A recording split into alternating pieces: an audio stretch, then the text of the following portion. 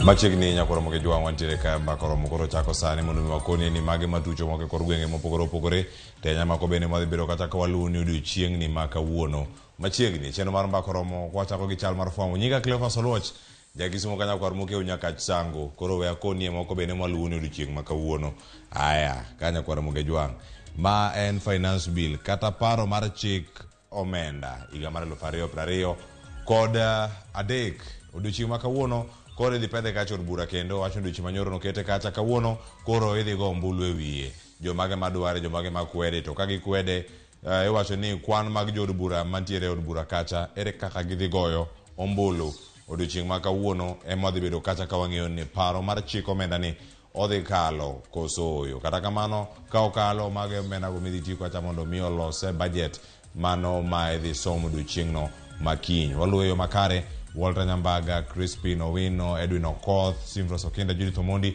jofwambo wagi dhi bedo oko kacha mondo mi onone kendo kelegi yo makare ka wantiere studio ka wabago mana Twak mondo mi wakoni yo makare ni gin gik mage mantiere kacha yuto mage ma jopiny dhi yudo kar kanyo hinyruok mage ma jopiny dhi bedo godo e kinde go duto ka wakelo ni e weche ma watwak godo are sani sa 3 nyaka orom kacha sa 7 odiochienga ma kawuono nyakwara moke jwang kowuok mane finance bill nitie gik moko mathoth bende matimore alwora wa nyakwara moke jwang ka sani ma en mach kata masira mar mach ma e chirono ma Mutindo mano iwacho nochako wang' kacha are okinyi kanyo kar saa 4 mano kaka nyalo neno mana kar kanya kwara moke jwang mano chirono e kinde mane koro owang' kanyo kind saa 4 saa 10 mar okinyi nyaka ka saa 12 kacha chane pod nitiere iro mane wuok kar kanyo gimokelo mach makamano poko yangi nyaka sani kata kamano amedo mana luwe mondo mi wang'e ni ang'o ma dipo ni nokel mach mano wang'o chiro kod mwandu ma nengo gi poko yangi nyaka sani e gwenge go ma buruburu bore Nairobi nyakwara moke jwang mano bende ang'o luwo yo makare mondo mi wakoni ni gin to gin mage modhi bedo kata ka wan godo odiochiengni ma kawuono wamedo luwe kacha yo makare nyakwara moke jwang kendo koro ka waduogo ang' wayud thuolo mag rango kama chielo bende kantiere weche mamoko magi yedhe mamero ji nyakwara moke jwang kong'o ma ok opuodhi mwandu mamoko bende ma ok opuodhi makata kokalo e tong' mar piny Kenya kod piny machielo kuom ranyisi pinyno ma Tanzania modonjo pacho ka ma bende ok ochoke osuru e yo makare mago mwandu ma ok opuodhi odiochieng ma kawuono itimonegi apedha e kaunti ma Migori to ahinya mano mantiere Kuria West ma bende nitiere moko ma osemaki mago maromo moting'o nyaka Nyasore kaachiel koda ka jomitudo kod ohala makamagi kata gigo magiuso ma ok opuodhigo bende osemaki duto kiwacho ni osemaki kata Nyasore ma derom kilo 40 mano momaki kacha Kuria West odiochieng ma kawuono Jojo maluwa wach makamano kendo ang'o miwa mathoth e weche mag nyien mago mag migago kawuono kagi kacha kod weche mamoko bende dhi bedo godo e chenro mar Oimore kamachielo bende nyakwara moke jwang na rang county machielo nigi gik mage mantiere karka magi chenro mag bero wechego mag thieth e county ma Siaya ta ahinya Bondo sub county odiochieng ma kawuono wacho ni stakeholders kata jokanyo e sector mar thieth mano e county no ma Siaya ta sub county ma Bondo gidhi bedo kata ka girango dire kaka inyalo ber iwacho ni mago reproductive health mago mag nyithindo manyiri nyithindo machuo kuma moro ma gintiere odiochieng ma kawuono jokanyo dhi bedo kar kanyo ka gitwak kendo gidhi manyo yore mopogore opogore ma ginyalo bero godo kit thieth makamago e county no ma Siaya e sub county ma Bondo e county ma Siaya kamachielo nyakwara moke jwang no mondo mwarang weche gi mag CBC ka odiochieng ma kawuono komiti moyiedhi mago mag weche mag somo e od bura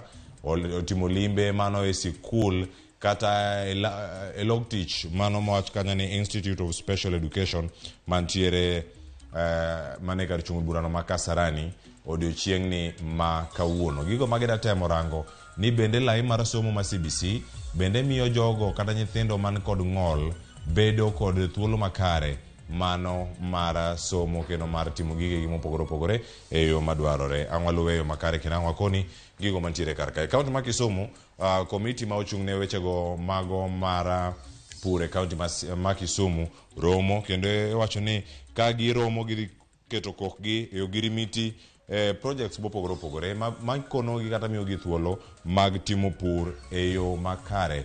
Wacho ni ka en pur tikoni kata ni onegi pur e yo machalo kama kata weche gi duto kaka inyalo timgi mondo mi ne yudo olemo e yo makare kotenore kod pur mari ma itimo kinde duto. Nyakora mag jwangi mago bende koro kan wakawo yweyo sani chenro mar mbako romo matiyo gi kanyo mar fwambo ka waduogo twak pod nitie kar kae. Wadarango ni koro aya paro mar chik ni mar omenda koro ka idhi kadhe ere kaka odhi chocho chenro go mag golo mwandu kata loso mwandu kata mago mag production kod mago bende mag manufacturing. Wadhi bedo ka kod yawuot luo wadago mbaka kendo in bende yud thuolo mar golo duondi kotenore kod weche gi duto mag osuru. Pek mane mantiere, yot mane manitiere. Kik idhi mabor. Luongane Cleophas Luoja Kisumu Kenya kwar mokeo nyaka sango. Akawiyo masane kaduogo twak dhi nyime pod wantiere kar kae. Menendo Ramogi TV chenro mar mbako romo.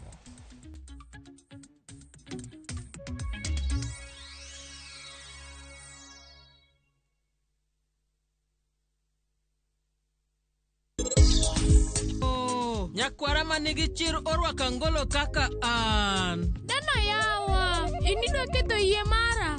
Mos. Misa kama en babani.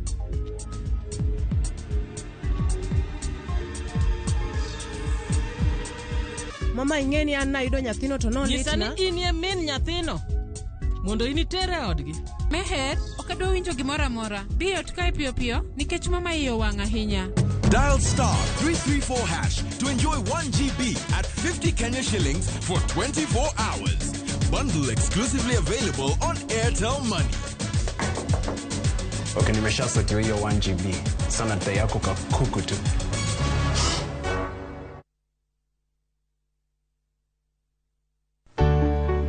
Pur mar maua, pidho jamni, magite gin yore mag pur.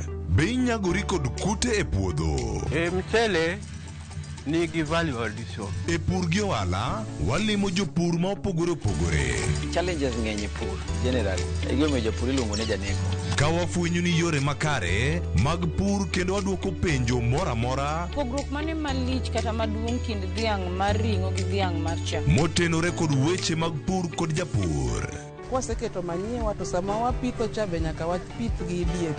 Wan nyaka gi kanuna ma nyathi ka mongo. Riwri kod alori nyaka Black e chenro mar pur gi ohala. Tich adek ka tich adek, saa 1:45 otieno.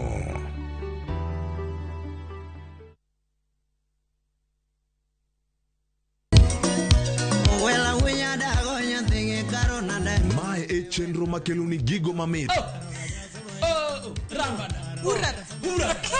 Gikelo ni weche mamolo e pacho ka.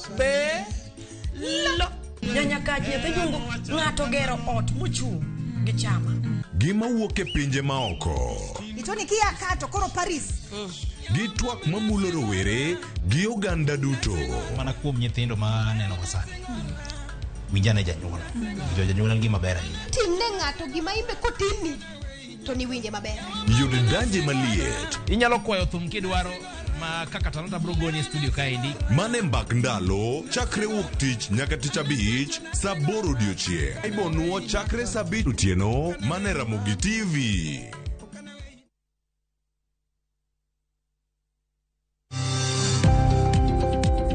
Ohala gi mwandu wakelo ni jolony e weche ohala. It is important mondo wan kaka joluo wabed gi dongruok. Wafwenyo ni adiera matut mag timo ohala. Tijni kidwa time en mana mashin mar luoko to gi kuminya yude pi.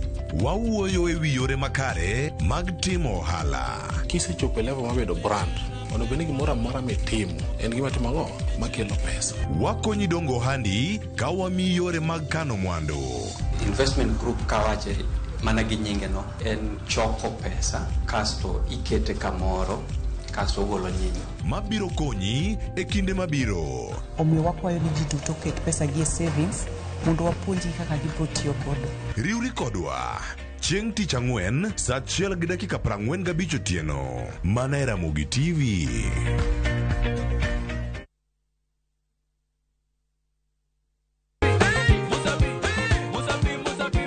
Semana chake na kuromoga juang moto kama pasi ya ilongoni moto ebele.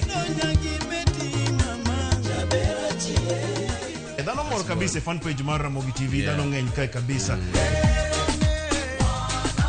Kidonjo thum ma serious ikite ngoma owake.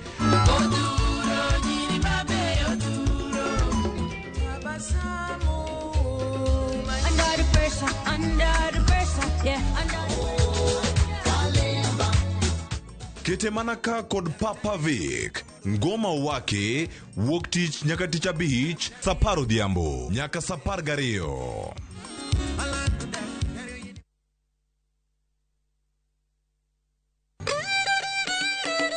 Kit oganda chano timbegi.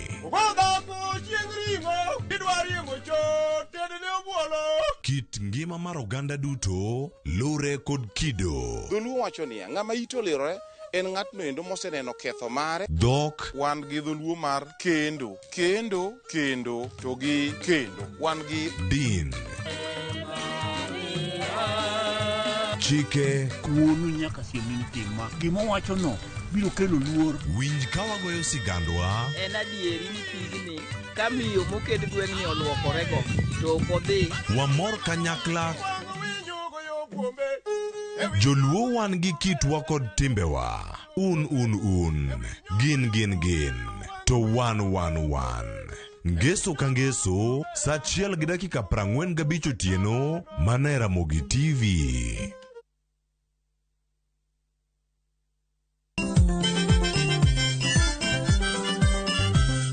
Kiyudo gimoro e belni to mano kare yano. Gikomba gokinyi safaro sa yawa.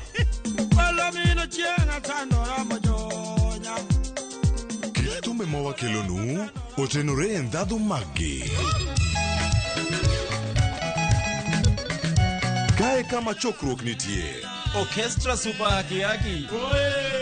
Kidola kabari. Wabiro. Chakre Orutu, nyaka Wangla, nyaka Benga, Budho mara Tiporiti.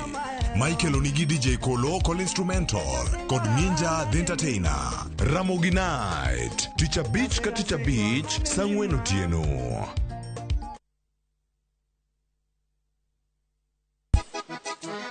Double King Sango nini bandiko Bote mingi baninga Machiegni urunyo kwa Ramogi juange wangjui mar Ramogi TV ma entie dero Ilongoli rumba at room temperature.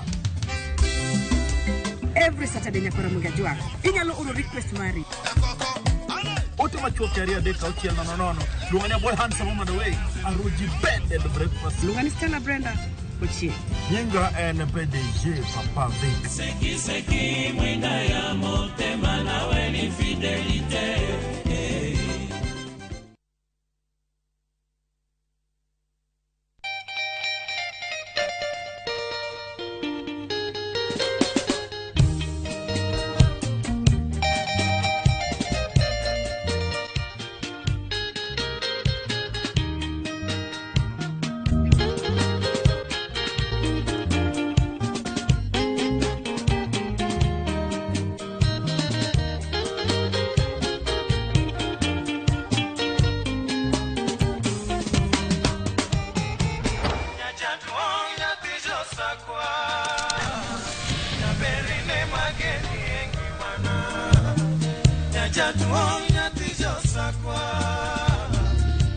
Radio Ramogi, Cartoon Jaluo.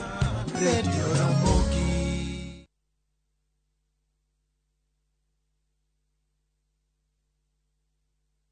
Chemi za uongo, stories za jabando tingize ubongo. Ukifika kwa hiyo show ya Thunda Ngor ni raha peke yake. Yera sungina ne anie. Hizi ni tie mar puonjo mar nyiso gimonego winje through kamano. Yawajo wadu matandi soreni. Saturday kose chopo. Tuenga sherehe kende sherehe party time. Mount music, Mount style. Yeah. Mora marach. They know they see me. luonga ni Kolo Kolo Instrumental. Luonga ni Lin Ramogi Nyanya Kach. Thum Dagmor, Ngesu Kangesu, Sang'wen Otieno.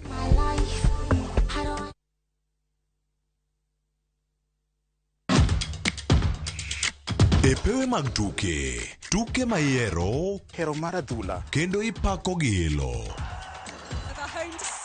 Tudri kod James Opondo, Japicha, gi Milton Ochieng Jaka Black, e pau tuke. Chieng' Ngesu Kangesu, chakre sa 8 odiochieng', nyaka sa 10, mana e Ramogi TV.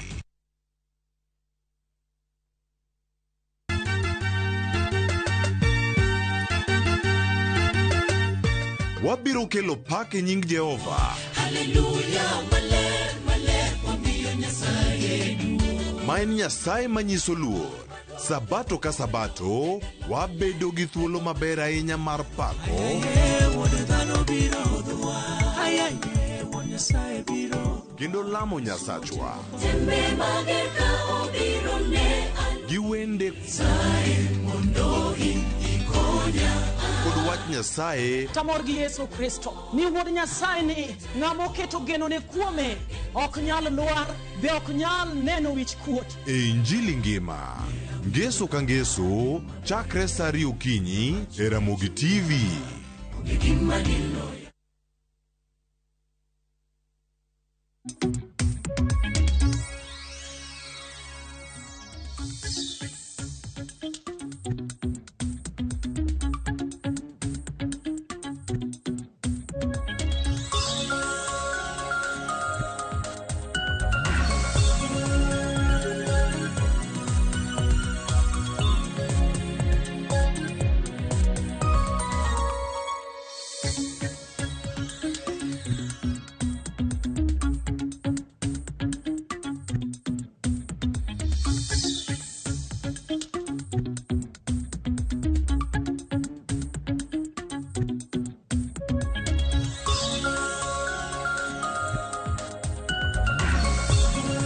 Machiegni nyaka Ramogi Jwang' ma en tielo mar 2, twak mon godo odiochieng' ma kawuono, mano mar paro mar Chik Omenda higa mar 2020 kod 2 ka wantiere kodi ka ichiewo yo machalo nade, antiere kodi ka achiel kachiel mondo mi wabede kod ng'eyo ni ngima to chalo nade kama intiere kanyo bang' paro mar chik no koro bende ka osegol kendo ka osekete nyaka e od bura kanyo. Tiende nang'o? Arwaki ni machiegni ma mbaka modogoyo kachiel kachiel, to bende wadhi bedo ka waketo maino marwa e loso mwandu, yot mar wuoth, yot mar golo mwandu e chiro kendo tere kama oganda nitiere, gole puodho kendo tere e chiro mondo mi oganda bende oyude thuolo mar nyiepo e yo madwarore. Nitiere mwandu mopogore opogore nyaka Ramogi Jwang' kata paro mar chik mar omenda ma bende koro odiochieng' ma kawuono dhi bedo kata ka jod bura goyo e ombulu ka okadhe odhi bedo gi pek kata yot machalo nade. Odiochieng' ma kawuono nyaka Ramogi Jwang' wada bedo kanyo ka wago tarubin gigo mopogore opogore, mano bende ka wamiyo pek chenro mag piny owacho. Iwacho ni paro mar chik mar omenda ni ka osepuodhe kod jod bura odhi yudo thuolo mondo mi otimre nade, mondo mi obedi kaka chik.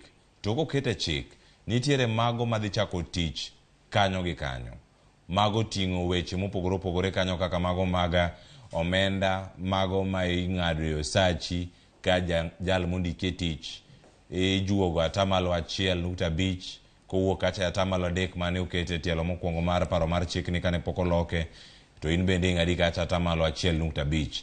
Mano kosekete kata makoro en Current Finance Act ma 2023 kanyo koro kochako tich ayanga pek mane ma idhi yudo kaka japiny, yot mane ma idhi yudo.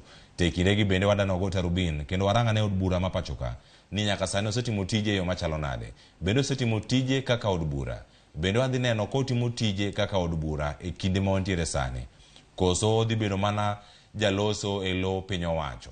Mano bende ang' warange ni en mana mouthpiece mar executive, koso en jal, koso gin jogo ma odhi kacha mondo tim tich mag loso chike matayo oganda jo Kenya manogone gi ombulu. Machiegni nyika Cleophas Oluoch jagisumo kanya kwar mokeu nyaka sango kaono watwa kod jawuot luo ma wigi otimo jere, wawinjane chal mar wach ni paro mar chik omenda ni ginto giwachi ang'o, manyien mubiro ni nigi ber mane, nwan kod gi kinde mokalo kanwa lose paro mar chik makama. Sani bang' lokruoge kosebedo, nwawacho ni koro ber ka waduogo mondo gikonwa gigo mane ok yie godo nyaka sani bende girwakogi koso oyo. Ang'e maber ni wane gik mopogore opogore mantiere karka, wane ane mago kuom paro mantiere kanyo ka gintiere mago paro mar Chik Omenda. Ino kanyo osuru ma omedi.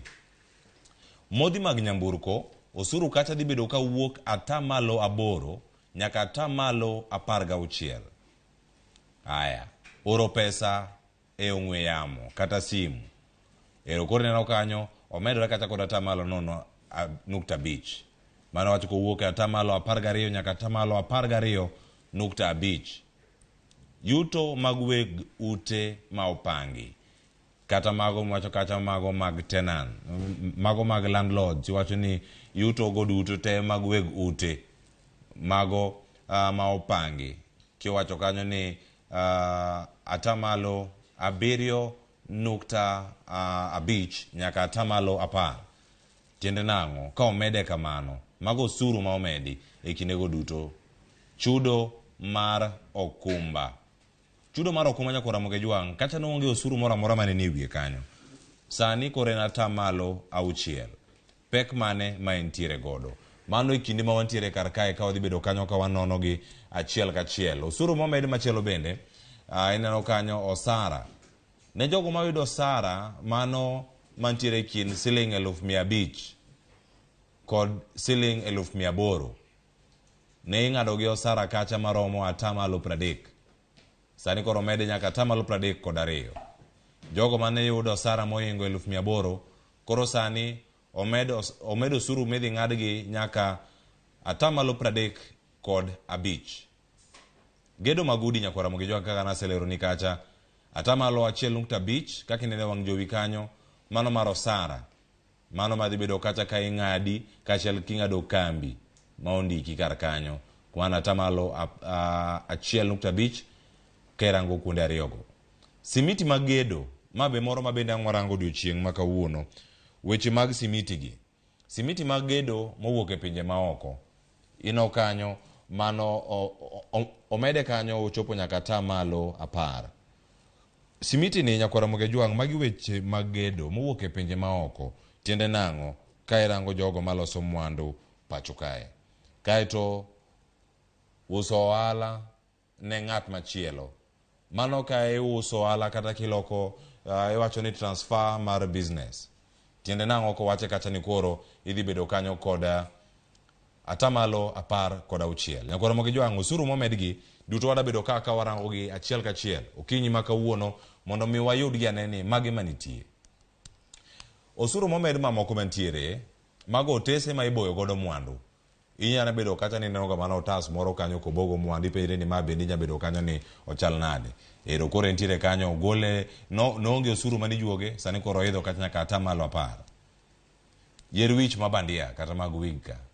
Ino kanyo kama entiere koro atamalo 5 no pod en mana 5. Mano kama ne entiere kar kanyo.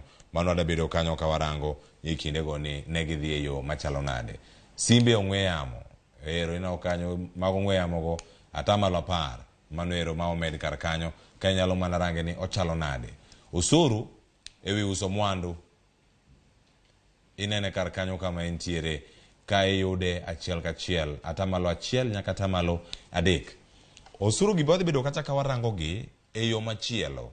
Kata kwa ido fungruok ma ochwal koro gin mage. Kata kopogore gi maka ma omedi. Fungruok ma ochwal nyaka Ramogi Jwang' wacho ni olos chenro mago mag moro oganda. Moro oganda ni tiende nang'o. Ni wacho kanyo ni entiere mano mane mag digital content creators. Nwabedo ka gi Twak ne wan ka kod Eric Omondi kachiel koda ka jima moko mano biro ka okil kama loka kendo jalonye weche mag usuru ne wan go ikine mokalo. Weg udi okochuno mondo mikoro ondik jochok omenda kata agents. Mano fungruok machielo mantiere kar kanyo. Weg oel ni matindo tindo. Mago bende mago machakore 1 million. Mano bende koro nyaka uchul osuru makamano. Nyaka Ramogi Jwang' wadhi mogik kanyo kwarango gas mar tedo. Iwinjo kanyo bende koro ka koro en achiel kuom mago mawacho ni onge koro osuru madhi bedo kanyo ka ijuogo. Tiende nang'o. Nyamburko kod apiko mag sitima. Mano bende koro macha ni atamalo 0 mawacho ni koro mano en 0 rated. Sukari ero atamalo mano wacho ni siling 5 e kilo dok piny makamano kata fungruok makamano tiende nang'o. Nyakora Ramogi jwang' machiegni wantiere kodi kachiel mondo koro konie welo ma wantiere kod e studio okinyi ma kawuono mondo mi bed kod ng'eyo ni welo yawuot luogi to gin jok mage moda twak godo okinyi ma kawuono. Antiere kae kod jalonyo weche mag ochumi kod dongruok mano Daktari Duncan Eli ma bende wuok e mbalariany no ma Nairobi. Wantiere kod okinyi ma kono mondo mi ofunwa maling'ling ma bende ntiere kar kae. Machiegni Daktari Duncan Eli. Erokamano. Ichiewo yo machalo nade? Achiewo maber. Erokamano jakom thuolo mar biro Ramogi TV mondo mi wapor wache weche mag osuru kachiel koda ka paro mar osuru mabiro mopogore opogore. Nyakora Ramogi jwang' kamachielo bende en jakanyo mar duolno mar ISPAC kata riwruok mag iwacho ni jolony weche go mag omenda, osuru, ochumi kod gik mathoth motenore kod ochumi mago ma pacho kae. Mano okinyi ma kawuono dhi loso ka kod CPA Evans Juma Oluo oyawre kendo machiegni Ramogi TV cheno mar mbaka romo kawuono. Oyawre mathoth. Ichiewo maber. Achiewo makare. Erokamano nyakuom bido thuolo mar biro Ramogi TV mondo mi watwagi. Nyakora Ramogi jwang' kamachielo bende wan gi Oluo machielo ma bende tayo duolno kata riwruok mago mag jolos mwandu ong'ere kaka Kenya Association of Manufacturers. En kaka jatatije wadani walosa ne kod okinyi ma kawuono okonwa ni atamalo momed kae mag mwandu mopogore opogore moko bende ma ogol tiende nang'o ne loso mwandu pacho ka. Paro mane ntiere godo e kinde mokalo kana wan kod e studio kae pod ochung' gi paro makamaka koso sani obedo gi paro ma opogore. Mano ka wantiere kae kod Tobias Alando machiegni. Erokamano. Achiewo nade? Achiewo maber. Achaka kodi kar kae twak montiere godo odiochieng' ma kawuono waneno medruok mar osuru mano miketo e modhi mopogore opogore kaka fuel. Jopiny ogolo ywak mopogore opogore. Owinjgi kata ko winjgi ero okete tim gino mane dwaro ni mondo mi gino mane giero mondo mi okete tim. Odiochieng' ma kawuono ka entiere kar kae e thuolo machielo ka wedo thuolo mar twak. Atamalo 16 tiende nang'o pod in ka mane walose jumbe mokalo koso en nade nikech nyaka sani mane wacho ni atamalo e fuel mano moting'o gigo te petrol, diesel kachiel koda mafuta bende mar taya. Tiende nang'o ka odong' mana kama entiere kar kacha ne jogo mane loso mwandu. Atamalo medo fuel levy or that percentage to 16%. En gima bomiyo gik moko obed gi bei mamalo. Nkech fuel itiyo go kuonde te. Transport itiyo kode, manufacturing itiyo kode, production. Koro gima botimre ka ni gik moko bechgi boidho malo. Chiemo boidho malo, transport boidho malo, gik mora mora ma kama fuel donje nyaka bei ibo medi. Mano reality ma nyaka wang'e as citizen. Nikech mane gima oganda penjore medruok ne tiende nang'o en mana ne mwandu mage nikech wacho ni mafuta ni kende ka omedore onyiso ni obiro ga gik mathoth ahinya mago moting'o nyaka chenro mag wuoth. Pono wadhi do kata ng'ur ka wuok kuom jogo mane sekta no mag riembo nyamburko mopogore opogore sekta mar matatu ponono gi mwandu mamoko inyalo mana kwanye kanyo kendo. Mafuta en gimoro ma it's important. Itiyo kode kila mahali. To kimede ti imulo every sector of business. Ang'eni serikal sani owacho ni alternative gigolo import levy of VAT on electric motorbike, electric vehicle. But electric motorbike gi dalawa kuonde ma wantiere stima theko kata kikone ji ni wamiyo electric motorbike which would be cheaper ibo charge kanye ka stima thago wa emir kocha. So okay, no alternative. 16% VAT on fuel bo affect wa eyorete transport gi food products. Erokamano ahinya iwacho kanyo ni en ang'o ma ponono kelo ga paro machalo kama. Sirkal mar Kenya Kwanza wacho ni gin gida choko osuru mathoth ahinya kotenore kod chenro iwacho ni kuom gigo migeno ni idhi choki mawuok e osuru maromo kata trilion 2.57. Mano kirango kanyo ni da choke osuru mondo mi okonye budget midhi lando odiochieng' makiny. Tiende nang'o CPA Evans Juma paro ma kamagi sirkal gologa kanye to bende en moro ma japiny bende onego yude thuolo mondo mi owinje e kinde mane manyo paro. Erokamano Cleophas. Wantiere gi gima iluongo ni budgeting. Mondo mi piny olos kaka weche gibedo, nyaka obed gi budget ma biro tae e yore ma kaka projects ma odwa keto ne jopiny mondo mi okonygi kuom ngimagi. Koro budget ni en nitiere kiwango ma obete kaka sani adwa ni jopiny ong'e ne en trilion 3.6. To nitie medruok ma be osemedore sani king'iyo report mane oter kod Budget and Appropriations Committee, nitiere medruok mar billion 80. Koro in total budget wawuoyo about 4.4 trillion. Ma pesa ma sirikal nyaka choki mondo mi ofund godo budget ni. Koro ng'ama konyo sirikal kuom fund budget ni en japiny miluongo ni taxpayer. Iyude kuom ohala ma japiny timo, businesses, kendo iyude kuom jok ma ondiki gi sirikal. Any form of income ma ibedo godo nitiere fraction migolo kaka osuru ma dhi konyo sirikal mondo mi ofund budget no. Emomiyo ineno ka sirikal biro ng'iyo sectors duto te ma nyalo konye mondo mi oyud pesa ni.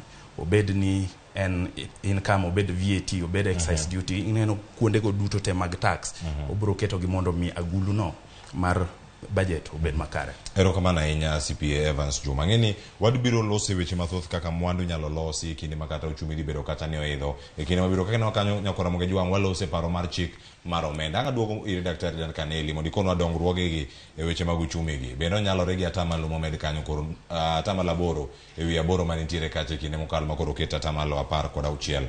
Yena monda dhi e od bura sani nyakora Ramogi Jwang, speaker osechopo kar kacha kendo koro adama na neno gigo madhi nyime kar kanyo kapo no loso kod oganda jopiny jo Kenya wawinja ne kaka weche go bende dhi achiel kachiel kacha od bura kato bende aduoga ne ka wakwanye kama wachope kar ka. As published by Parliament, this report is a support document. What you have to look for, and it has been published for some time now, because we have been debating it all over, is the finance bill. When you debate the finance bill, you may make reference to the report, you may restrict yourself to the clauses of the finance bill. 2, this report was tabled last night at about 9:35. Many of us were not in this house, but I directed the clerk to upload it on the website of Parliament, which was done immediately. I also directed that physical copies be available to every member who wishes to have it. I've been advised they are available. 3, the debate we are starting soon hereafter will go on until 1 o'clock. We'll go on from 2:30 until 9 or 10 if possible. With the reports available, members can at different times be reading their report. As those who have already read the report familiarize themselves with the bill, continue with the debate of the bill. So that those who will speak, the mover of this bill, the chair of the committee, is alone entitled to 45 minutes. By the time he finishes, Robert Mbui would have probably have scanned through this report. If you read John F. Kennedy style, it will take you an hour to run through this report and be able to contribute. But you are not debating the report. You are debating the bill. Understand the procedure of the House. So we will proceed that way. We have not reached order number 12 yet, so let's call out order number 9.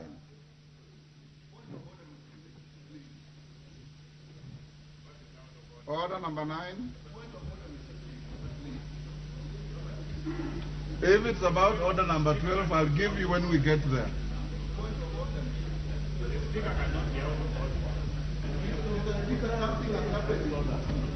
Give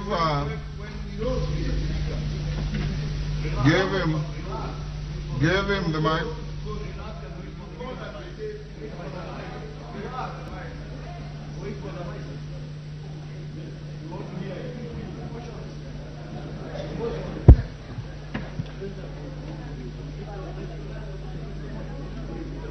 Can you give the mic to Honorable Nyikal?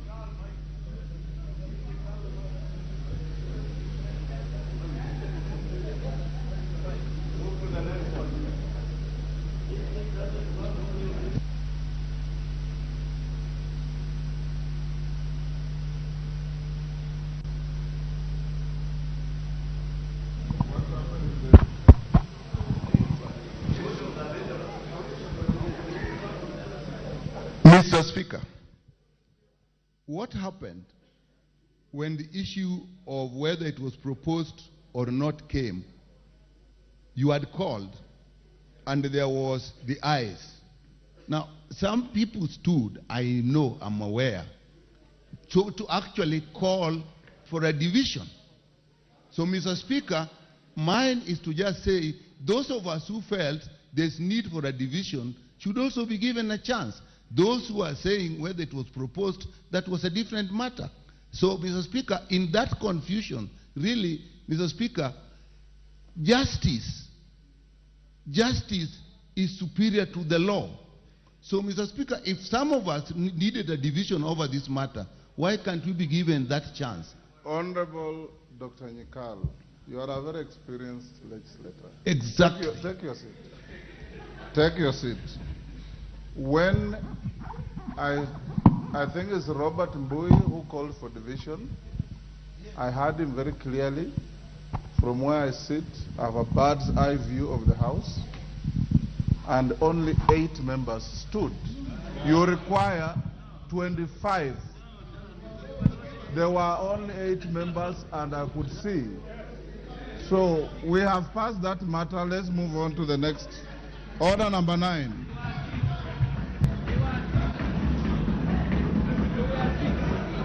Order number 9, the Health Amendment number 2 Bill, National Assembly Bill number 42 of 2022, second reading. Move on to reply. Order. Honorable Didmas Barasa, you reply to your bill. Thank you very much. Thank you very much, Mr. Speaker. Before I reply, I want to donate some 2 minutes to Honorable Sloyer, the Member of Parliament for Vihiga, then I will finish.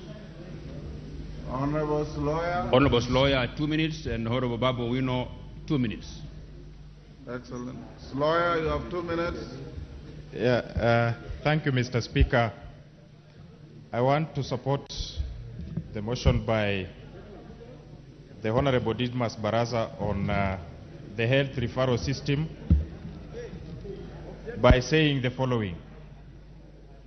A referral system is supposed to be controlled in this country of ours because we have seen so many cases whereby our patients are going to different hospitals in the country and getting unnecessary referral to different hospitals which do not even have the capacity to hold or give attention to the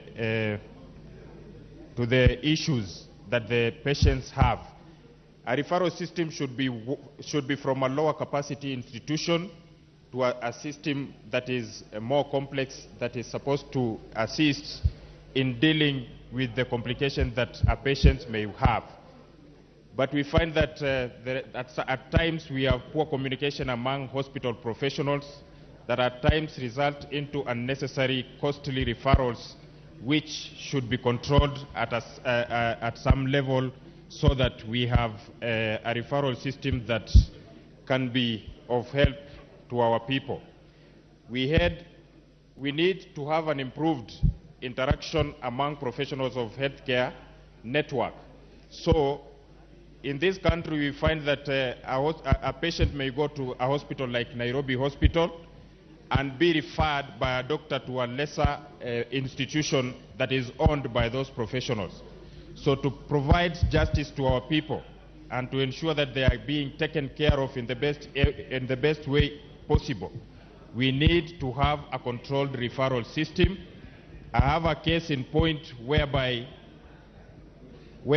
patients are referred from a health center into a referral hospital that is more or less than the same. Lawyer, your 2 minutes are up.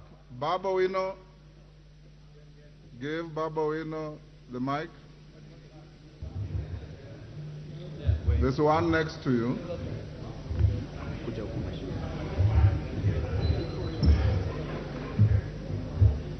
2 minutes. Thank you. Thank you very much, Mr. Speaker. I rise to support the bill on the health. Mr. Speaker, in the Bill of Rights, the fundamental human right to life is enshrined in our Constitution.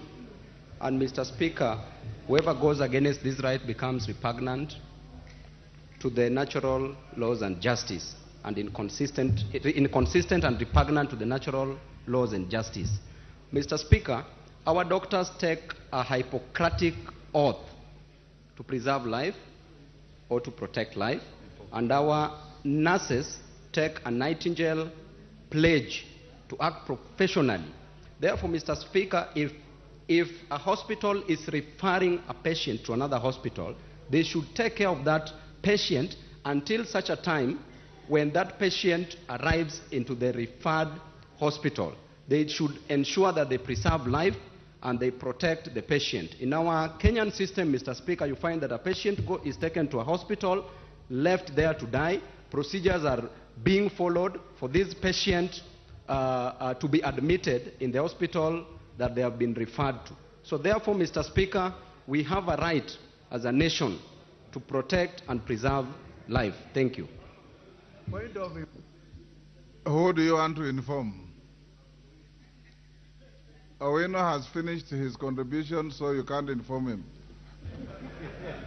Honorable Didymus. Thank you, Mr. Speaker. Mr. Speaker, this bill seeks to compel the Ministry of Health and the hospital facilities to develop a referral system that will ensure that a person who has been referred to another facility for treatment, that person must be admitted seamlessly. The file of that patient should be sent electronically to the facilities upon which that patient is being referred to, so that upon arrival, that patient should not waste even a single minute, because it's a case that it must be attended to immediately, Honorable Speaker.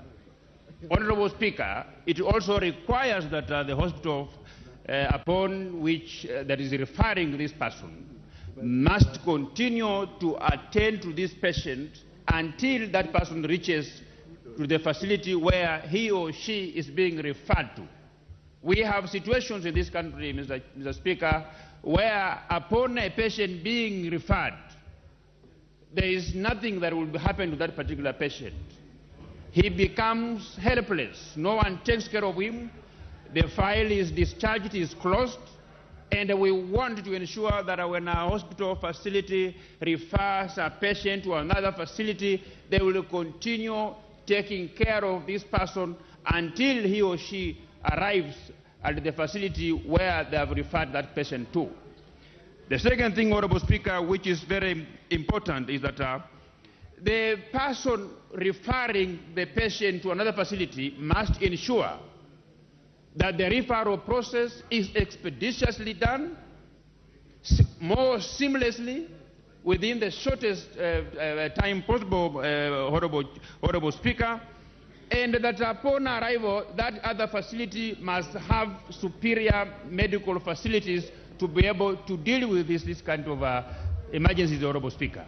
I want to ask members to support this bill so that we engage further at the committee of the whole House and improve this bill further. And I want to thank those who have supported, those who have made their contribution, those who have supported it, those who have opposed this. I have taken notes and I want to appreciate them, everybody, for processing this bill. Mr. Speaker, I beg to move.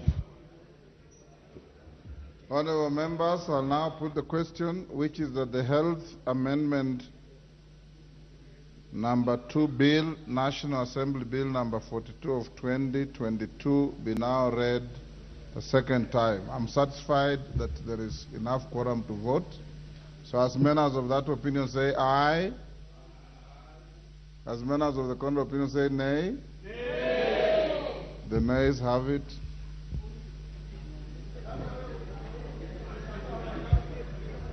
Next order.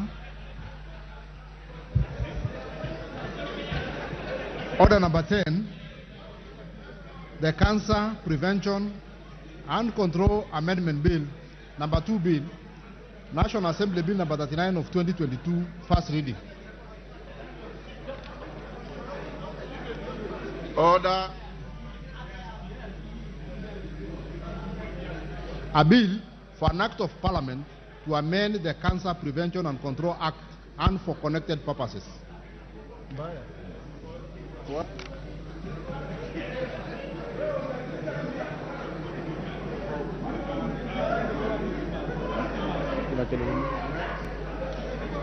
Next order. Order number 11, the Community Health Workers Bill, National Assembly Bill number 53 of 2022, first reading. A bill for an act of parliament to make provisions for training, registration, and licensing of community health workers, to regulate their practice, to provide for the establishment, powers, and functions of the Community Health Workers Council of Kenya, and for connected purposes. Order number 12, the Finance Bill, National Assembly Bill number 14 of 2023, second reading. Order, honorable members. Order. Order, honorable members. Take your seats. Take your seats.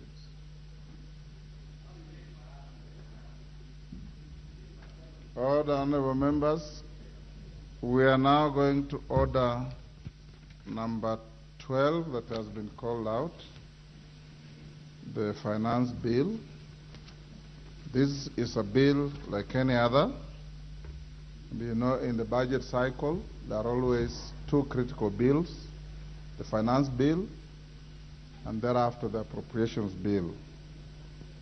We are starting this bill, and the House Business Committee directed that we will debate this bill the whole of this morning, the whole of this afternoon, if there will be enough members interested in contributing, and depending on how the debate goes, it will then spill over not to tomorrow but to Tuesday, because tomorrow the Minister of Finance will be here in the afternoon to make the highlights on the budget of 2023-24.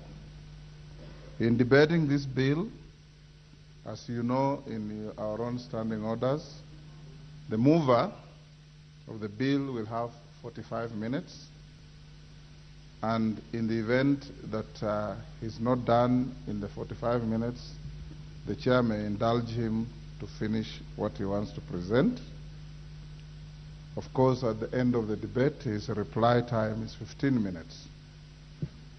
Each member who will contribute will be entitled to 10 minutes unless the House, in its own considered view, wishes to reduce that period so that more members can contribute. That I leave it to the House.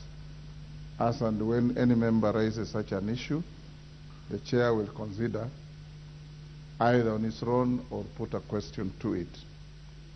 The leader of majority and the leader of minority, you will be entitled to 15 minutes each on this debate.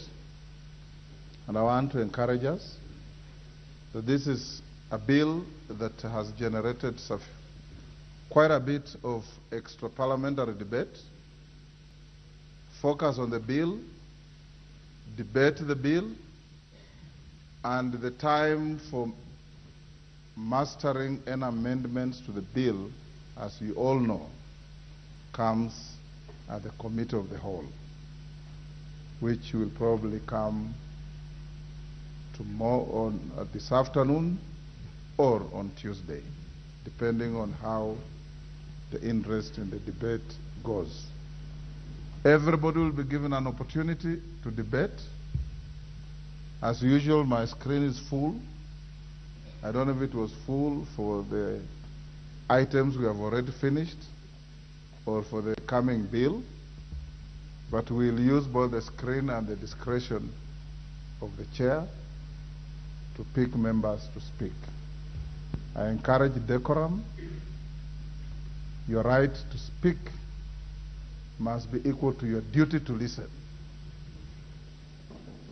So those who speak must also be ready to listen to those who have listened to them.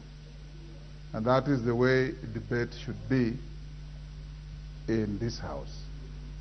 So the chairman of the committee, you can now take the floor and move the bill. Point of order, Mr. Yes, Honorable Farah.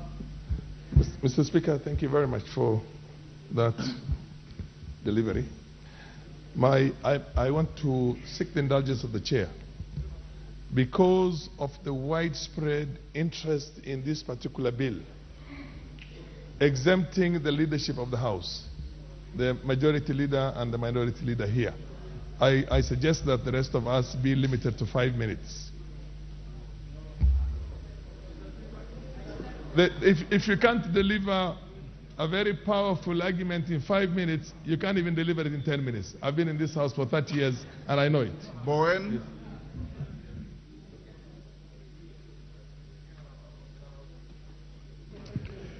Thank you, Mr. Speaker. Mr. Speaker, I want to second the deputy or the honorable member who've just spoken that we need to reduce because of we have many members, Honorable Speaker, and you know the finance bill, Honorable Speaker, it's very important to members of this House and also the nation as whole. It's important that we reduce for members to 5 minutes, and apart from the leader of majority and the leader of minority, they can have the 15 minutes, but the rest of us, we can have 5 minutes each. I support. Yes, Donya. Thank you, Mr. Speaker. You actually need even a minute to know if this thing is right or wrong. I don't see the sense of having the 10 minutes while each of us need to debate on this bill, we share on our grievances, how we feel about it. When you look at a lady, you can say she took 1 minute to prepare her makeup, not a whole 10 minutes to describe something. As I stand there, you can know that that lady dressed well or bad. That is 1 second. 10 minutes, what will you be describing in 10 minutes? 5 minutes are enough. Thank you, Mr. Speaker. Honorable members, can the majority and minority leader approach the chair? Majority and minority leader.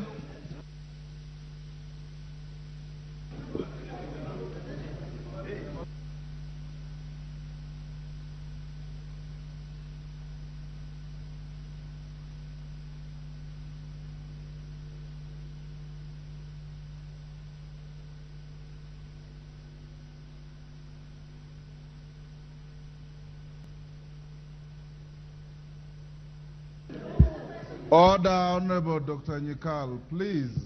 Honorable Dr. Nyikal, you are one of the most seasoned members. When the House is Order, Honorable Dr. Nyikal. Dr. Nyikal, you know, apart from your long professional career in medicine, which controls human behavior sometimes, the chair has tremendous respect for you. And you are the last member I would expect age, profession, and experience to do what you are doing. Order, Honorable Dr. Nyikal.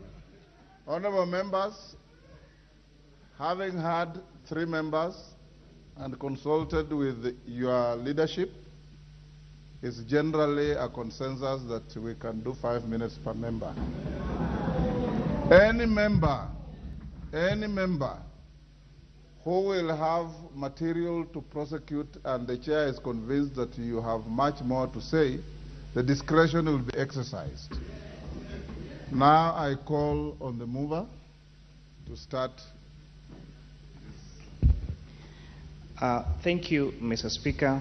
Mr. Speaker, I rise before you today with a sense of gratitude and appreciation for the opportunity to speak to this National Assembly when you're all looking forward to this great conversation on the Finance Bill of 2023-2024, a responsibility that is mandated. Yes? You start by saying, Mr. Speaker, sir, I beg to move that the Finance Bill be now read a second time. Thank you, Mr. Speaker. Then you move the way you are moving. Thank you, Mr. Speaker. Mr. Speaker, I rise to move that this Finance Bill be read for the second time. Honorable Speaker, I hold a lot of gratitude for the responsibility that bestowed on the Committee of Finance and National Planning as per the Standing Order number 245. The Committee of Finance and National Planning carried out the most extensive public participation in the history of Parliament. Our members of the committee sat between 10 and 12 hours every day listening to the members of the public, listening to various views of Kenyans. Our members of Secretariat sat hours reviewing the over 1,500 memoranda that were sent to us by email, taking care to respond individually to each of those emails with comments and noting those comments in our report, a report that we have annexed, that we tabled yesterday, that provide annexures of around 3,000 pages. Honorable Speaker, this comes at a time when we also, yesterday evening, we did the estimates and the appropriations, Honorable Speaker. It's very interesting to note that the Committee on Budget and Appropriations Committee, when they are doing their budget participation on the budget, the views of the Kenyans and the Kenyans who appeared before them all came with smiling faces, because they were saying, we want that road completed, we want that dam done, we want connection of water in our homes, we want extension of electricity connection in our homes. But, Honorable Speaker, the experience may not have been the same when we were asking the members of the public on the views of how that budget that they really wanted implemented, we would raise the funds to fund that particular budget, Honorable Speaker. Honorable Speaker, before I go to materials on the facts of the bill, it comes at a time when this bill faced a lot of falsehoods and political, I would call it political assassination, Honorable Speaker. I've listened to the members of the public, I've listened to members of this Parliament, Honorable Speaker, debating on some matters that will be contained on the bill. And one of them, Mr. Speaker, that I really found interesting and really unfortunate is the miscommunication, for example, on compensation of insurance services. I had members of the public say that if, for example, I lose my leg and I get compensated, then I'm going to pay 16% of that compensation. I had members of the public and even members of this National Assembly say that if an insurable loss occurs and, for example, I lose my car through insurance and I get insurance compensation, then I'm going to pay VAT on that insurance compensation. But, Honorable Speaker, I would like to refer you to page 240 of the bill, clause 30, section 9, and I read verbatim that where a bona fide owner of a taxable supply who has deducted input tax under subsection 1 is compensated for the loss, that compensation that includes VAT shall be declared and the VAT thereupon remitted to the Commissioner. Or B, if the compensation does not include VAT, the compensation shall be declared and subjected to VAT and the tax remitted to the Commissioner. Keywords here, Honorable Speaker, is taxable supplies. And I want to ask members of this House and members of the public, is the insurance compensation for your leg a taxable supply? Is a compensation of your car when you get involved in an accident a taxable supply? Is when the goods of your home get burned because of a fire, is that a taxable supply? And perhaps to get a little technical here, Honorable Speaker, what this clause purports to mean, where businesses actually hold goods that are vertible, then they would have paid input tax on those particular items. So if they get compensated plus the VAT that they ask for a refund, and then they go ahead and charge output VAT on those particular services, on those particular goods, Mr. Speaker, then it would have been deemed they received that compensation for VAT twice. So this double VAT refund is what this clause, Honorable Speaker, was trying to cure, and that is what is contained on the bill, Mr. Speaker. Mr. Speaker, I would like to draw your attention to our tax system in Kenya. Our tax revenue as a share of our GDP has remained consistently at approximately 15%. This stagnation is a cause of concern to the Committee of Finance and National Planning, and this is some of the issues that this particular bill, Honorable Speaker, wanted to address. In comparison, Honorable Speaker, with several African countries, Botswana's tax revenue per GDP is at 24%. Mauritius is at 18%. Zambia's is 17%. But Honorable Speakers, ours has remained consistent at 13% as of 2021. These countries, Honorable Speaker, have managed to achieve higher tax revenue collection rates. The disparity highlights, Honorable Speaker, is a need for us to reassess our tax policy and explore more effective ways of enhancing revenue mobilization. Honorable Speaker, I would like to talk about our economy for the past decade. We have witnessed an evolution in our economy with the emergences of employment opportunities in the digital market space.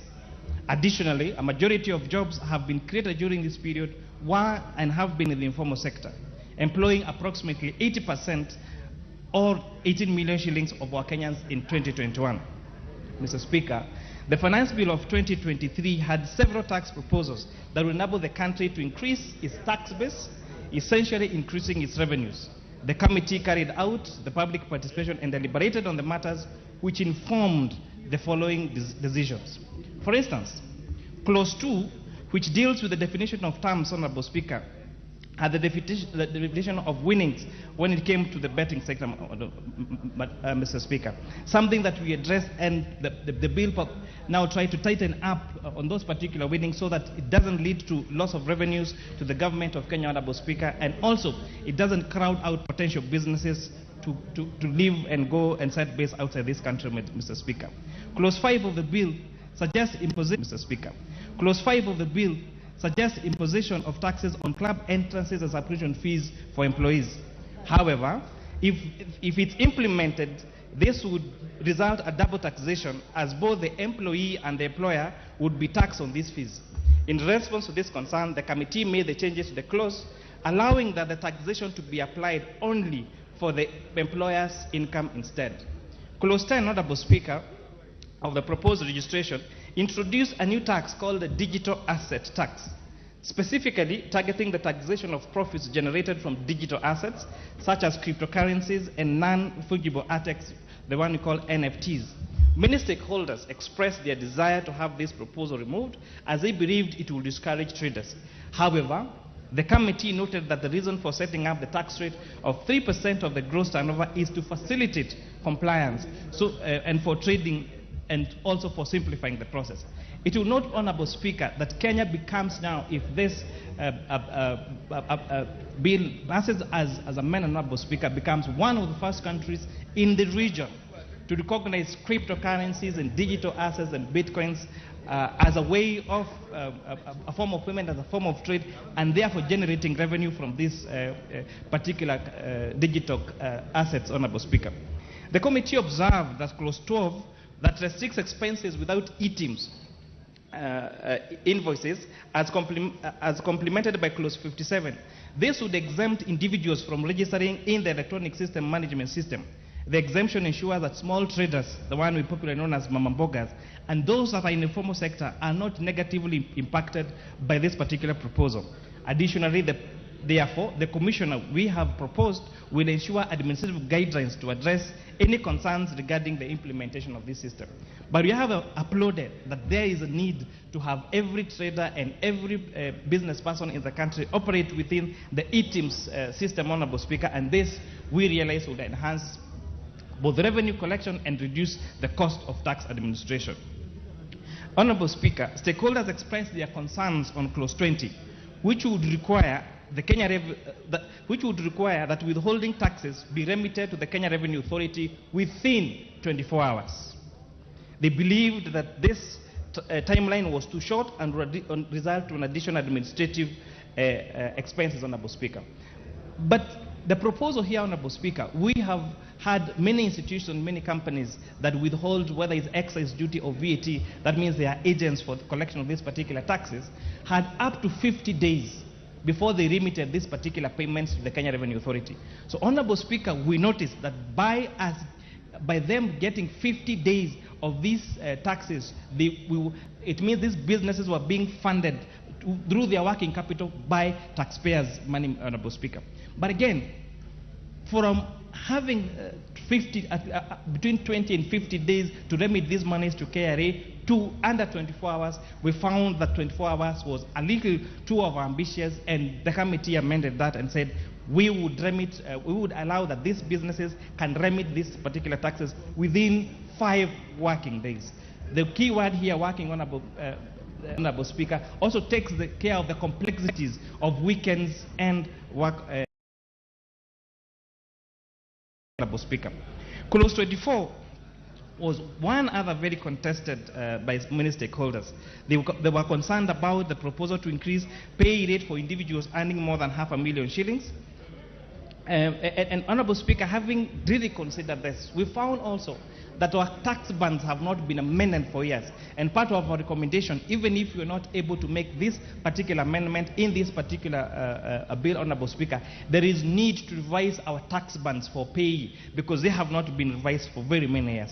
But Honorable Speaker, we suggested instead of having the 35% only accrue from 500,000 shillings to above, we add an additional tax band of 500,000 shillings to 800,000 shillings to be charged at a pay rate of 32.5%, and those earning more than 800,000 to be taxed at a rate of 35%, Honorable Speaker. Clause 24 introduced digital content monetization at a withholding tax of 15%.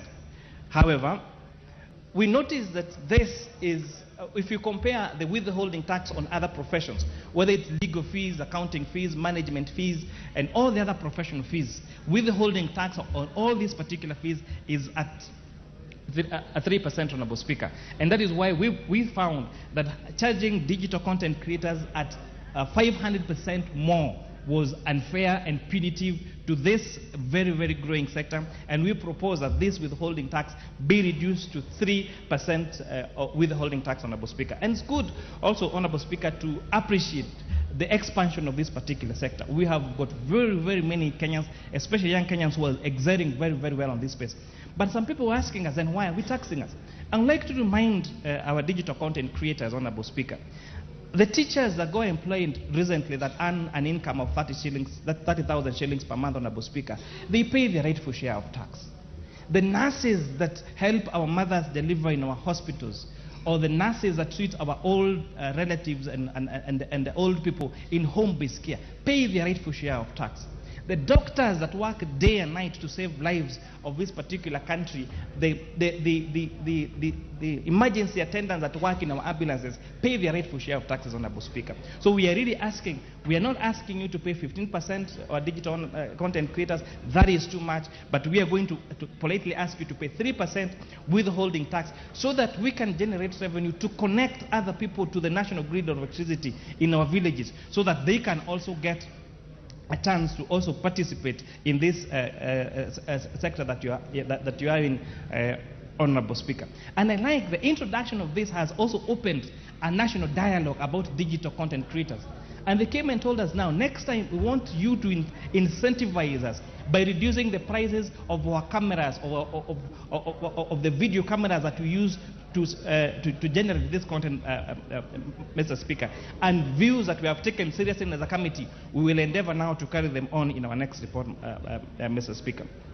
Clause 28 of the proposed increase of VAT on petroleum and liquefied petroleum gas from 8% to 16%, Honorable Speaker, was a very contended issue, Honorable Speaker. But what has the committee done? Honorable Speaker, when we put the VAT on fuel at 8% and every valuable product at 16%, so what that meant, Honorable Speaker, that these particular businesses in this particular sector were always in a VAT credit refund position, because their input tax, Honorable Speaker, they're able to pay their VAT on input at 16%. But fuel at 8%, Honorable Speaker, it means there's an 8% difference, which means that these particular businesses have always been on a credit side when they're asking for tax refund, Mr. Speaker. And what that essentially means is that taxpayers' money have been used to finance these businesses that carry out the business of this of fuel, Mr. Speaker, because of that disparity between input tax that they pay at 16%, but their output tax they claim at 8%, Honorable Speaker, which therefore creates that particular position. Honorable Speaker, we have agreed that we are going to carry on this VAT on fuel at 16%. But on the other hand, we looked at the agreement that Kenya had, the discussions that we've had about climate change, about climate financing, about going green by 2030, Honorable Speaker. And we have this, and we recommend to this House that we adopt other measures that are going to ensure our Kenyans against this increased cost of VAT, and making sure that in moving forward, that the cost of green energy is going to be way cheaper, and therefore reducing the need for use of these fossil fuels, Honorable Speaker. And that's why, for example, we have zero-rated both LPG gas and LPG cylinders, Honorable Speaker. And this is not just exempting them, but by zero-rating them, we are making these particular manufacturers and traders on this particular aspect, business, Mr. Speaker, to be allowed to claim their input tax at 16%, which therefore means that if these proposals are carried on by these businesses and this advantage being transferred to the consumers, we are going to see the price of our LPG gas and LPG cylinders go down by 16%. In addition to that, the other cost elements that comprise of fuel, the railway development levy and ID and import declaration fees, Honorable Speaker, we have reduced that to around, that is like 3%. So when you check the increase from 8% to 8% to 6%, it means the actual increase on VAT on fuel is only 8 percentage points.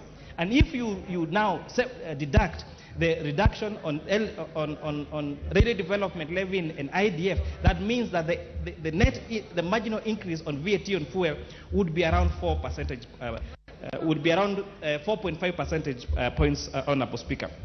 On this also, we are looking forward to having most of the imports. The data from our Kenya Revenue Authority, from the Customs Department, has shown that most of the motor vehicles that we're importing this country are hybrids, because Kenya are now going to motor vehicles that don't rely wholly on fuel, but are both that are semi-electric and semi-use fuel, Honorable Speaker. And as such, we have incentivized manufacturers of electric motor vehicles, electric motorcycles, electric border cycles, so that in the long run we grow our manufacturing of electric buses, electric vehicles, and electric motorcycles. And not just that, zero-rated also their charging system, their charging units. And we look forward, just like countries like the United States of America or the UK, where most of the means of transport, whether it is buses or motorcycles, Honorable Speaker, are going to be electric, and therefore reducing the need for use of fuel, Honorable Speaker.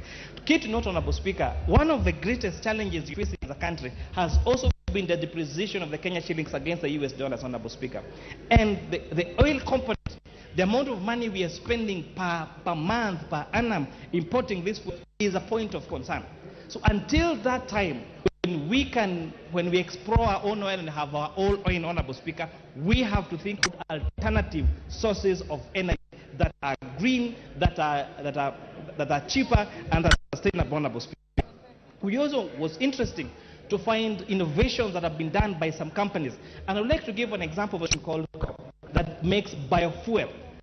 They have come up with an innovation of stoves and canisters that reduce the cost of fuel for use for cooking at home to Kenya shillings 10 shillings per meal.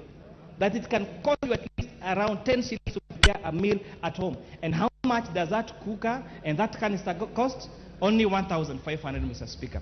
And these particular institutions, we have seen them expand across the country. And if we continue to incentivize use of clean energy for cooking, we are going to get away from these fossil fuels and reduce the pressure on our imports, Honorable Speaker, therefore leading to a stabilization of our shilling and make the movement of particular sectors and our consumables much more cheaper, Honorable Speaker.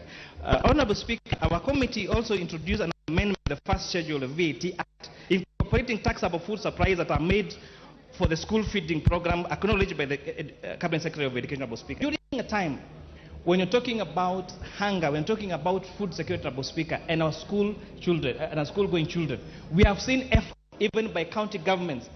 We have seen efforts by, I think our best subbing example is the constituency headed by the Honorable KJ, that have been able to establish a very effective school feeding program at, I think, only 20 shillings per meal, Honorable Speaker. So what we have done is an introduction to introduce to the first schedule of the VAT Act taxable, so food supplies that are made to school feeding programs to be zero rated.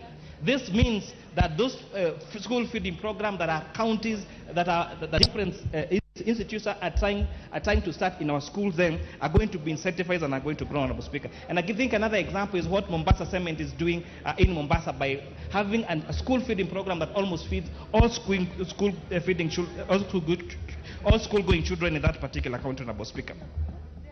The committee observed that there was an attempt, or there's a proposal in the bill to exempt from VAT transfer of businesses as a going concern.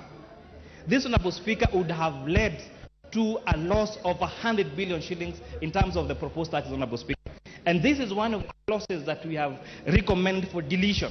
So that if when I transfer my money from my bank account, from one bank account to another bank account, I pay VAT and I pay excess duty. When I transfer money from my M-Pesa account to someone else's M-Pesa account, even when I'm transferring money from one of my M-Pesa lines to my other M-Pesa line, I get to pay a tax. Why would we exempt transfer of businesses as a going concern from taxation? From the calculations given to us by the Budget Parliamentary Office, this was going to lead to a potential loss of 100 billion shillings, money that we have now got back in the bill, and therefore the deletion of this particular clause would mean that we will be able to raise an additional 100 billion shillings, Honorable Speaker. Clause 36 was another contended issue, Mr. Speaker.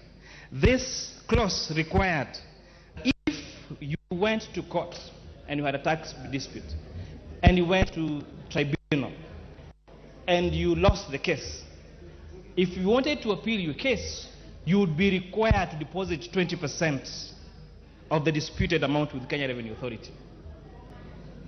We found that this was a violation of the rights of taxpayers to access justice.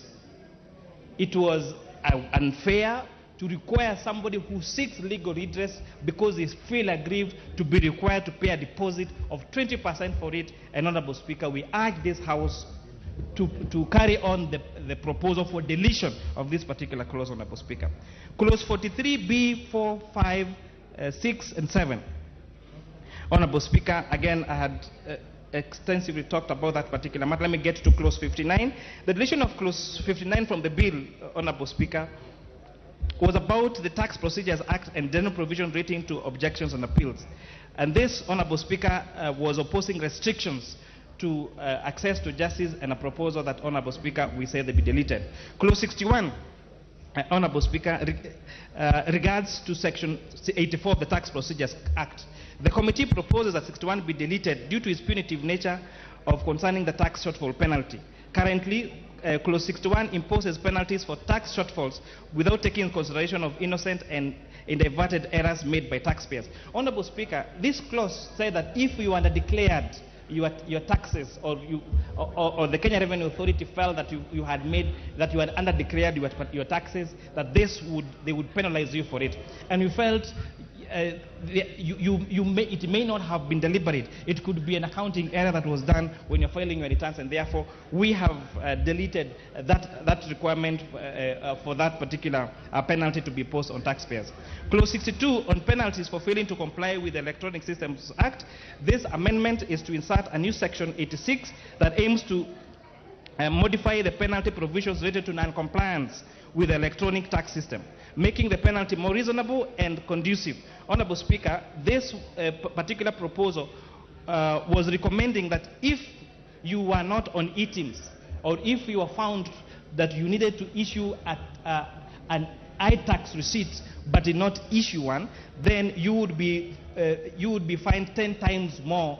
You'd be required to pay a fine of 10 times the amount that was tax due. Honorable Speaker, in as much that we want to enforce compliance with this particular tax system, we felt a fine of 10 times more was too punitive And Honorable Speaker, we propose that the penalty only be 2 times of the tax due, Honorable Speaker. Honorable Speaker, we are proposing an amendment to the bill to include a new clause 67, and this, Honorable Speaker, it wants to address the powers granted to the Commissioner regarding the adjustment of specific rates of export levy. Currently, Section 5.4 allows the adjustment of the specific rate of export levy to account for inflation. However, it is proposed that this provision be removed as it mirrors Section 10 of the Excess Duty Act.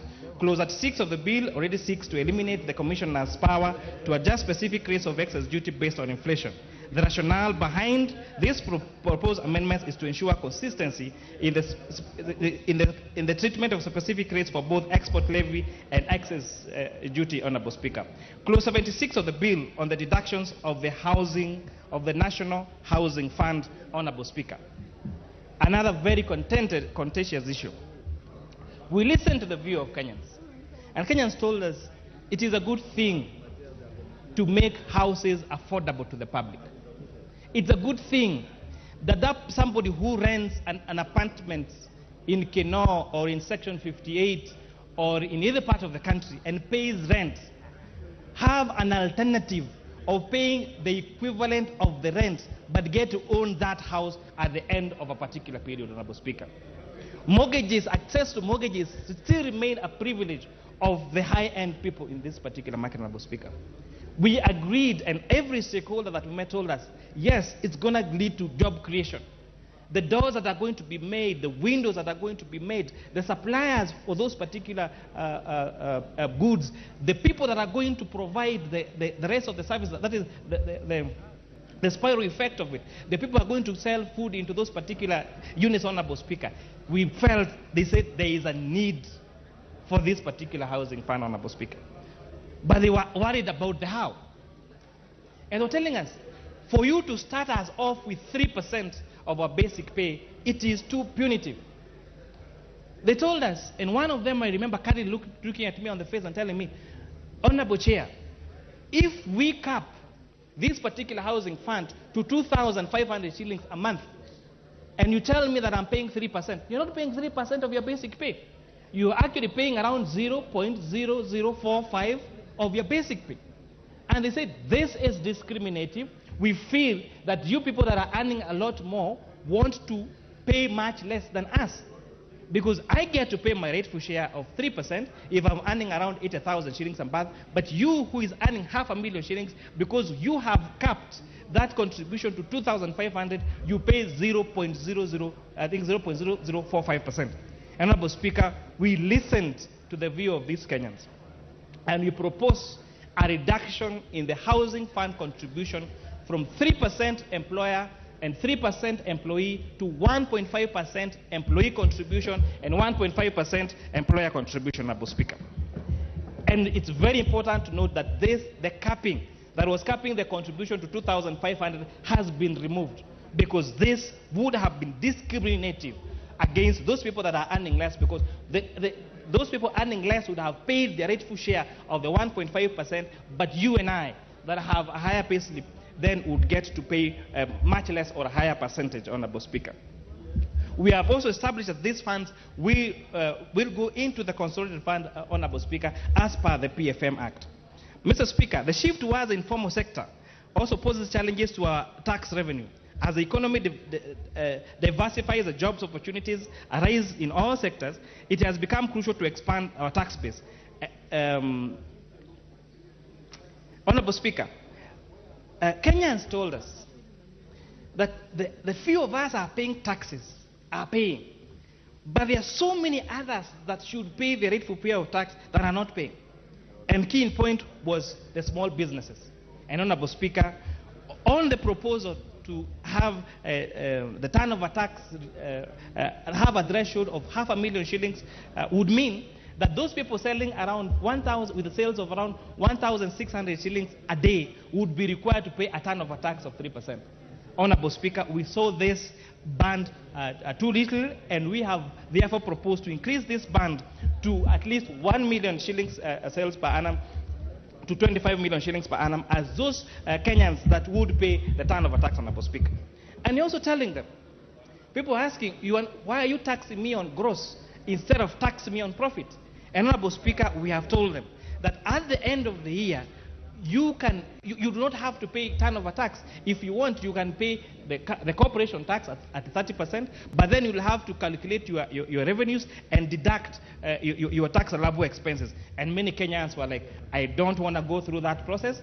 Tell me how much I need to pay because I want to pay my rightful share of tax. I'll pay that, and we absolutely move forward, Honorable Speaker. With those many remarks, Honorable Speaker, I really would wish to thank the members of the committee. It was very tedious work. It was a lot of work.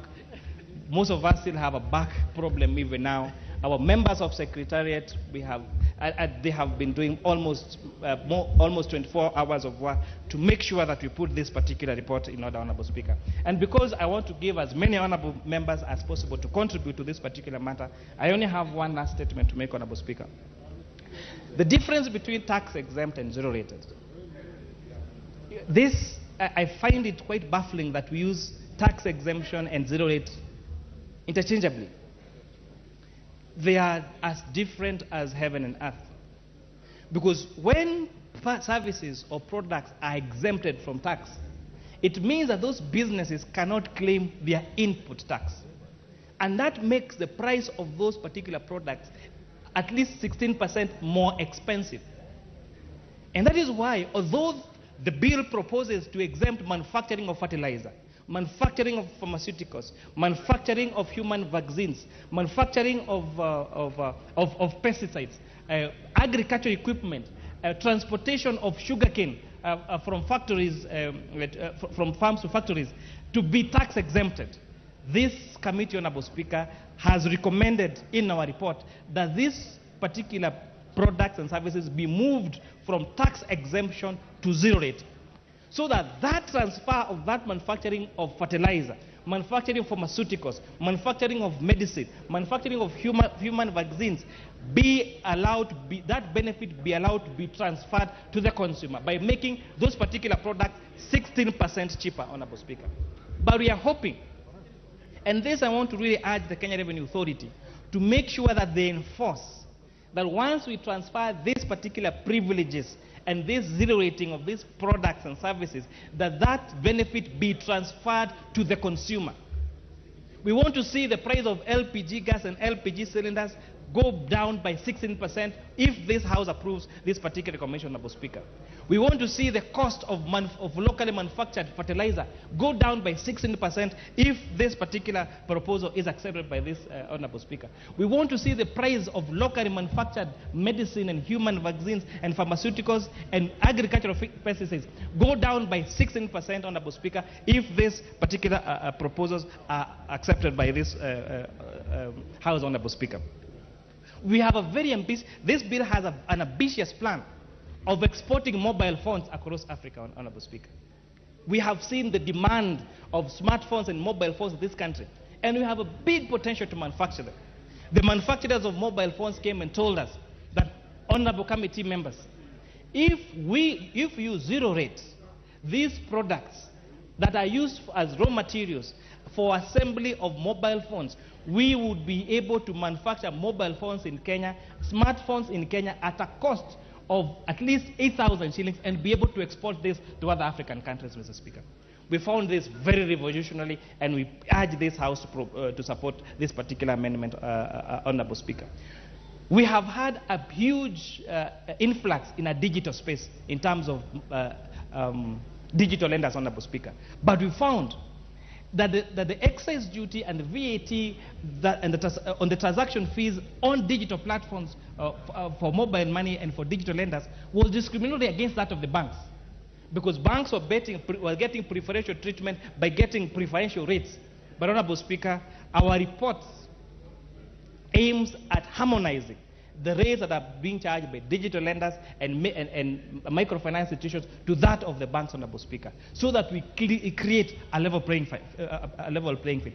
Honorable Speaker, some of us, when we left school, the first thing we wanted to do was open a bank account. The people that are leaving school, the first thing they want to do is not open a bank account, is to have a digital wallet. And we're saying we need to incentivize this space. This is the next frontier in financial and financial inclusion, and we are asking this Honorable House to agree with us and pass our report, pass the amended finance bill as proposed by the Committee of Finance and National Planning. And with those very many remarks, I want to donate the rest of my minutes so that this House can extensively debate this particular matter, and hopefully our good idea can give birth to a great idea, and that great idea can give birth to the greatest ideas. And with that, Honorable Speaker, I support, and I ask the Vice Chair of our committee, the Honorable Ambassador Benjamin Langat, to second. Thank you, Honorable Kimani. Who is seconding you? Benja. Yes, sir. Yes, Mr. Speaker. Mr. Speaker, I want to thank you for the opportunity to second this bill, and I rise to second this finance bill of 2023, Mr. Speaker. Mr. Speaker, you said yesterday that this bill has been transacted in funerals, churches, other social places, Mr. Speaker, and you advise us that we must now come to the House and transact this bill. Mr. Speaker, we have just come from a campaign less than a year ago. Some of the issues that were transacted or canvassed, Mr. Speaker, were mainly three issues, Mr. Speaker. One of them was cost of living. Number two, Mr. Speaker, our level of public debt. Number four, Mr. Speaker, is empowerment of the youth. Mr. Speaker, it is in the public domain that our public debt is the highest ever, Mr. Speaker. And because of errors of commission or omission, Mr. Speaker, we found ourselves there. Mr. Speaker, if I was to liken Kenya to a public company, Mr. Speaker, I would say Kenya is a very high-geared company, Mr. Speaker. We have borrowed more than what we should have done, Mr. Speaker. And those of us who are accountants, who have managed public entities, Mr. Speaker, you know when a company is high-geared, Mr. Speaker, you have two options. One is to close the company, Mr. Speaker. Number two, Mr. Speaker, is to bring in more capital, Mr. Speaker, by the shareholders. Mr. Speaker, this republic, the shareholders are Kenyans. Mr. Speaker, this House is the board of management, Mr. Speaker. The president is the CEO, Mr. Speaker. Mr. Speaker, we must make a decision whether we want to close the company or we bring in more capital injection, Mr. Speaker. If you ask the shareholders of the company will say, no, we are not closing the company, Mr. Speaker. We need to do something to bring in more capital, Mr. Speaker. Mr. Speaker, if I liken this country to an individual, Mr. Speaker, I would say the person is sick. When you are sick, Mr. Speaker, you must seek for medical advice, Mr. Speaker. Mr. Speaker, sometimes the doctor prescribes medicine. And Mr. Speaker, medicine are not always very sweet. They are not palatable, Mr. Speaker. Mr. Speaker, sometimes the doctor might even prefer that surgery be done, Mr. Speaker. And surgery is not very, very nice, Mr. Speaker. But, Mr. Speaker, we must do it because that is the only thing that remains to be done. Why am I saying that, Mr. Speaker? This country is faced by very serious problems of public debt, very serious problems of cost of living, very serious problems of the need to create employment, Mr. Speaker. And, Mr. Speaker, if we continue doing things the same way we used to do, Mr. Speaker, it can only be the results are the same. We'll continue borrowing, Mr. Speaker. We'll continue not having employment for our youth, Mr. Speaker. So, Mr. Speaker, I'm only saying this bill is good because it proposes radical changes, Mr. Speaker, to help us to resolve the problems that will come, that we are in now, Mr. Speaker. Mr. Speaker, the question is the process nice? Mr. Speaker, it may not be nice. But, Mr. Speaker, we need to take those decisions so that tomorrow is better than today, Mr. Speaker. Mr. Speaker, I want to thank the members of the committee, because we sat and we listened to members of the public, Mr. Speaker, through a public participation process. Mr. Speaker, I'm a former chairman of this committee in the 11th Parliament, Mr. Speaker, and I can confirm there has never been an interest in finance bill more than what I saw in this one, Mr. Speaker. Mr. Speaker, we received almost 200 representations from members of the public, organizations, professional organizations, Mr. Speaker. And Mr. Speaker, I want to inform the House that we listen to them, Mr. Speaker. And the question is, does the bill have issues? Yes, there are small issues. But Mr. Speaker, I'm happy to report to the House that more than 60% of the concerns of Kenyans, Mr. Speaker, we have carried it in our report, Mr. Speaker.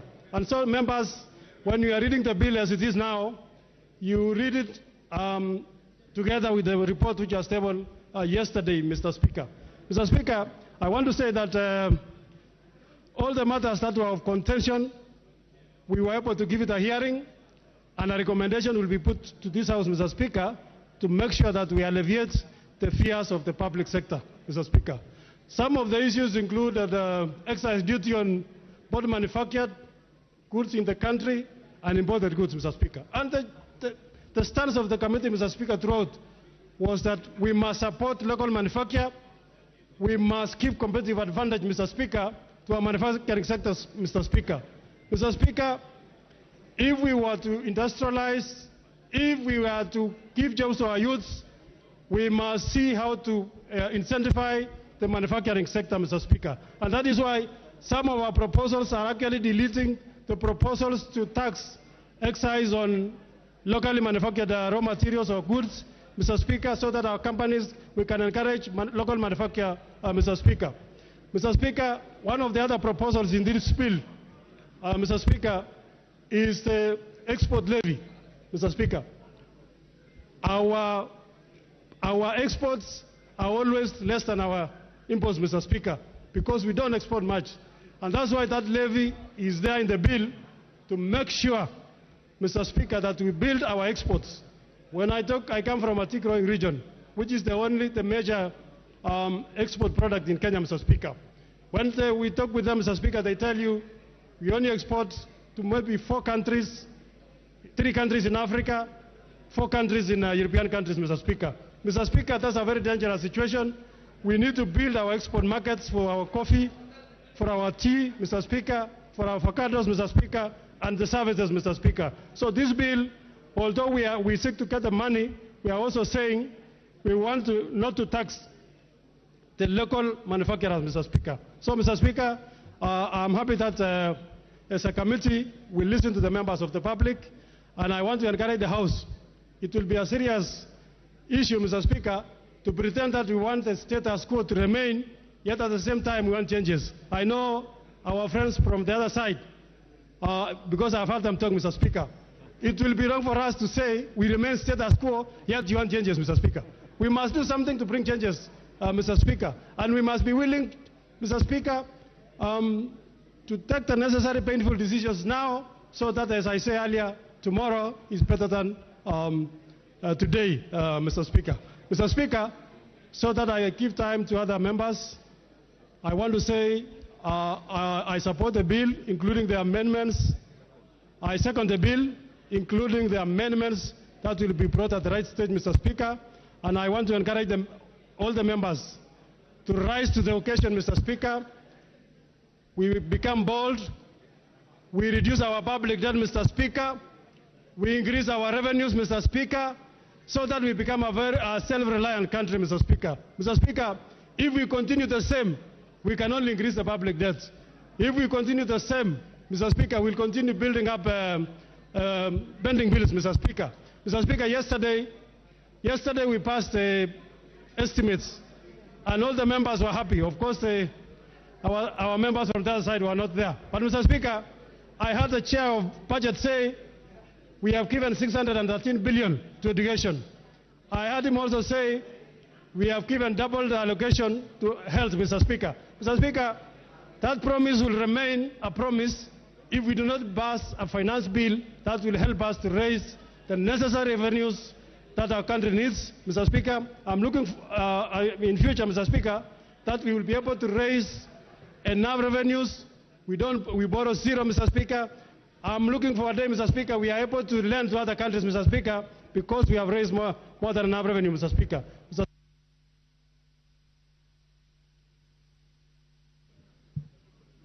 Order, honorable members. Before I propose the question, allow me to recognize the following schools in the Speakers and Public Gallery. St. Francis Secondary School, Mwea, Kirinyaga. Al-Amin Stare, Nairobi. Kinderville School, Mavoko, Machakos. St. Hannah's School, Westlands, Nairobi. On your behalf and on my own behalf, I welcome the students and their teachers in the House of Parliament.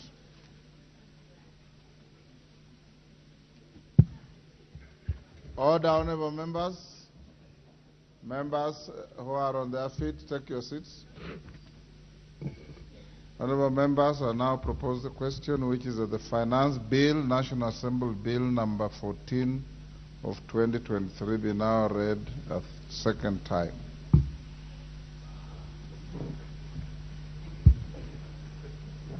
As usual, the screen is full.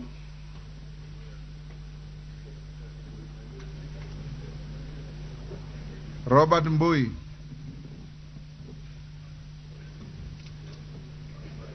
Thank you, Mr. Speaker, for this opportunity. Mr. Speaker. Compose your thoughts and deliver your messages in 5 minutes. One more because you've taken part of it. Mr. Speaker, first and foremost, I want to say that this is the most contentious finance bill since I was elected in this House in 2013. In fact, Mr. Speaker, this is so contentious that I look at it like a drum of poison.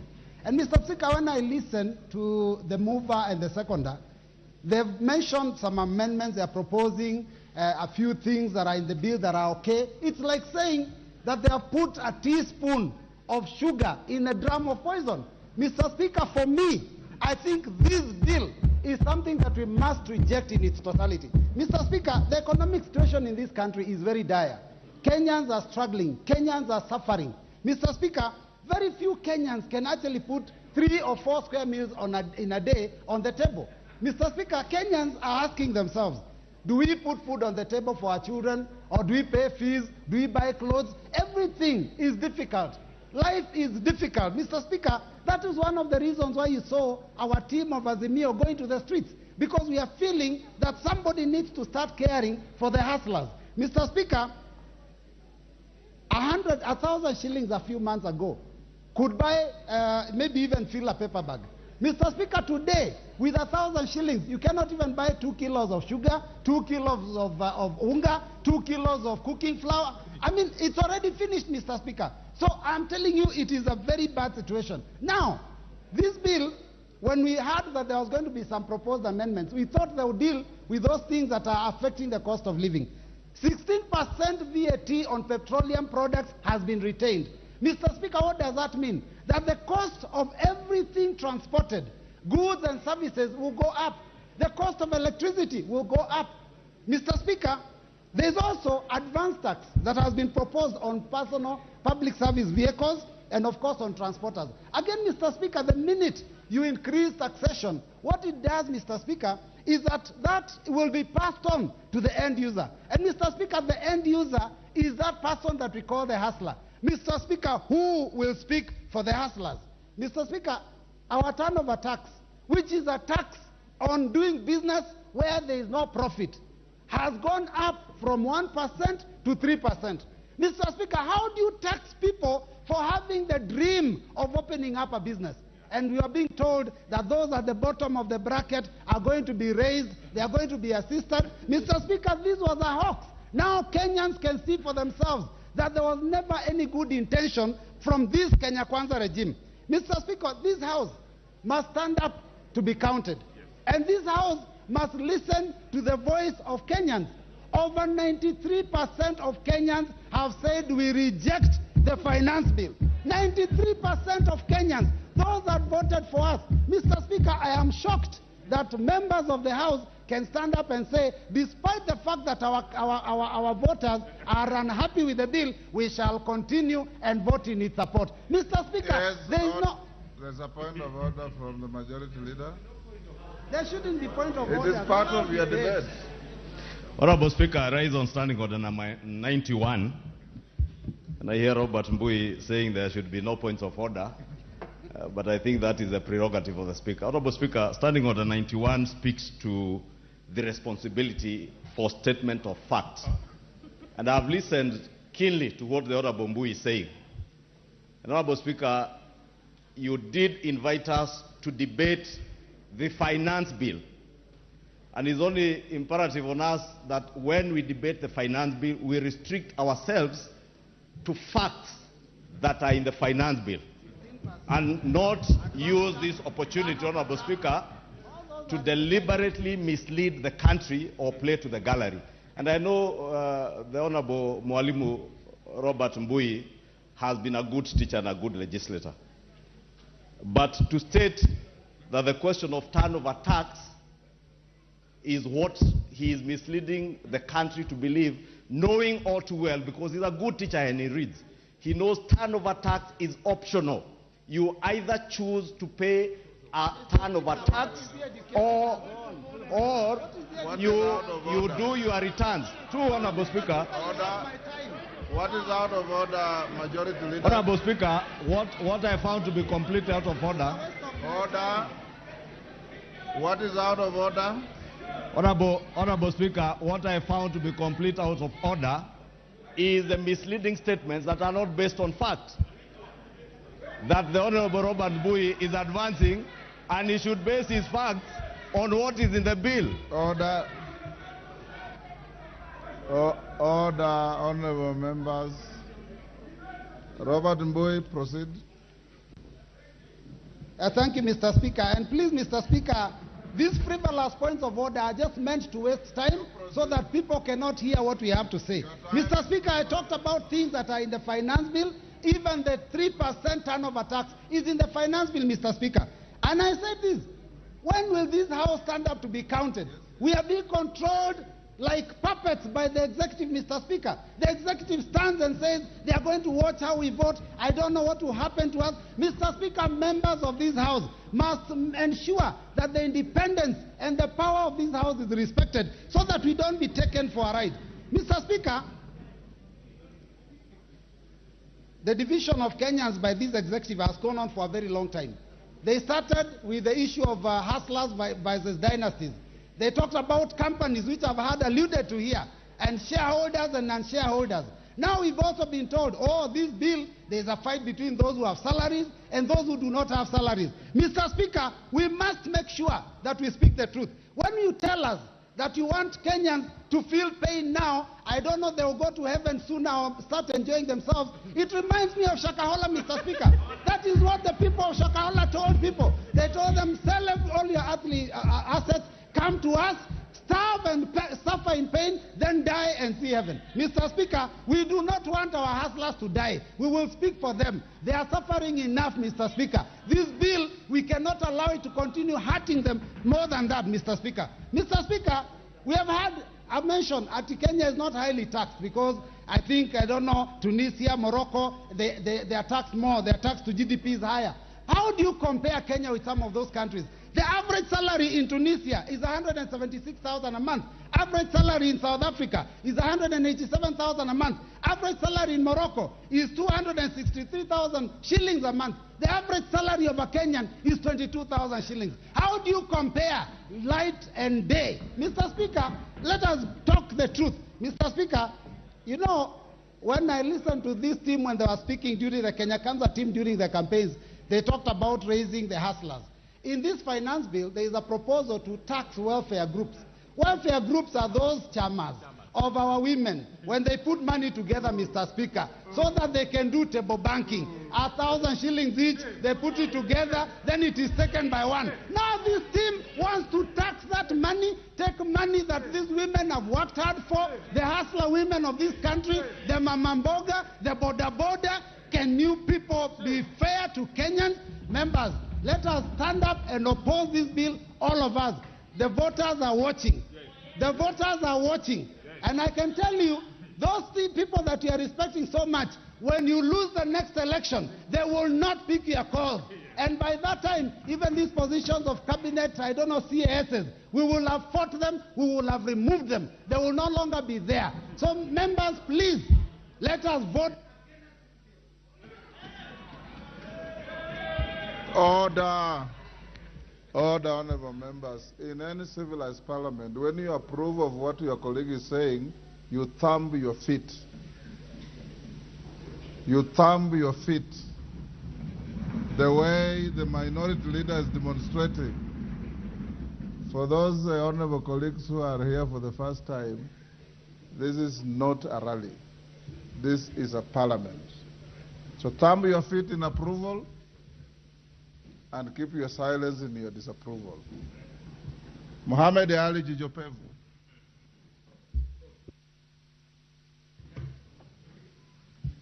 Asante sana Mheshimiwa Spika.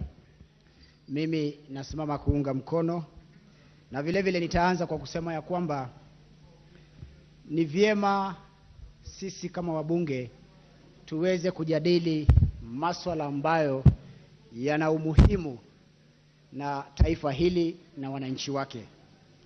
Ikiwa tutaanza kufanya mazungumzo ya kuleta uvumi na fitina, basi hatutakuwa tunasaidia mwananchi wa kawaida. Nikiangalia hii bill Mheshimiwa Spika, na hili bunge lina wabunge wengi zaidi ya 300. Na asilimia kubwa ya wabunge ni wale ambao wako nje. Na hawa wabunge wakifika katika majukwaa wanaenda kuchochea wananchi pasi na kuwaambia ukweli. Kuna mbunge wetu kutoka upande wetu ambaye pia ameenda kuchochea wananchi, lakini leo katika bunge hili hayuko hapa kujadili haya masuala ya fedha ili kuwafanya Wakenya waweze kuelewa zaidi. Mheshimiwa Spika, hili taifa limekuwa taifa la ombaomba tangu Kenya kupata uhuru. Mwaka wa 1963 Kenya imekuwa ikiongozwa na masuala ya kukopa.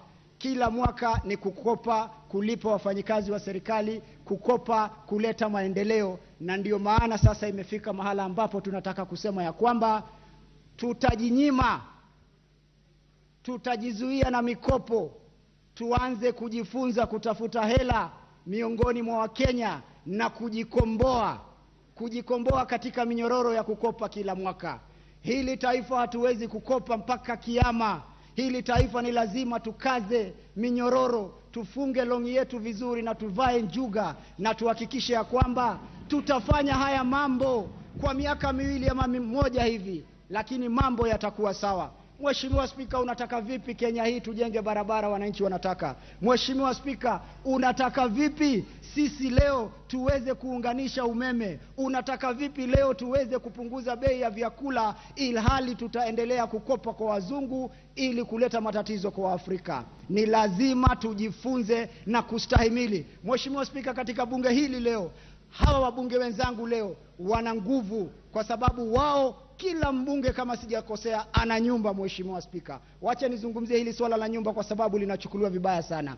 Leo mbunge wa Kenya kila tama kiingia anachukua milioni 30 na kununua nyumba. Hawa wabunge wote, mimi pia binafsi nachukua hiyo pesa na kuhakikisha ya kwamba Mheshimiwa Spika nilinde. Mheshimiwa Spika nilinde na haya maneno naosema. Hawa wabunge tuacheni ubinafsi. Tuacheni ubinafsi kwa mara ya kwanza, tufikirie hawa wananchi. Ni lazima tujinyime, ni lazima tujiadhibu ili tuweze kukomboa hawa wa Kenya. Leo unataka kupinga mswada, leo unataka kupinga bill kwa sababu ya kutafuta umaarufu, siasa za populism. Tunataka siasa za kukomboa taifa hili.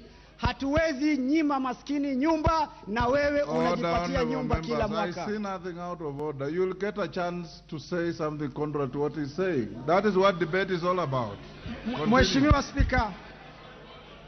Mheshimiwa Spika, na naomba uniongezee dakika zingine 2 kwa sababu hawa watu wa Azimio wanapenda kupiga kelele mambo mazuri yakitajwa. Mheshimiwa Spika, nilikuwa nazungumzia, angalia katika hii bili, angalia Mheshimiwa Spika, kwanza inapatia taifa hili uhuru wa kuwapatia nafasi wawekezaji waweze kuja katika taifa hili. Wawekezaji wengi wanaweza kuwekeza katika Nairobi, lakini wamepunguziwa kutoka asilimia 37.5 hadi asilimia 30 kwa masharti ya waende wawekeze maeneo mengine kama Bungoma, Mombasa, Garissa, sehemu ambazo hazina uwekezaji. Zikiwekezwa basi watoto wetu wanapata kazi, nchi inapata ushuru, nchi inapata nguvu ya kuweza kujikomboa. Angalieni mazuri ndani ya fedha hii.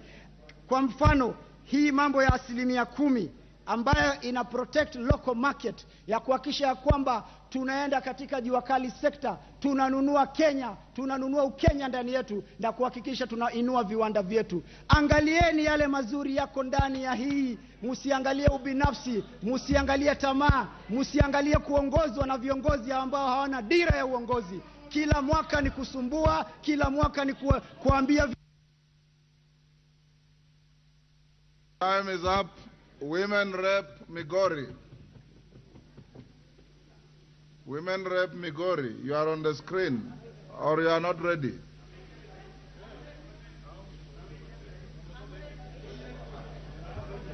If you are not ready to speak, please take out your card from the screen to free for others. Go ahead, Women Rep Migori. Thank you, Mr. Speaker, for giving me this opportunity. The minutes that you give me, sir, I request that I speak for 1 minute and donate a few to my colleague. You cannot donate any time. Thank you, sir. All the same, I'll speak. Yes. My opinion is this, and I speak as a member of parliament for Migori County. The committee has reported that they went round and the people of Kenya suggested that they bring it to 1.5, the housing levy. They are not being sincere unless they were doing this out of Kenya, but not in Kenya. Kenyans are saying 0. They don't want it. They are not interested. They are not aware of your 1.5.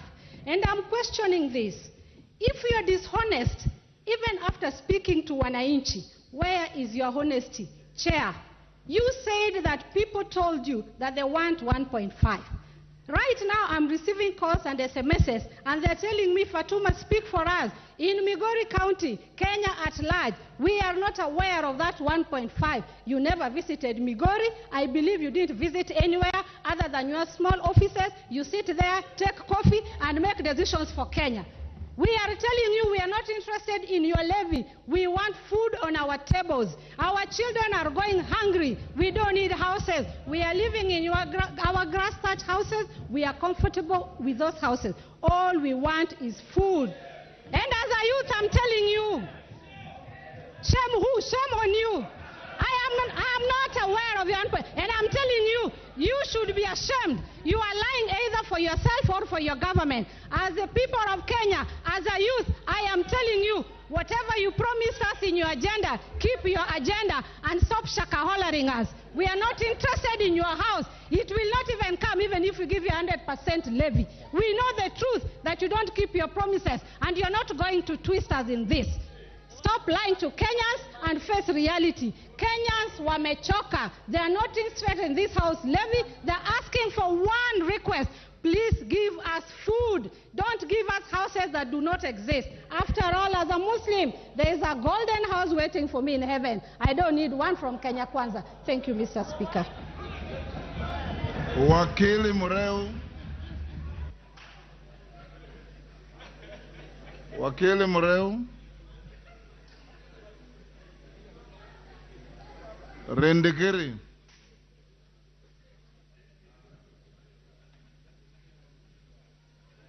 Please. Thank you, Mr. Speaker. I am not going to dwell on shouting and populism. I will go to the facts. Mr. Speaker, we are dignified members of this House, and we have a moral responsibility of guiding our thoughts and our future. Mr. Speaker, this committee is not made of tweets. It's made up of professionals who we believe have done a good job. They never sat anywhere taking coffee. They listened, and this member who has just spoken has expressed a lot of ignorance as a member of parliament. It's very unfortunate that we can continue saying our people can continue staying in that house. Mr. Speaker, on the issue of housing, I am the vice chair of housing, and I'm not ashamed of standing here to say I am so impressed by the outcome of this amendment. Mr. Speaker, this clause addresses the need for housing in slums, which are in Nairobi, Kisumu, Mombasa, Eldoret, and Nakuru. Mr. Speaker, we are members of parliament in these chambers who are leading constituencies where 50% of their residents stay in slums. What we are trying to do and what the Kenya government is doing is to uplift the standard of these people according to Article 43 of our Constitution. Mr. Speaker, these people who are talking and condemning the housing factor, they refer the need to go back to our Constitution. How are we going to realize giving clean environment and sanitation if we cannot raise money? We should not deceive ourselves. I think the politics of populism, I am shocked. Even the members of parliament for Kasarani, Madale, Kebela, they are all seated here shouting and condemning the people who they are leading. And you are sitting, you are staying in a 5-bedroom house, 5-star house, and here you are, the government is giving a long-term solution to the problem, yet you are here trying to teach us on how to think. We are not going to think that way. We want to have a future for our people. Mr. Speaker, we want to create affordable housing for our children and the generation to come. We have to have a fund that is going to do this. Mr. Speaker, this bill is not only creating houses, it's also creating employment for our children. That is the concept of housing. It is going to make utilization of our local resources, and it's going to enhance manufacturing, and it's going to create businessmen. So we are dealing with a very global and major issue, not the trivial aspect of just the shelter. Mr. Speaker, the finance bill has addressed the issue that every Kenyan is saying, Mama Mboga want road, Mama Mboga want education, Mama Mboga want electricity, Mama Mboga want health services. How is the government going to provide this if we are not going to raise money? The former government utilized our coffers when they were exiting, and the people in front leading the Azimio brigade, they are the same battalion that took off with the money that was left at the treasury. Shame for you to stand there and tell Kenyans that the living standard. Listen, you took a lot of debts. You left this camp.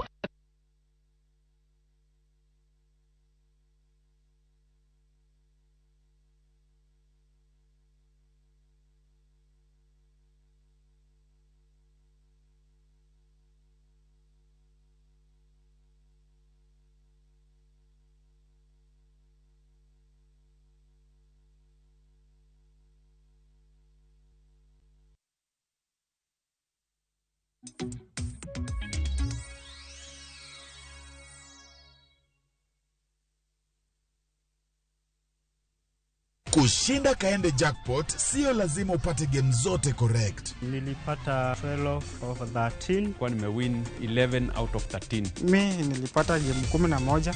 Nilipata 11. Nilipata 12. Nilipata 11 out of 13. Nikapata mechi 12. Nilisikia kufurahi mpaka nikakaa chini. Nikapata 12 out of 13 prediction. Kwa 50 bob pekee, cheza kaende jackpot leo na ushinde 500,000 shillings ya wiki hii. Tuma neno KJP kwa 29063 na huenda ukajishindia nusu milioni. Hii lazima iende. Not for persons under the age of 18. BCLB number 4 and 6.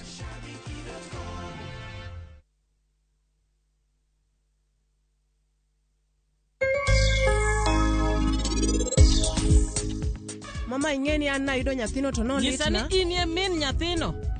Mondo initere odgi. Meher, okadwa winjo gimoro amora. Biyo tkae piyo piyo nikech mama iyo wang' ahinya.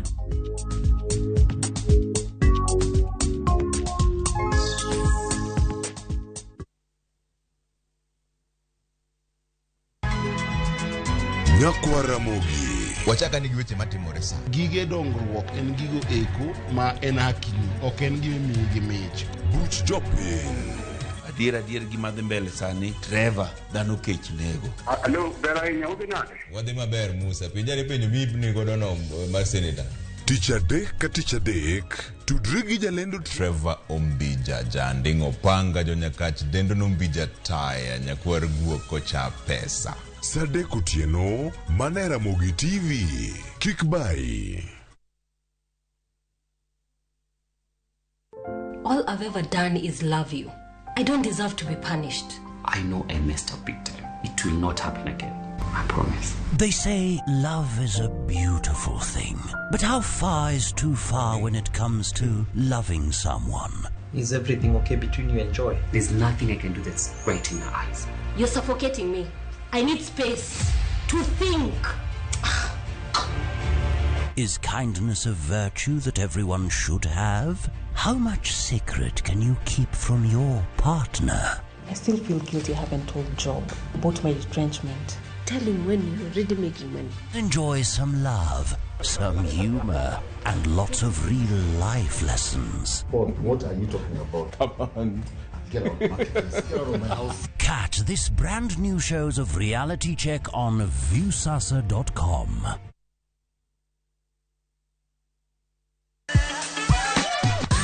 Dualo, ng'ado, wang'o, magi te gin yore mag tedo. To bilo kod chiemo e gima ber moloyo e wach tedo ni. Iwinjo gima winjo kosi winje kendi. Gi tedo itime nyaka obed makare, gi suya kod ndhadhu mamit. Tedo gi chiemo, gi jai lieta, tich adek ka tich adek, sari okinyi, mana e Ramogi TV.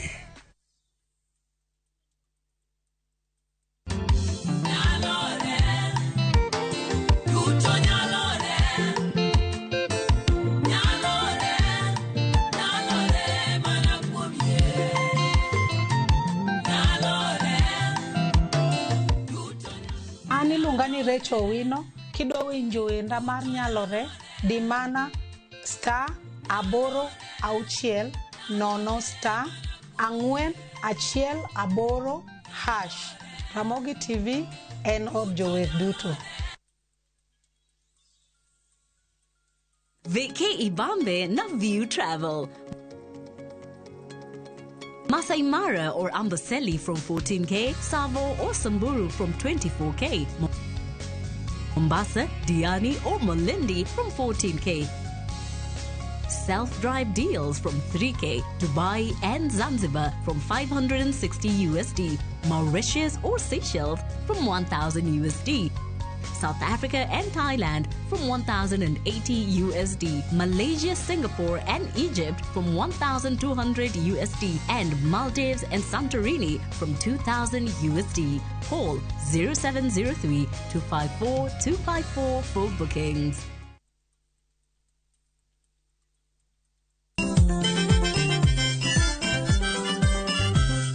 Kiyudo gimoro e belni to mano kariano. Gikomba gokinyi safaro se yawa.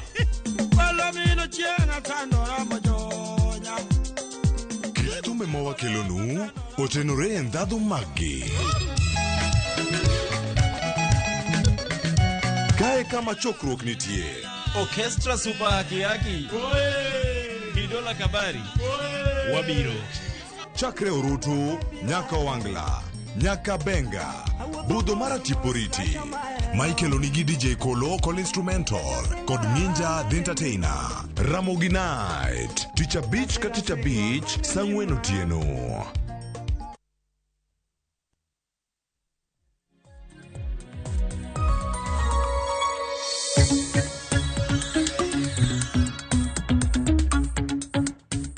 On the one hand, you overburden the poor person. On the other hand, you lessen the burden on the rich person. So what logic is this, the Speaker? The Speaker, I would have expected, having heard the regime lament that they found empty coffers, I would have expected, and any first-year economics student will tell you, that the logical step the regime should have taken was rationalize the budget, and cut off those areas that are not necessary. But what do you see? The budget has now increased by about 80-something billion shillings, over and above last year's budget. But the increment is driven by consumption. You see the money allocated to the office of the president, the money allocated to the office of the deputy president, the money allocated to the office of the prime cabinet, whatever. Monies that are going to service consumption, to host banquets, to buy flowers, to buy tea. Mr. Speaker, this is a perfect case of a regime which is living on a different universe, not on earth, Mr. Speaker. Mr. Speaker, you can go on and on. Take the case of the housing levy. Up to now, including an alleged very killed my good friend, Honorable Kimani Kuria. Up to now, they have refused to define what this animal is.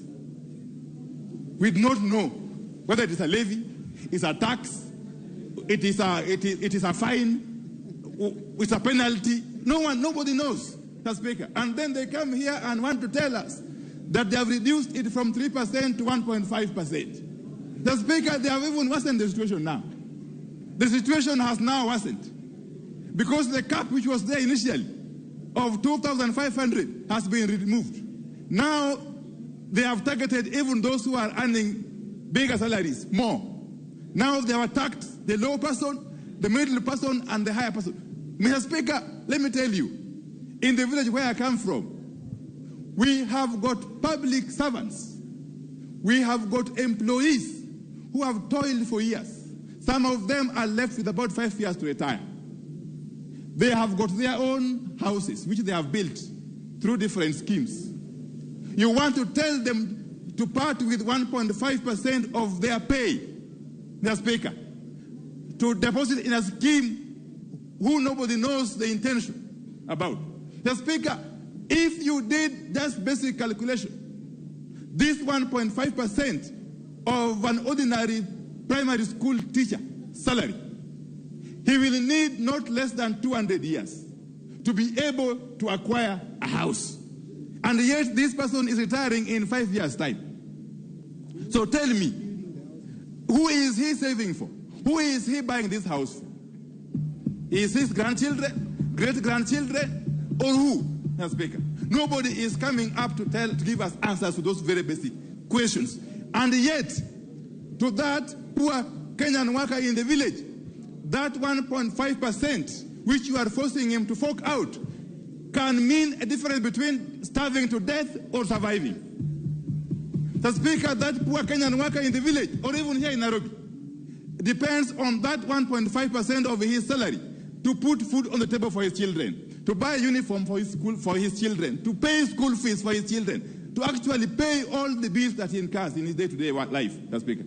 And therefore, this is one of those schemes. In fact, I would want to equate it to a pyramid scheme. Mr. Speaker, this housing levy, or whatever they call it, is a perfect case of a pyramid scheme. And Kenyans must say no. They have already said no resoundingly, Mr. Speaker. Mr. Speaker, you can go on and on. You can go on and on. Look at the case of poor Kenyan women and girls, and including even boys, who depend on the business of saloons, kinyozi, and what have you. What have they done to them? They have imposed an excise duty on human hair, wigs, false beards, eyebrows, eyelashes, artificial nails. Yes, Speaker, these people have a bone to pick with poor Kenyans. They don't want our women to be beautiful. They don't want our men to be well kept, Mr. Speaker. They are basically strangulating every other poor Kenyan who is struggling. Mr. Speaker, as we speak, those saloons, those kinyozis employ hundreds of thousands of Kenyans. Hundreds of thousands of Kenyans are employed and depend on those kinyozis, those saloons. If you come out and impose such taxes, you are essentially telling them to go back to and engage in other nefarious activities, Mr. Speaker. Mr. Speaker, you cannot be on one hand condemning alcoholism and drugs and so on and so forth, and on the other hand, you are removing people from gainful employment and throwing them to the wilderness. What a contradiction is that, Mr. Speaker? Mr. Speaker, this bill, as I conclude, Mr. Speaker, as we sit here today, and as we debate in this very magnificent chamber, Kenyans are watching out there. In fact, I have received since 1 hour ago not less than 200 messages from Kenyans who are watching us. It is therefore incumbent upon us to choose where we want to stand. Do we want to stand on the right side of history or on the wrong side of history as a house? Because Kenyans are watching. Do you want to side with the oppressors who have brought this bill, or do you want to stand with the poor Kenyans? The choice is ours. At the end of the day, it will be neither the issue of Kenya Kwanza or Azimio. It will be the issue of what position did a leader take at the hour of need. What stand did you take at the hour of need for Kenyans?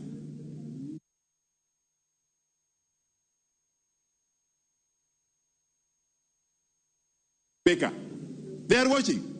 And it will not matter whether you vote yes or no, and whether yes wins or not.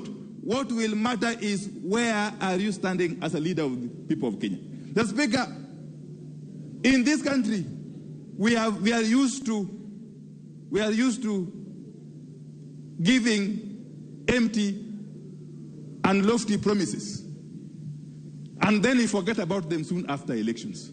This time around, the mood I am seeing out there, and I am very often at home, Mr. Speaker, the mood out there is that this bill is a make or break point. This bill can actually spark a serious revolution in this country. This bill, I want to caution you, this bill can actually be the spark that will lead a revolution that will never be ended. And it's going to be a revolution of the proletariat, Mr. Speaker. It's going to be a revolution led by the poor hustlers, Mr. Speaker, because they have had enough. They have had enough of lies. They have had enough of this chest stamping. They have had enough of this bravado. That hour of reckoning has now come. And therefore I want to say this. That even as we stand here to please our masters out there, our masters who are watching us, you must understand that the bigger, greater masters are the people who voted us, not those who imposed us on these positions.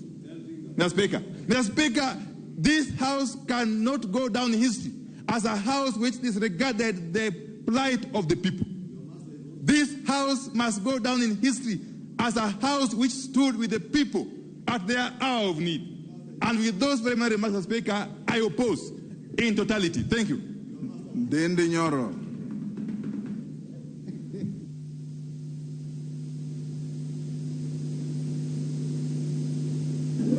Thank you very much, Honorable Speaker, for a chance to contribute in regards to the finance bill. And of course, I rise to support. And Mr. Speaker, I would want to take this opportunity to contextualize the debate you are having and the ramifications of this debate. Mr. Speaker, we just debated our estimates, which we concluded through the Committee of Supply yesterday. Mr. Speaker, we read a budget of 3.679 trillion Kenya shillings, and that is the correct figure. We are not adding our budget by the other figures I'm hearing flying around. Our budget is actually precisely 3.67 trillion Kenya shillings. Honorable Speaker, I want to contextualize because the work of the finance bill and the finance committee, of course, together with the debt committee, is to fill in the revenue side of the budget. And what we did yesterday and we have been doing is the expenditure side of the budget. Honorable Speaker, any government have only 4 areas of raising revenue. That is the ordinary revenue, the A in A, the grants, and Honorable Speaker, if we have privatization.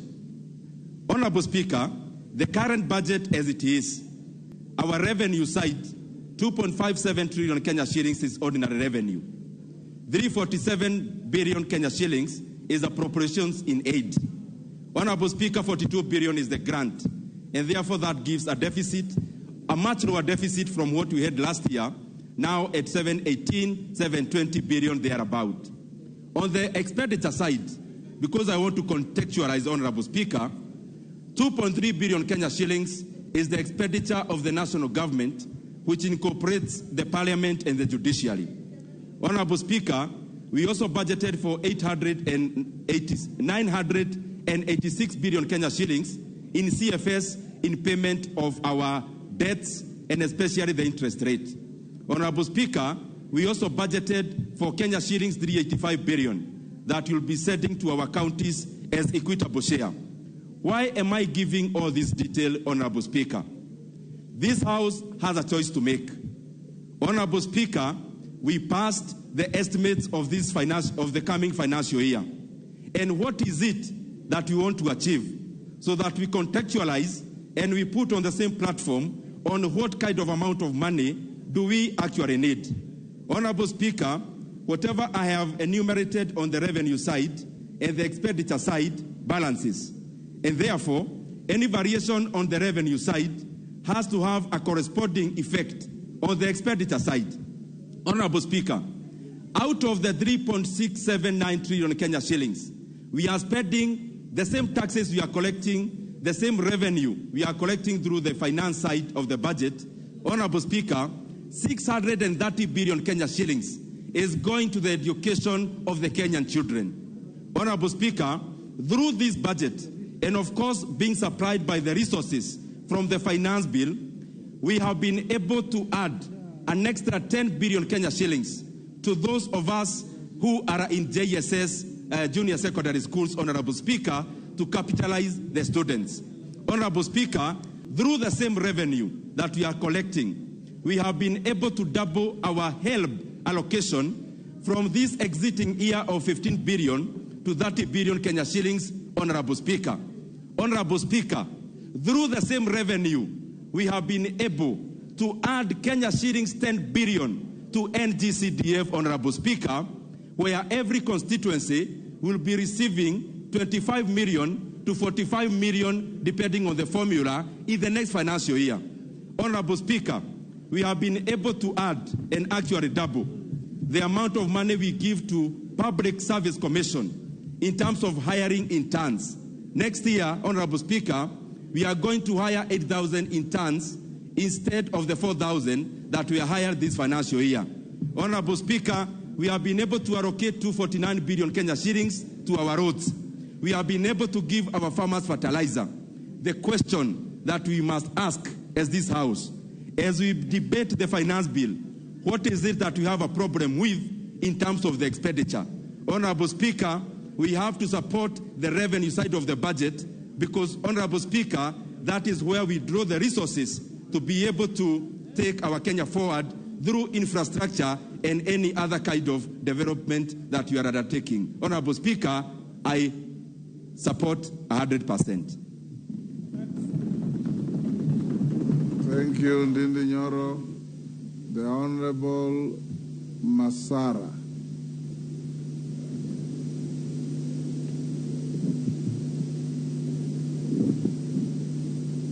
Give Honorable Masara the mic.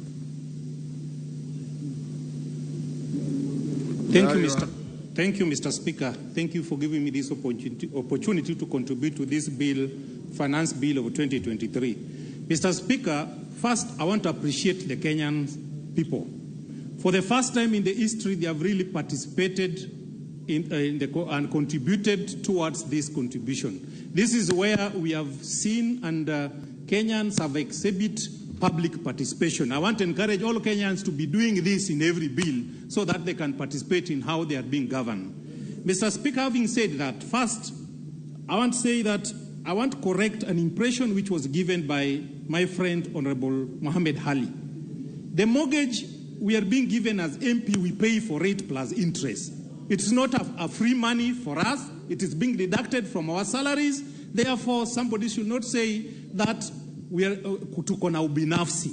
It is a right we have been given as member of parliament, and we pay for it from our salaries. Mr. Speaker, I want also correct people who have said that we cannot continue borrowing. America is a very stable economy. Japan is a stable economy. But if you compare their GDP plus the debt portfolio, they borrow, but they utilize their borrowing well to an extent they give other countries their money which they have borrowed.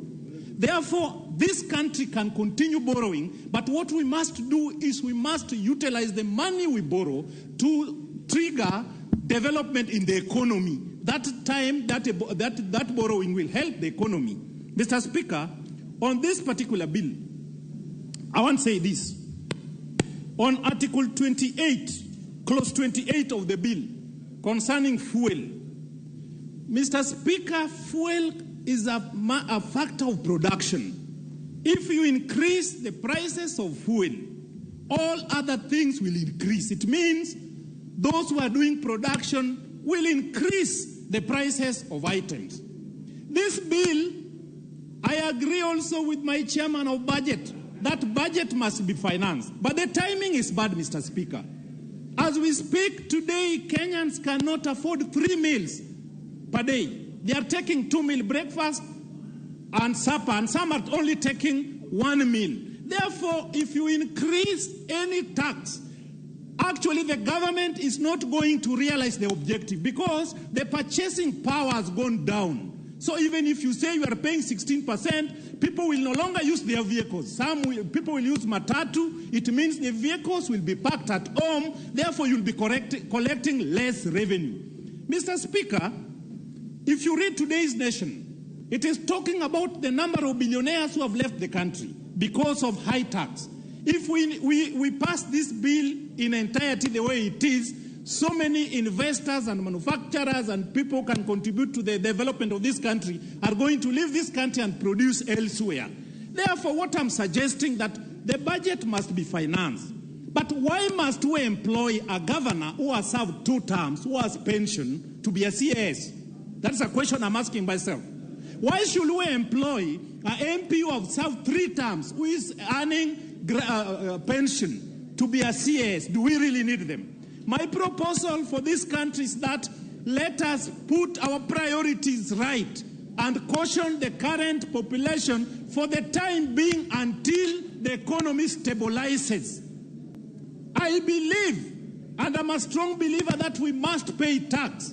But people pay tax and they get development for the tax they pay, usually celebrate when they pay tax. But if we can pay tax to pay 2-term governors money, that one will be injustice to the people of Kenya. Mr. Speaker, if you read in front of you, for the welfare of the society and the just government of the people, will we be really just if we overtax our people in a time when they really need us? I want to be in the right side of history that the timing is bad. Let us look for ways of financing the budget by reducing expenditure, sealing loopholes of corruption, and then putting our priorities right, and we are going to finance the budget. Thank you, Mr. Speaker. Dr. Chikati.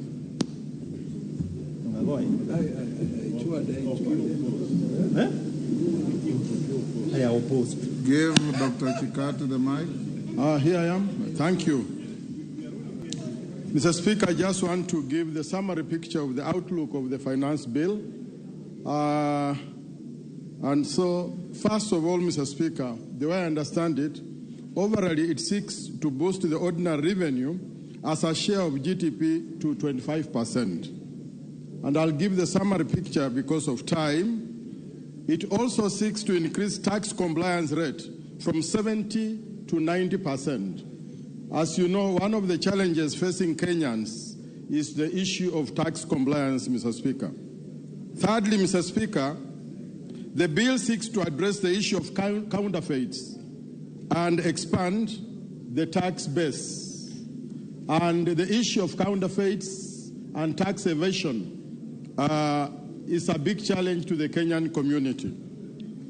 Fourth, Mr. Speaker, it seeks to address the issue of debt repayment and help the government to gradually reduce overall government expenditure through elimination of non-priority expenditures, elimination of consumption subsidies, use of private-public partnership in rolling out e-procurement systems and other measures. Mr. Speaker, the bill overall seeks to mobilize resources to help finance deficit, which arises out of expenditure that exceeds our revenue. So in summary, Mr. Speaker, I will support the bill. Thank you. Otiende Amolo.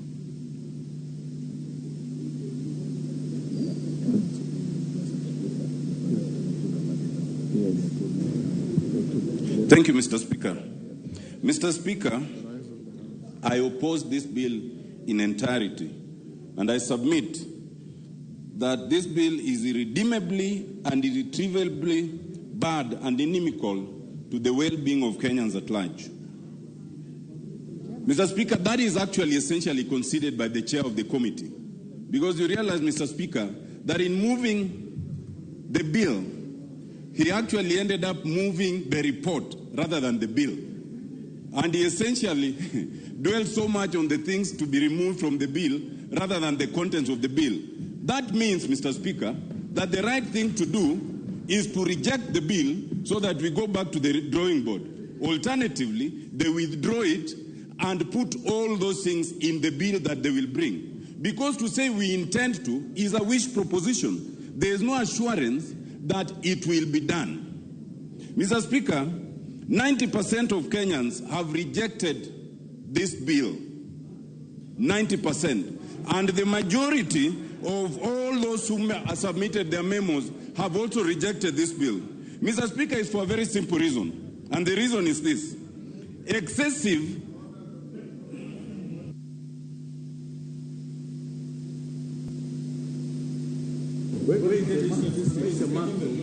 Mr. Speaker, I stand on, we have a responsibility to...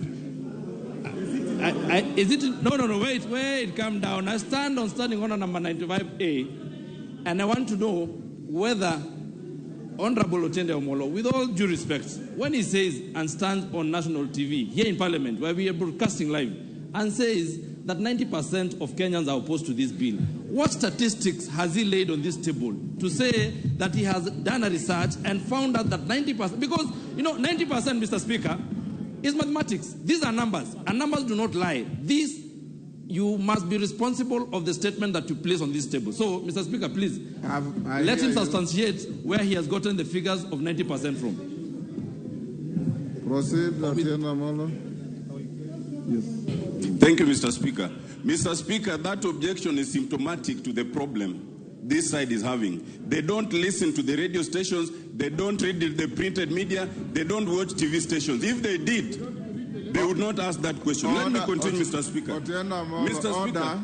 Otiende Amolo, you are normally more balanced than that. Kagombe cannot be the side. He's an individual.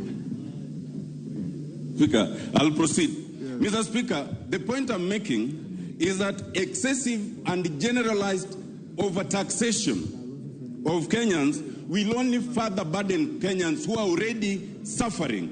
The cost of living is so high, and therefore it's a lie to say that you want this budget to pass in order to alleviate the suffering of Kenyans. Mr. Speaker, I wish to submit that there are only three answers to the problems we have right now. One, austerity measures. Two, reduction of corruption. And three, rationalization of government. Mr. Speaker, I do not understand how a government that says that already there's a problem insists on increasing the overall budget from 3.3 trillion, which it was in the previous year, to 3.67 trillion, if you admit there's no money. What is the principle? If you have no money, you cut your coat according to size. So you don't say that you must increase it and therefore you must overtax. Secondly, Mr. Speaker, how does a government that says we are short of money explain why you must create offices that we do not need. You do not need the office of the Prime Cabinet Secretary. You do not need all the 24 cabinet offices. The Constitution allows you a minimum of 14. You do not need over 51 principal secretaries. You do not need over 50 CSs. And all these are taking public money. If you say, and it is unfortunate that a member of parliament should seek to mislead the public by saying that members of parliament already get money for houses, that is not true, because it is a loan that we pay at 3%. But if that is your position, then take away that free house, because we don't have it. Don't tax Kenyans on it. Mr. Speaker, corruption, corruption, corruption. In all these words, the word anti-corruption you will never hear from the words of those who speak for the government side. In fact, you only see the demonstration of those who are facing corruption charges being withdrawn. It is on record from the previous president that we lose 2 billion shillings every day to corruption. If we could even just reduce that to 1 billion, we would, fix the gap that they are talking about in government. Then there's rationalization, Mr. Speaker. Mr. Speaker, you are aware, and this House has debated, in the previous parliament, there was a report that suggested that we do not need the over 530 ministries and departments of government that we have, the parastotals. Most of them are duplicative, and it was suggested that we should reduce them to barely 50. Instead of reducing them, we have a situation where we are sustaining even those which were moribund, those which were not working. We are giving opportunity to others to earn a living. Mr. Speaker, as I finish, Mr. Speaker, my 2 minutes were taken. Can I get my 2 minutes back, please? My 2 minutes. Yes. Mr. Speaker, 2 closing remarks. You must listen to us, because even if you use the majority to pass this, there's still the courts. And even if you deal with the courts, there's still the people who are sovereign. 2 things. 1, you cannot have a situation where you are bringing the housing tax here. I want to invite you to note, first of all, that under Schedule 6, the role of housing is for the counties, it's not for the national government. And I invite you to look at Clause 8D. The national government is only to do the housing policy. So when you are bringing the question of housing and you're introducing the tax, you're actually amending the Constitution through the back door. And it also means then that this bill should go to the Senate, because the Senate must have a role in anything that affects the counties. And that is a point that you need to bear in mind. Lastly, it is a matter of the Constitution that you cannot introduce servitude by telling someone that they must pay tax which will not benefit them and will go to the shareholders, as your leaders have told us. That is servitude. Servitude that we must reject, and we must reject this bill in totality. Thank you, Mr. Speaker. Thank you, Dr. Amolo. Members, before I give the next speaker, allow me to acknowledge the following institutions in the public and speakers gallery. Tender Care School, Embakasi East, Nairobi. Ontulilu Boys School, Buri, Meru. Moi Girls High School, Nairobi, Kibra. Sitam Schools, Makadara. Kongoi Secondary School, Kuresoi North, Nakuru. Mary Emase.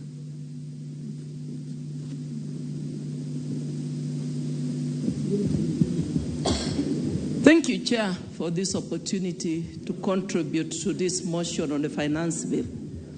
Honorable Speaker, this is a very important bill, and members, I want to urge that we debate soberly and objectively, devoid of any emotions. And secondly, Honorable Speaker, as we discuss the finance bill, we cannot discuss the finance bill in isolation. We need to look at the entire equation holistically. Look at the budget and look at the finance bill. And I'm happy that members agree that we must raise money to finance the budget. And that is what the finance bill is all about. It proposes measures to raise money to finance the budget. So when I listen to members say that this bill does not in any way improve or should be rejected. And I look at you and I wonder, did you listen to the discussion on the budget and where we are proposing to distribute this money to? So for me, Honorable Speaker, I want to say that we must make a decision. It is a hard decision, but this is our country. We live here, and we have to make it a better country. And therefore, we must make a decision. And the elephant in the house is the chairman of the budget has just reminded us on the figures, what our budget is. And we know how we borrowed heavily in the past. And that is what brings us to the state in which we are today. 60% of our revenue goes towards paying the loans that we owe. And therefore, we can decide to choose. We talk of subsidies to continue.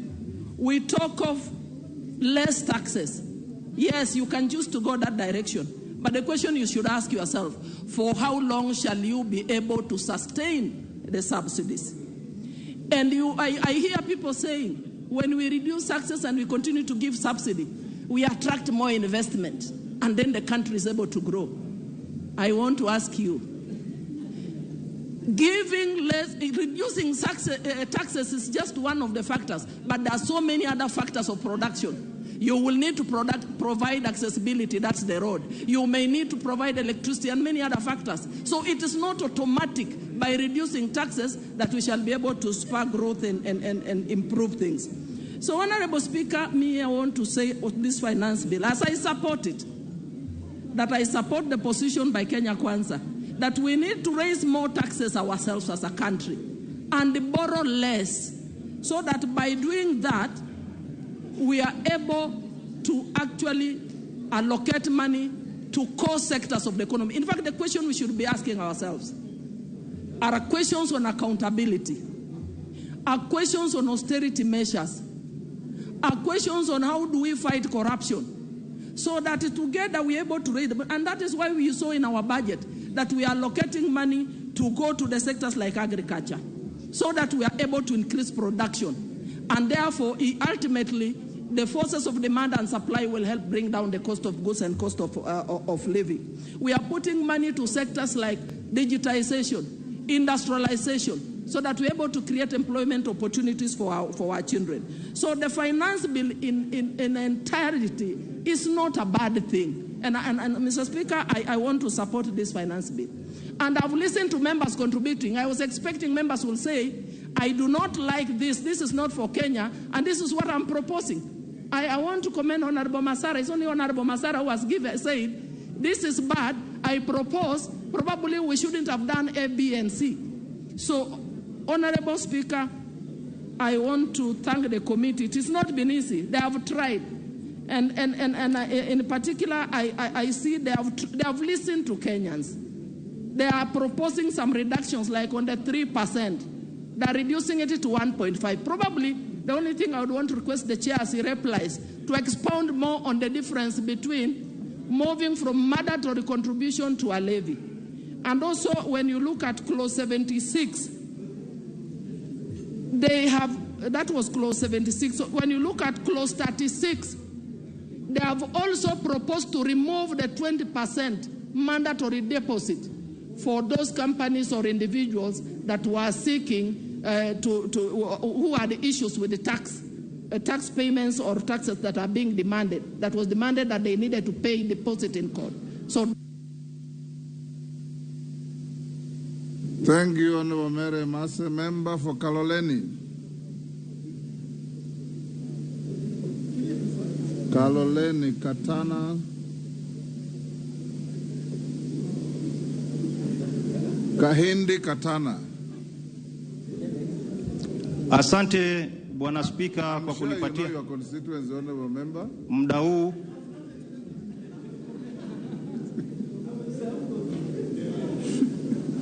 Asante Bwana Spika kwa kunipatia muda huu niweze kuchangia kwa mswada huu wa kifedha wa mwaka 2023.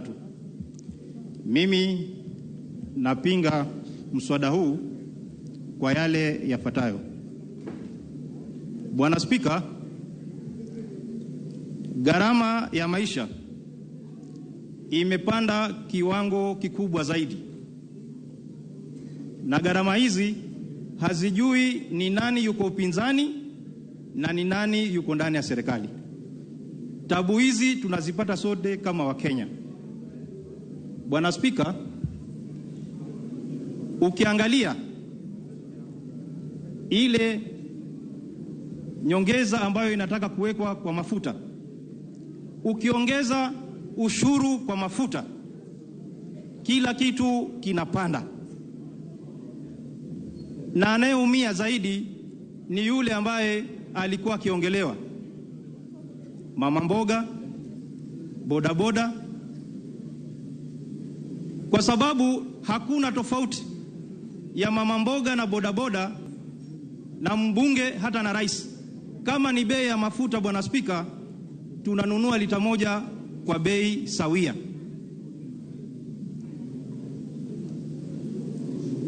Bwana Spika, wakati serikali ilipoingia walisema gharama ya unga itashuka chini, wakasema gharama ya bidhaa muhimu zitashuka chini, lakini kufikia sasa, Bwana Spika, gharama zimepanda maradufu. Unajua kikwetu, Bwana Spika, utajua dalili za kwamba huyu bwana ana mbegu za kuzalisha, na kama hana utajua. Haina haja utangazie kila mtu. Yule babako ameketi pale nyumbani, Bwana Spika, akiona mkaza mwana ameanza kutema mate, anajua ni dalili kwamba kumefanyika kitu, anatarajia mjukuu.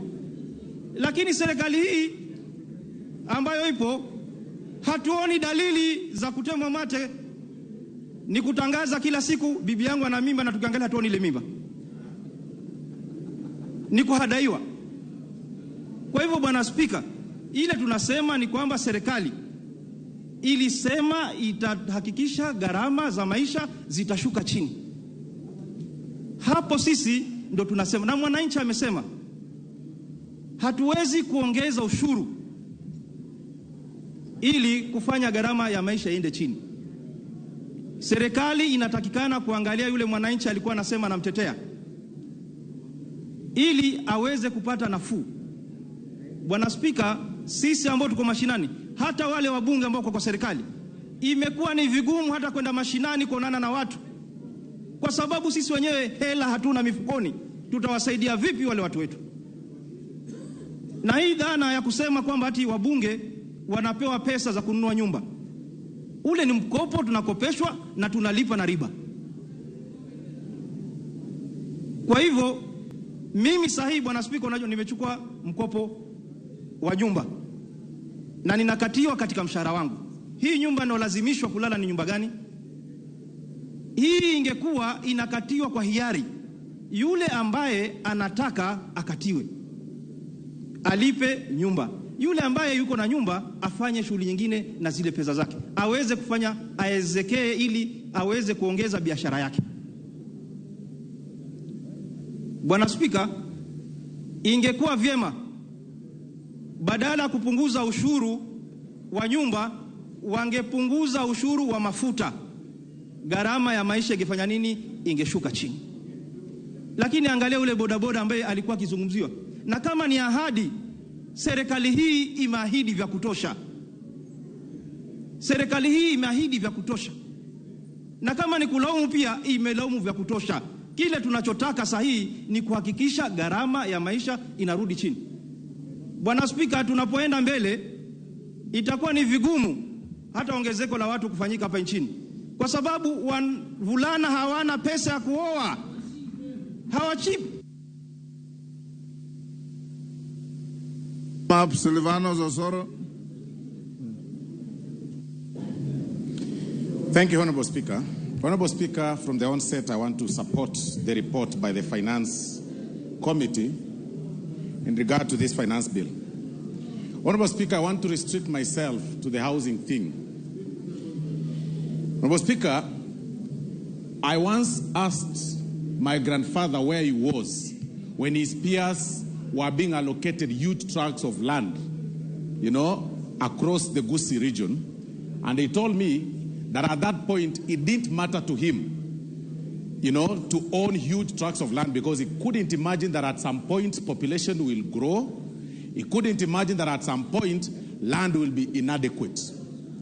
That is the challenge we are also facing as far as the housing matter is concerned. It is for that reason, Honorable Speaker, that today, even as a member of parliament, my house sits in a 50 by 100 piece of land.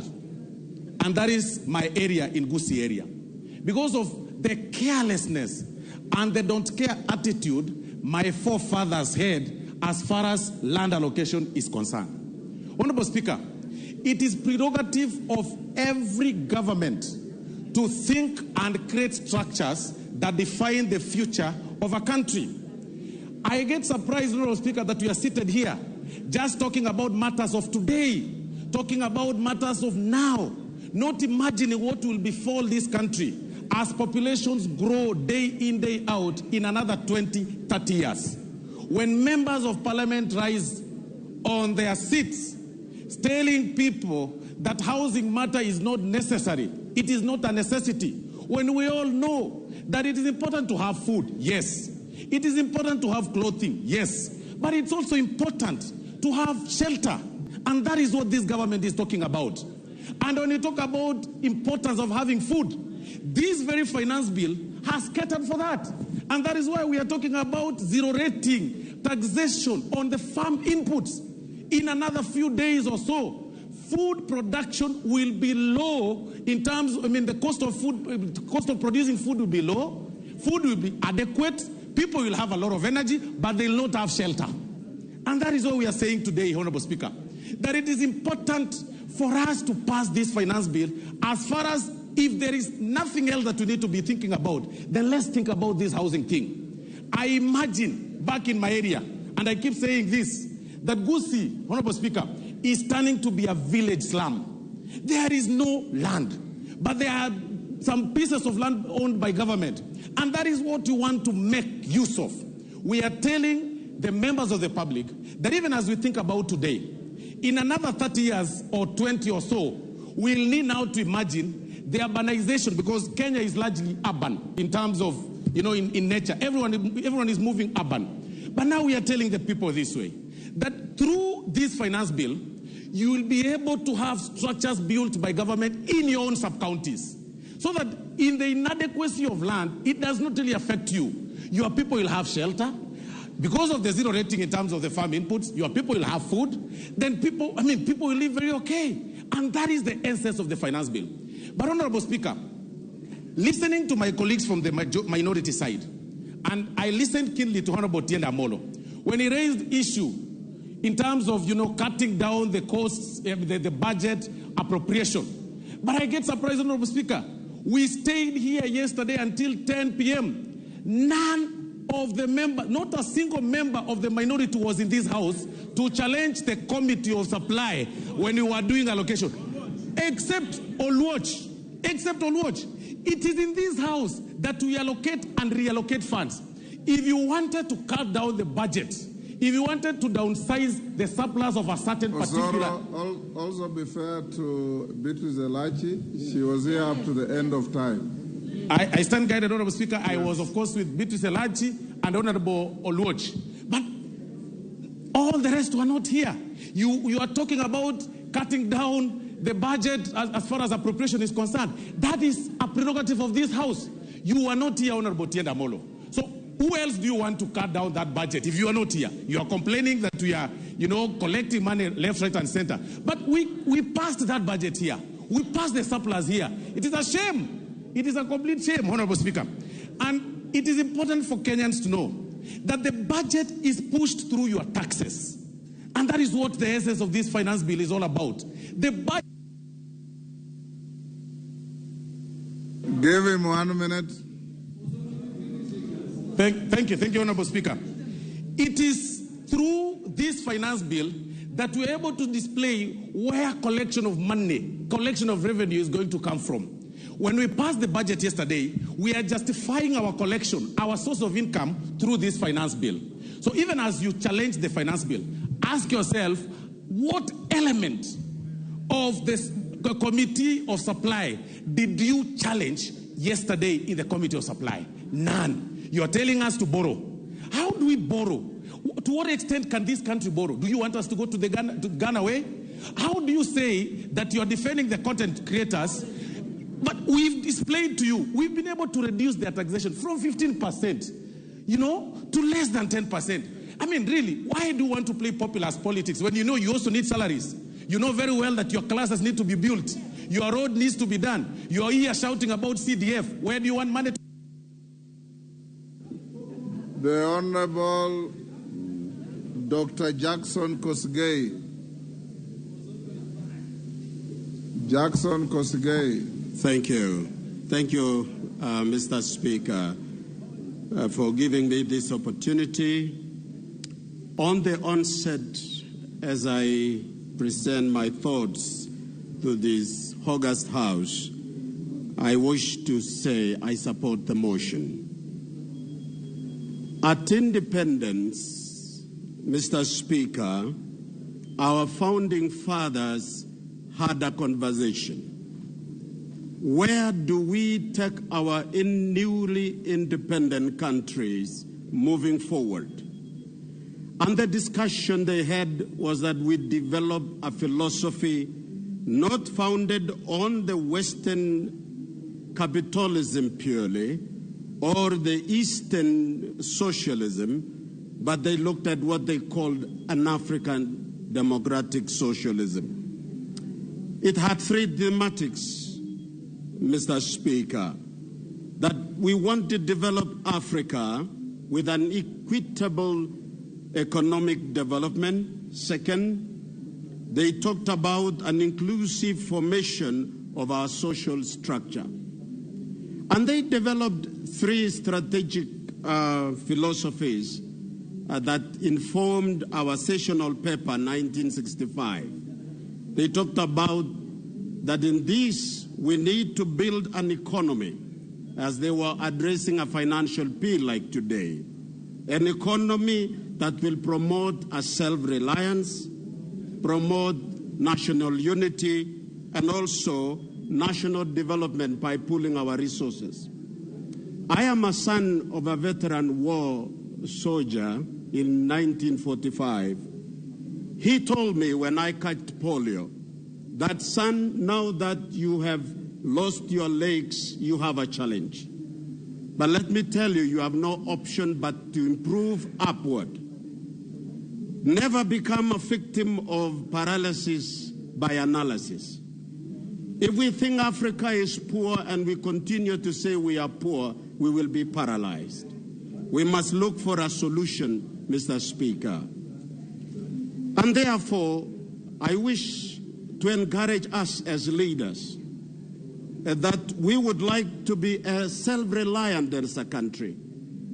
And the best thing to do is to look at what we have to improve our nation. And therefore, I support this budget, which is bold, encouraging an African to be independent. Other details about how to elevate our situation has had some other mitigation given out in the country. So let us not send a message to the Kenyan people that we are done. We are not. We are able to rise up again after the Mr. Speaker. So I encourage this House, we support this bill without intimidating our own country. Thank you, Mr. Speaker. Thank you, Dr. Kosgei. Peter Kaluma.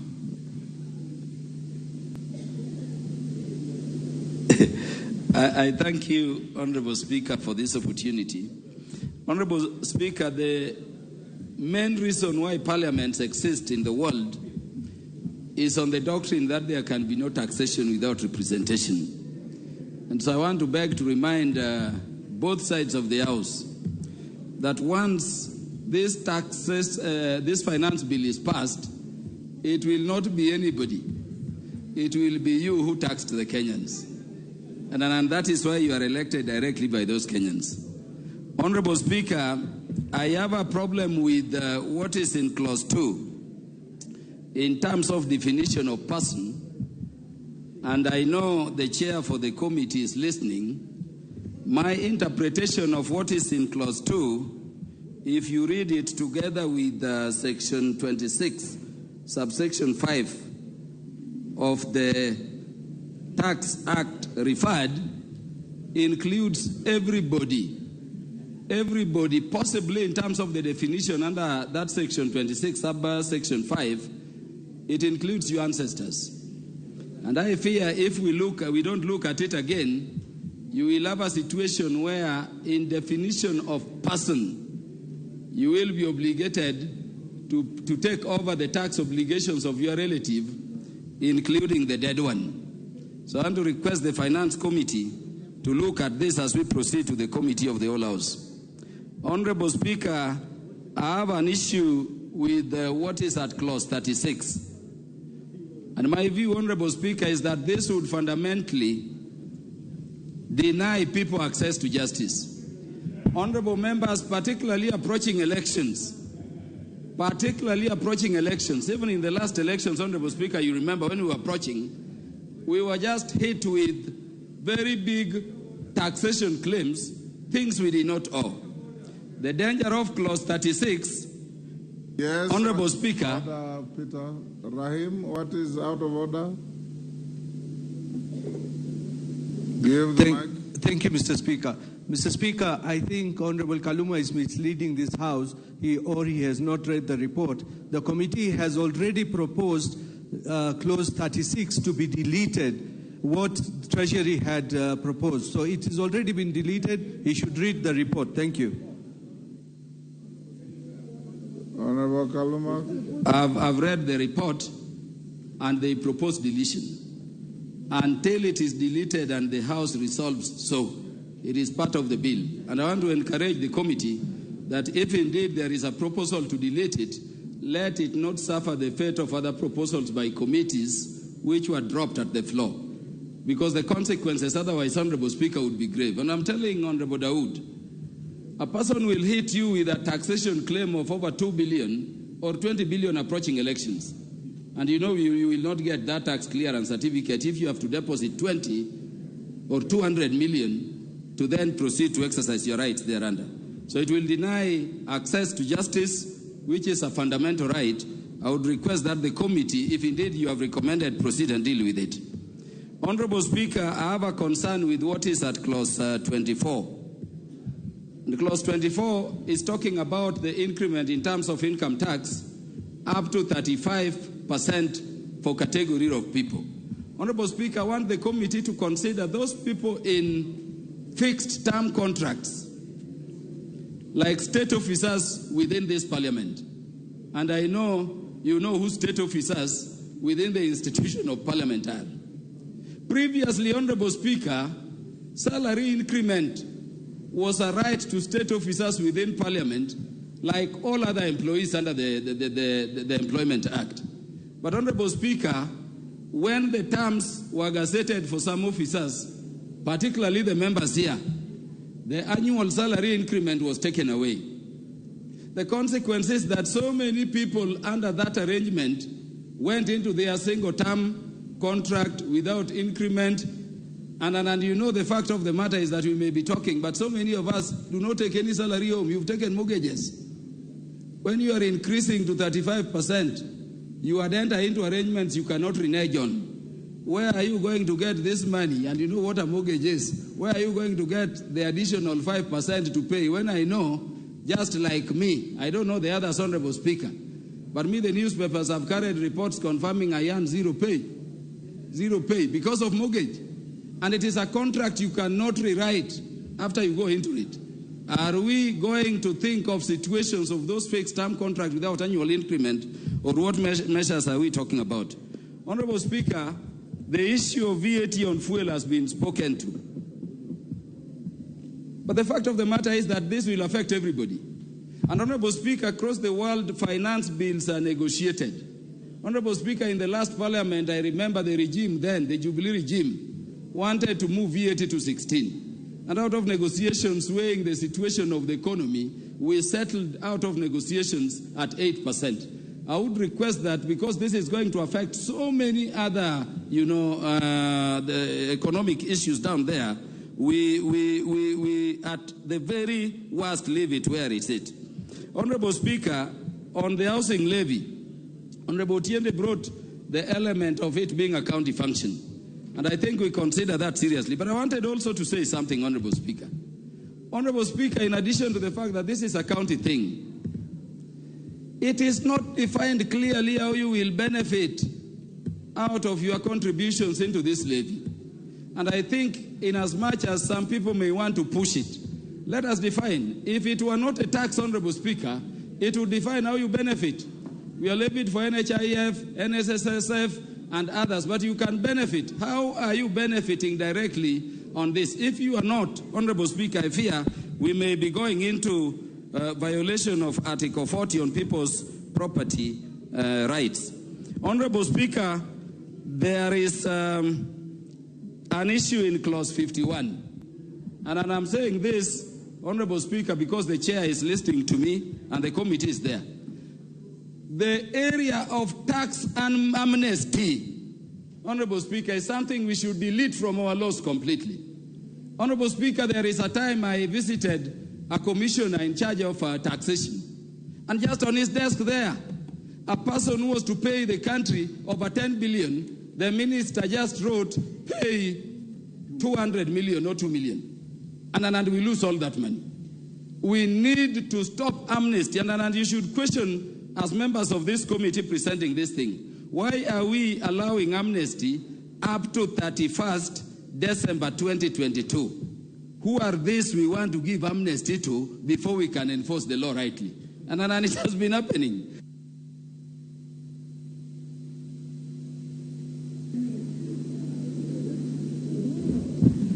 Thank you, Honorable Speaker. Finish your point. Yes, Honorable Speaker, I would request that you look at that. If we are not having some fat cows to be, and I believe on taxation, nobody should be saved. Remove the idea of amnesty, let us go for people. And lastly, Honorable Speaker, each year we lose over 700 billion to corruption in this country. Look at the budget for EACC and the agencies fighting corruption, which we passed yesterday. We cannot be debating in retrospect, but I'm thinking if we were able to save that money we are losing to corruption, your budget would be, in terms of what we need, some 2.1 trillion, and we would be having a lot of money to deal with. Honorable Speaker, the problem is that we have encouraged corruption. And then people we should be taking money from are being given amnesty. I request, Honorable Speaker, that we look at all those issues among the other issues raised by the members. And so long as those issues have not been looked into, Honorable Speaker, I stand to oppose. Wakili Mureu.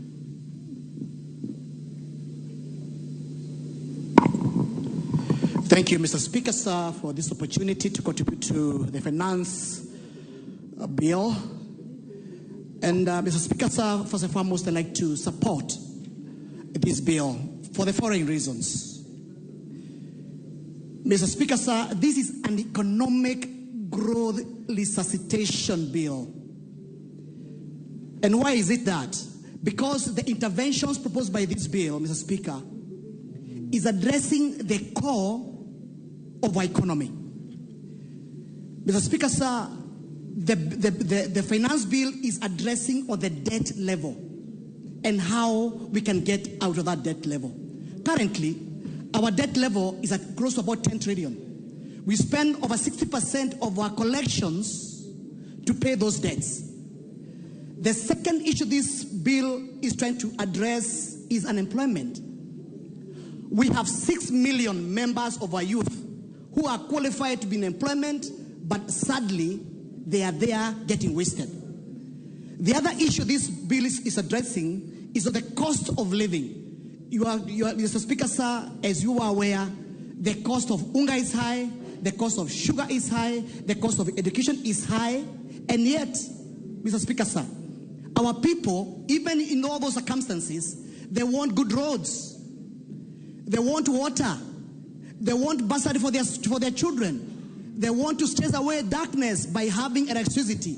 How else, Mr. Speaker, sir, are we supposed to address all those challenges by avoiding to pay taxes. Mr. Speaker, so my position is very simple. If you look at the provision on manufacturing, the finance bill has addressed clearly on the issue about our industries. And it's a sad story, Mr. Speaker, sir, because currently our manufacturing is only contributing 7.2% of our GDP.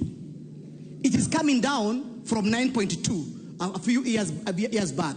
I know the manufacturers have an ambitious plan to raise that to about 30% by 2030, but that cannot be achieved if we do not protect our local manufacturers. And the way to support our local manufacturers is, number one, zero rate on the excise duty, especially on goods produced locally, but also put in a tax on the goods which are imported but which can be manufactured locally. For example, things like furniture, which come in from China and other countries, put excise duty on them. Goods like sugar, goods like iron and steel, which can be able to be manufactured locally. Because again, that's the only way we can be able to resuscitate our manufacturing. Number two, Mr. Speaker, sir, manufacturing support 40% of our employment. Today, as I said earlier, the biggest challenge is that we have highly educated young people, but they do not have employment. And the only way we can be able to address that is to ensure that we address the element of manufacturing, because that's the only way we can be able to place them in employment. Secondly, Mr. Speaker, sir, is about the issue of a digital economy. As you are aware, Kenya is one of the leading countries in terms of innovation economy. And being that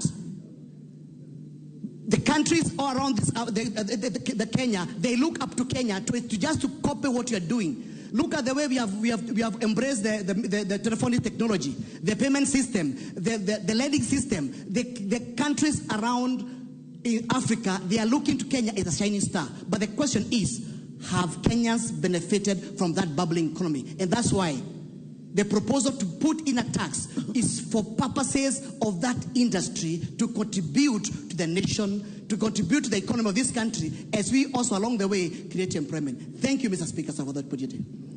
And I support this bill. Fatuma Jeho.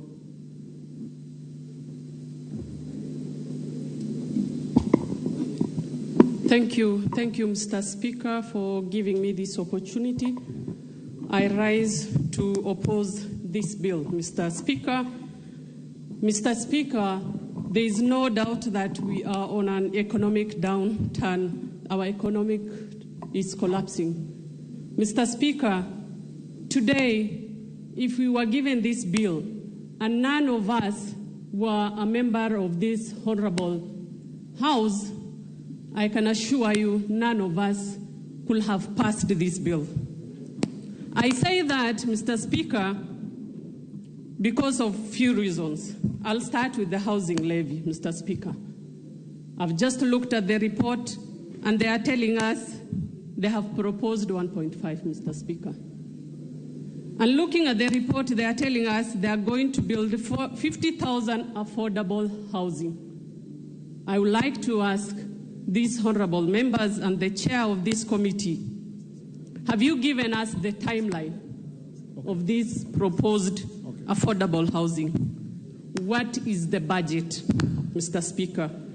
How many Kenyans are they going to be occupied in these 50,000 houses?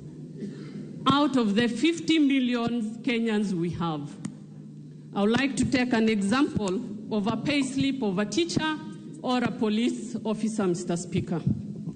Mr. Speaker, I wish I came with a pay slip of a teacher. These people are serving so many loans, Mr. Speaker. We are adding for them a housing levy of 1.5. How are they going to pay, Mr. Speaker? Our police officers are dying out of depression because of the loans they are paying. We cannot add for them, Mr. Speaker. Mr. Speaker, Mr. Speaker, I would like to say collecting and taxing the citizens is not a bad thing. But it's not the right time for the people to be taxed. It has come the wrong time, Mr. Speaker. It's about our people, the people we represent, Mr. Speaker. Today, I would like to take this opportunity to talk to His Excellency the President. The people who are seated on the other side, Mr. President, are not passing this bill because they want it. They are doing this for you, Mr. President. Mr. Speaker, I want you to protect me, Mr. Speaker. Mr. Speaker, history will judge us for passing this bill, Mr. Speaker. Let me go to manufacture. There is no point of order here, Mr. Speaker.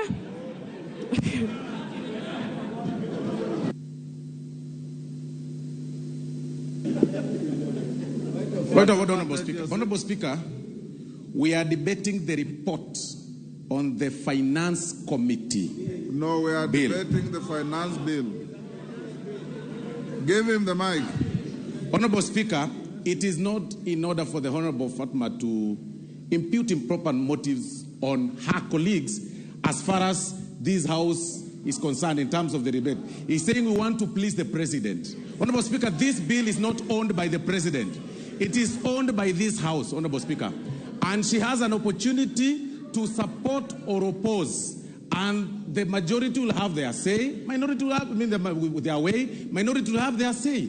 So it is wrong for her to impute improper motives on her colleagues and say we want to please the President. I mean, really, it's wrong. It's an insult to the colleagues. It's an insult. And she doesn't even come to the House. Order. Fatuma, each member is here in their own right. So restrict yourself to the bill. Okay. Thank you, Mr. Speaker. I will continue by what I was saying, Mr. Speaker. I am here as the county MP for Wajir. I'll speak out my mind and I'll say what I think is right, Mr. Speaker. Mr. Speaker, I'm here courtesy of the people of Wajir and I represent Kenyans equally, Mr. Speaker. Mr. Speaker, I would like to touch on the manufacturing. There is no doubt that the manufacturers are leaving Kenya, Mr. Speaker. Today's paper, we have seen the billionaires are leaving Kenyans. It has come to our attention. Most of us, we need to do something, Mr. Speaker. If you look at M-Pesa, right now the government is spying on our M-Pesa transaction, Mr. Speaker. We cannot even deposit 100,000 on our M-Pesa account because it's taxed, Mr. Speaker. Honorable members, we just need to put our foot down and just think, for heaven's sake, Mr. Speaker. It's not about which party you belong to. What's your point of order? Give the mic to Honorable Kagombe. Yes, there you are. Mr. Speaker, again, I rise on standing order number 91.1. And when you say, that is a very grievous accusation of the government, that the government is spying on Kenyans on M-Pesa. That is something that needs to be substantiated because this House has a responsibility to debate such a breach of privacy of Kenyans, and therefore the honorable member cannot just stand here and talk about it and move on. So we need to substantiate what you're saying. Number two, we are discussing the finance bill, Mr. Speaker. And this finance bill, Mr. Speaker, has got nothing to do with the issues that she's raising. That is an issue that she can come and she knows the way to raise such an address and such an issue to this House. A proper way of raising it through a motion or through a bill, Mr. Speaker. Thank you. Fatuma, wind up. Your time is up. Thank you, Mr. Speaker. When I talk on M-Pesa, I'm talking on technology, Mr. Speaker. I'll leave it at that, Mr. Speaker. I'll go to food security, Mr. Speaker. We are doing VAT fuel on 16%. Mr. Speaker, I just want someone to explain to Kenyans, when you impose 16% on fuel, how do you expect to secure food on this country? Everything depends on food, Mr. Speaker. Mr. Speaker, as I sit down, Before, because Mr. Speaker, sorry, I've been interrupted and I've forgotten a few things. Mr. Speaker, we need to earn the trust of Kenyans, Mr. Speaker. We remember what happened, the Bulwana Kulalu project, the millions and the trillions shillings that were spent on that. Mr. Speaker, as I said, we need to trust, we need to get the confidence of the Kenyan. Honorable Makilap. Thank you, Mr. Speaker. I want to state from the onset that I shall support this finance bill as a member of Finance Committee and as a member of Parliament for Baringa North. Mr. Speaker, there are puzzling events that has happened. Number one, yesterday we went close by close approving expenditure for the budget, knowing very well that this budget shall be financed through ordinary revenues and revenues that will be collected through this finance bill. Mr. Speaker, it is therefore very illogical to again, attack the same finance bill that tries to raise revenue to completely be able to finance the budget for this country. Mr. Speaker, we are all Kenyans. All of us here, regardless of which political divide you come from, in this particular budget that we passed close by close yesterday, has programs that are cuts across the Republic of Kenya. How then do we finance these programs if we don't finance using our own resources? Mr. Speaker, I am a believer of Kenya. I believe that this country shall be able to move to become one of the economies of Africa, strong economies of Africa. How did these countries that have succeeded be able to finance their programs? Mr. Speaker, we can never be able to develop this country using borrowed resources. Time has come that we must finance this country using our own resources by at least a little bit sacrificing for the nation. Mr. Speaker, we met some, in this finance committee, there were about 1,500 petitions. For the first time, Mr. Speaker, I sat for more than 20 days trying to listen to professionals of high caliber who argue from left, center, right on the issues that are raised in this finance bill, Mr. Speaker.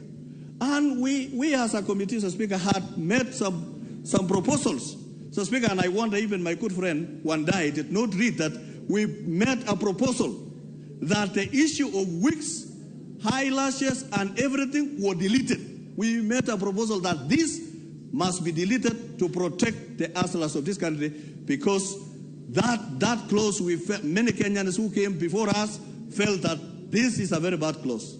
Mr. Speaker, we also on rental income, Mr. Speaker, been able to make a proposal to reduce from 10 to 7.5% so that investors across the political divide who want to do projects on housing, Mr. Speaker, will be able to get value for their money. How else do we protect the people of Kenya, Mr. Speaker, when we reduced the housing levy from 3 to 1.5%, Mr. Speaker? We sat as a committee and be able to address the issues that were raised by Kenyans, Mr. Speaker, even including bringing in coffee. We made a proposal to zero rate export of coffee levy, Mr. Speaker. Coffee was not there. We brought in, there was only tea, zero rating on tea. But we brought in coffee because the Wanjigus of this country, Mr. Speaker, would want to benefit by actually getting maximum returns for coffee, tea, among other products that are actually grown in Kenya. Mr. Speaker, this is our country. This finance bill attempts to raise 289 to around 300 billion. Mr. Speaker, how then do we raise these programs, Mr. Speaker, and all the people of Kenya, regardless of where they live, Whether they live in Asimio zones, they require roads, they require medicine, they require fertilizer, they require programs to lift their lives. How else do we finance and grow the economy of this country?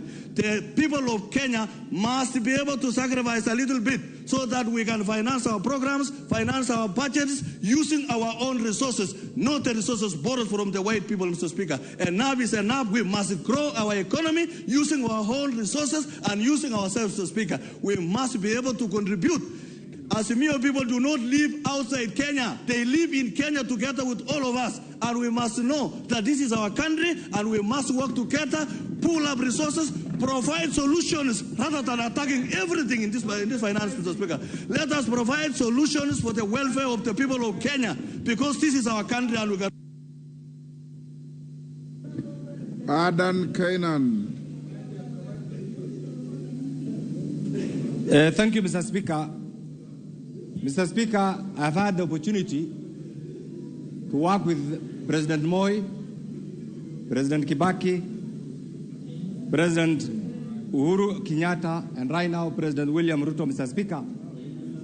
And we must all accept that we have a beautiful country called Kenya, Mr. Speaker, which all of us as individuals, as groups, must accept and believe in.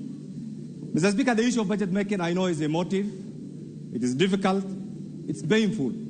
And I must say from the onset that as a member of the Finance Committee, we have had the honest task, Mr. Speaker, of going through the different presentations by different groups from different sectors of our economy, Mr. Speaker, in pursuit of both their collective or individual rights, Mr. Speaker, because Kenya is a democracy.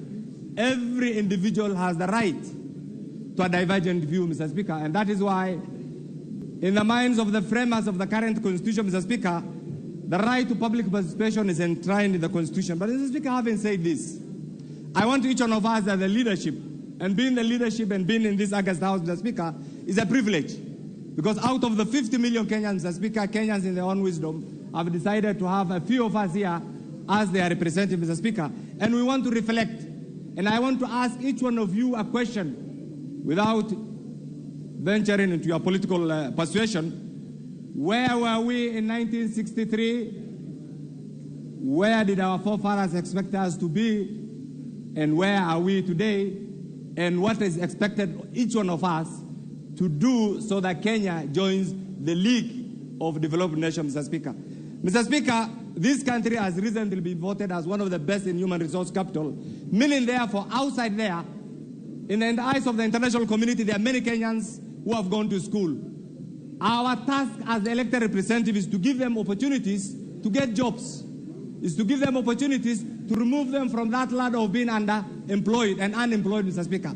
How is this achievable? This is achievable only through taxation, Mr. Speaker. And, Mr. Speaker, I want to say this. Today we expected, and I know we have my friends here, in our democracy we have two sides. Today we expected, what I expected, and this will have guided me, is to get an alternative tax proposals from those who are opposed to what the government is doing. It is not there. We expected to see an alternative budget proposal. We are not seeing it, Mr. Speaker. What is there, Mr. Speaker, is a government elected by the people of Kenya implementing their manifesto, Mr. Speaker. And therefore denying them the right to pursue their manifesto, Mr. Speaker, is an infringement on both their rights as individuals, as government, Mr. Speaker, and even to the people of Kenya, Mr. Speaker. And I want to say this as a member of the Finance Committee, having gone through this, and having said taxation is a painful thing, Mr. Speaker, I stand to support the finance bill as it is, Mr. Speaker. Mr. Speaker, you have been around as a person of immense institutional memory, Mr. Speaker. Mr. Speaker, look at the missed opportunities. This country, because of the fear of the unknown, we have stagnated. We have lost our stature as an economic hub. It's simply because we sit somewhere there. Look at what is happening to the GDP of Ethiopia. Look at what is happening to the GDP of Tanzania. Look at what is happening to the GDP of Uganda. Where do you want to place Kenya, Mr. Speaker? It's because we have persuaded ourselves that it's not us to do the right thing. Somebody else must come. It's our time to say this country requires development, Mr. Speaker. It's our time to say, as members of the 13th Parliament, what the government is proposing, bring the alternative. And let me tell you this for free. What you have been asked to do is to deny the government taxes, misinform the Kenyan public so that your regime becomes unpopular and collapses. Don't accept that truth. This government must function. This government has been elected democratically by the people of Kenya. And therefore, 1 month ago, Mr. Speaker, the salary is delayed. You saw the kind of picketing that was going on. I'm sure in your office, you have had Molongos, ya watu kuuliza mishahara. Isn't it? Where will the government generate the money from? The government must generate the money from taxations, through this bill. And therefore, Mr. Speaker, what I want to say is this. We have a country. This country must move on. This is the final takeoff for the Republic of Kenya. And please, civility is not Lotte. Okay, give him a minute. Is not cowardice. It's part of our democracy. Let's debate. This is a debating chamber. Let's not shout at each other. And I always say this as a practitioner. Let's debate. The majority will have their way, while the minority will have had their say. And that is the essence of democracy. Pass this bill as recommended by the finance bill. I support. Titus Lotte from Kacheliba.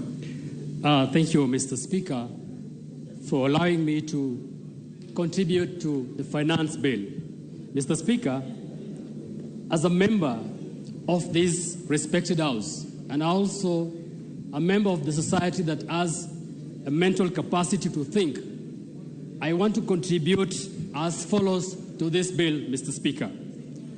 Far from it, Mr. Speaker, there is a lot of information that has gone to the public that this bill is supposed to be punitive to Kenyans.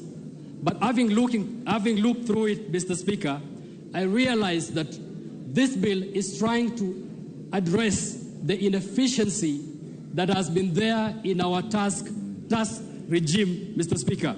We've actually been collecting very little amount of revenue vis-a-vis the capacity that we have. And this bill is not as punitive as we are told. I've looked through this bill, Mr. Speaker, and I've realized that only 3 main taxes have been introduced and the rest have actually been made efficient. The first one, Mr. Speaker, is the digital monetization of the digital content. And this is in regards to the principle of taxation, Mr. Speaker, where taxation is supposed to be as evolving as possible in regards to respond to the evolving nature of our society. When our tax regime was done, Mr. Speaker, there was very little in terms of digital content. And because Kenyans are embracing the digital content very quickly, our tax regime is also supposed to embrace. And so, introducing the 15% on the digital content, Mr. Speaker, is in regards to the evolvement of this. This is very nice, Mr. Speaker, because we've actually seen our revenue falling because a lot of advertisements, a lot of our contents are actually becoming digital. And so the mother of our taxation is also reducing because we cannot now net in the traditional taxes. So, Mr. Speaker, I think it is important that we actually also go along with the digital migration. The other tax that I've seen as new is the club entrance fee, Mr. Speaker. Initially, this club entrance fee was free, and it's only for the privileged, Mr. Speaker. The club members that are sitting here are paying hundreds of thousands to millions to clubs, and yet they are supposed to be exempted. There is no common man, there is no common person that actually benefits from this. I actually love the fact that we need supposed to introduce a tax to this club so that we net in these people that are actually in clubs, clubbing and using a lot of money and want to be exempted. The other one, Mr. Speaker, is the introduction of the 5% withholding tax on advertisement. Mr. Speaker, there are a lot of diseases that are coming to this country because advertising has become so cheap that people are misleading Kenyans. We've actually seen people being conned. We've seen people buying products that are not necessary because there is no tax on advertising. Mr. Speaker, introducing a 5% withholding tax on this will actually safeguard Kenyans from the conmen that are actually advertising if they are allowed to advertise for free. Finally, if I go to the housing, Mr. Speaker, I want to say that this country, we host the 3 main out of 10 slums in Africa. And until we actually agree to say we want to move out of the slums, we will continue premising and saying that we are not ready. We should be ready as now, Mr. Speaker. We want to move from being a country that is living in slums to a country that is supposed now to be a developed country. Mr. Speaker, if I look at the superhighway, the Thika superhighway, if I look at the SGR, I look at the Nairobi Expressway, everybody in this country, the people of Kachaliba contributed to it, Mr. Speaker, and yet they don't use it on everyday basis. So even this housing, we are all supposed to contribute to it, because at the end of it all, when Kenyans get houses, whether you get it or not, it is for the common good of this country. So, Mr. Speaker, I stand to support. Thank you.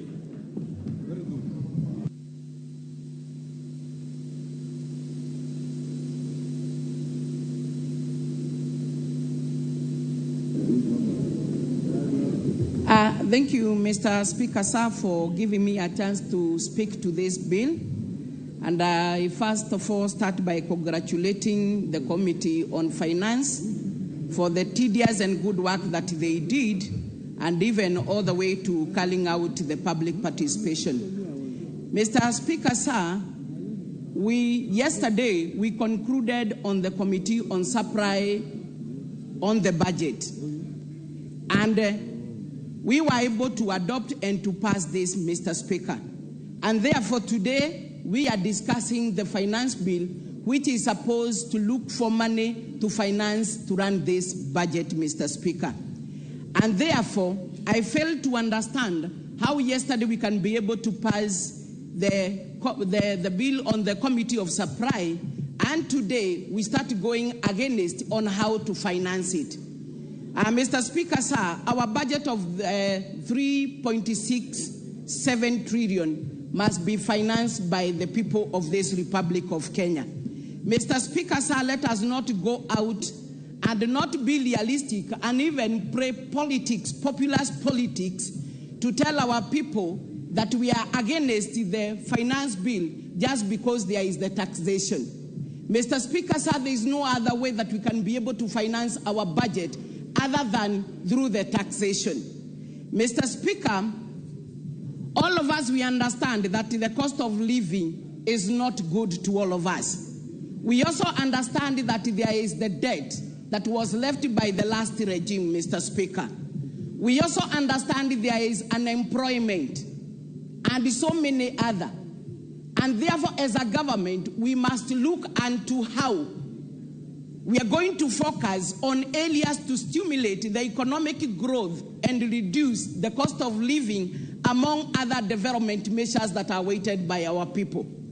Mr. Speaker, sir, I'm surprised to see the Azimio coalition standing up and going against this finance bill. Yet all the time we see the government officers visiting their areas. Every stand up with a mic to request for a load.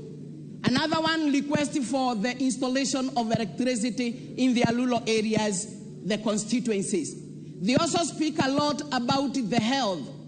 They speak a lot and to so many other areas. My question today, how do we finance for all the requests that you put? And that time you are taking the mic to ask that. It is so that your people can hear that you are really asking from the government so that they may get the development. That time you are happy when you hear the crabs that you have made your day. You have made your political marriage. But when we come here to look for money to finance this development, you are here standing up and talking 1, 2, 3, 4, 5. My dear, let us be optimistic that for this government to deliver, we must go for the taxation. We are against for more loans because, Mr. Speaker, sir, for whatever we have not been able to pay. You have heard from the budget committee, they are saying 60% of our finances that we have is going to finance the roads. Mr. Speaker, sir, it is only 40% that is being left for the development and also for the locales. So, Mr. Speaker, we must struggle to make sure whatever our people are waiting for, we look for it, and it can only come from the taxation. And we are taxing those who are employed. We are taxing those who are in business. We are taxing those who have. Let us not incite our people who do not have when we are trying to create some employment and some areas that they can be able to employ themselves so that they can also be able to put food on their table. Mr. Speaker, sir, there is no one here who came to this plenary without taking breakfast. Mr. Speaker, sir, we are also going to take lunch. Mr. Speaker, sir, we are also going to enjoy good supper or dinners. Mr. Speaker, sir, the people that we are looking for do not have anything to put on their table. They are not even able to give clothing and other needed measures that are required to their children. So, Mr. Speaker, sir, we must realize this. Mr. Speaker, sir, I want to speak a little onto the housing fund. We have really put a lot of politics when it is up. Memusi Kanjori.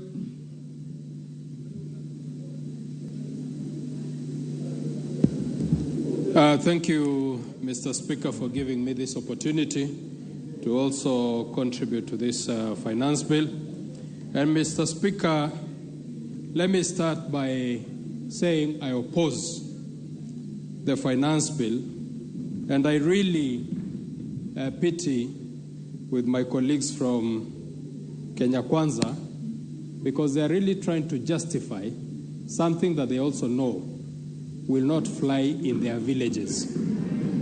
Mr. Speaker, this is a draconian and backward way of collecting revenue from our people. Honorable Speaker, as representatives of the people, I want to hear one member of parliament whose people come to him to ask for a house. I don't know, Mr. Speaker, where the executive has been informed that the priority of Kenyans is houses, Mr. Speaker. Mr. Speaker, please protect me. Mr. Speaker, members, I will protect you, also avoid unhelpful provocations. Thank you, Mr. Speaker. The proposal, Mr. Speaker, to collect 2,500 shillings and targeting 3 million Kenyans. Mr. Speaker, that is collecting 7.5 billion shillings a month. Honorable Speaker, 7.5 billion shillings a month. If this money was proposed to be put in education, which is an area that most of our people are in need of, if this 7.5 billion shillings was put in education, I would gladly contribute 2,500 shillings. And Mr. Speaker, the impact that money would have, 7.5 billion, if that money was given to 290 constituencies, which these members of parliament represent, each constituency will get over 25 million shillings a month. That is something that if was proposed, we would gladly support.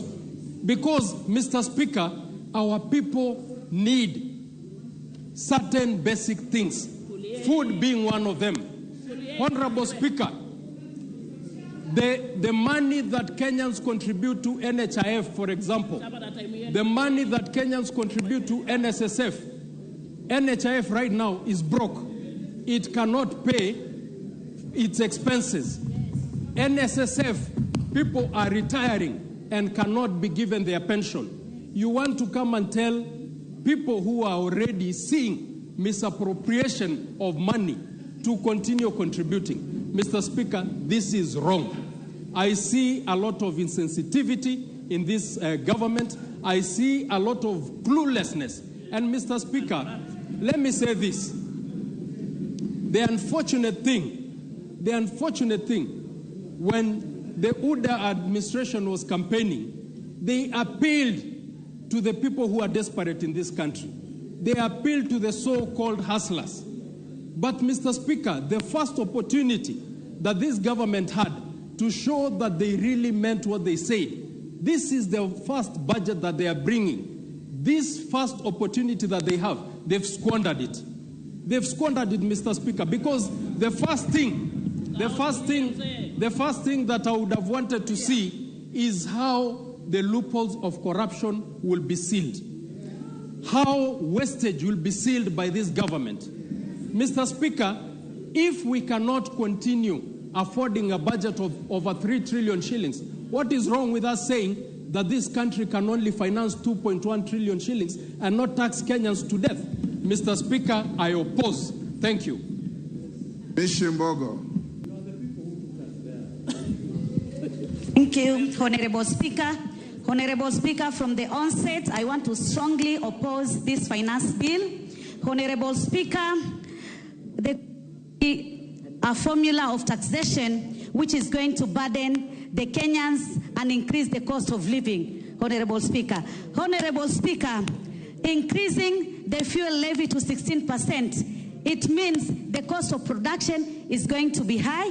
The cost of transportation is going to be high.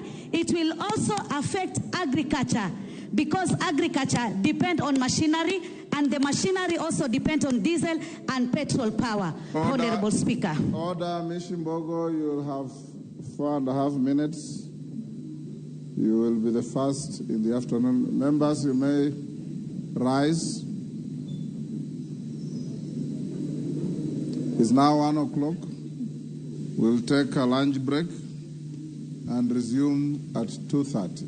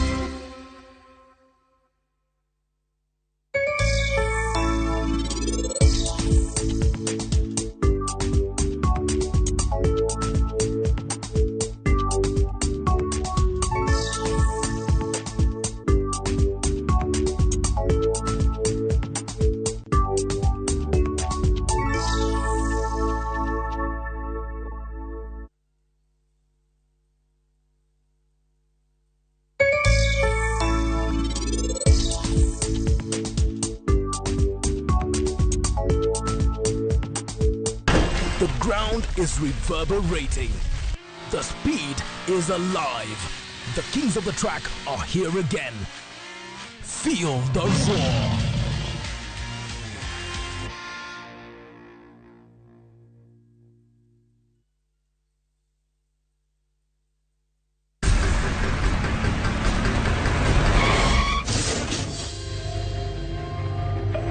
Akipole sana madam.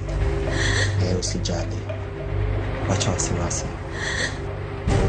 Jana ni nini mbaya? Unaangushaji customer bana. Kuendesha bike bana. Nimemwambia atulie. Atulie hajamumia. Niko na bima boda. Bima boda. Bima boda inaketa kila kitu. Aje sasa. Bills zote za hosi ziko catered for. Chukua simu yako.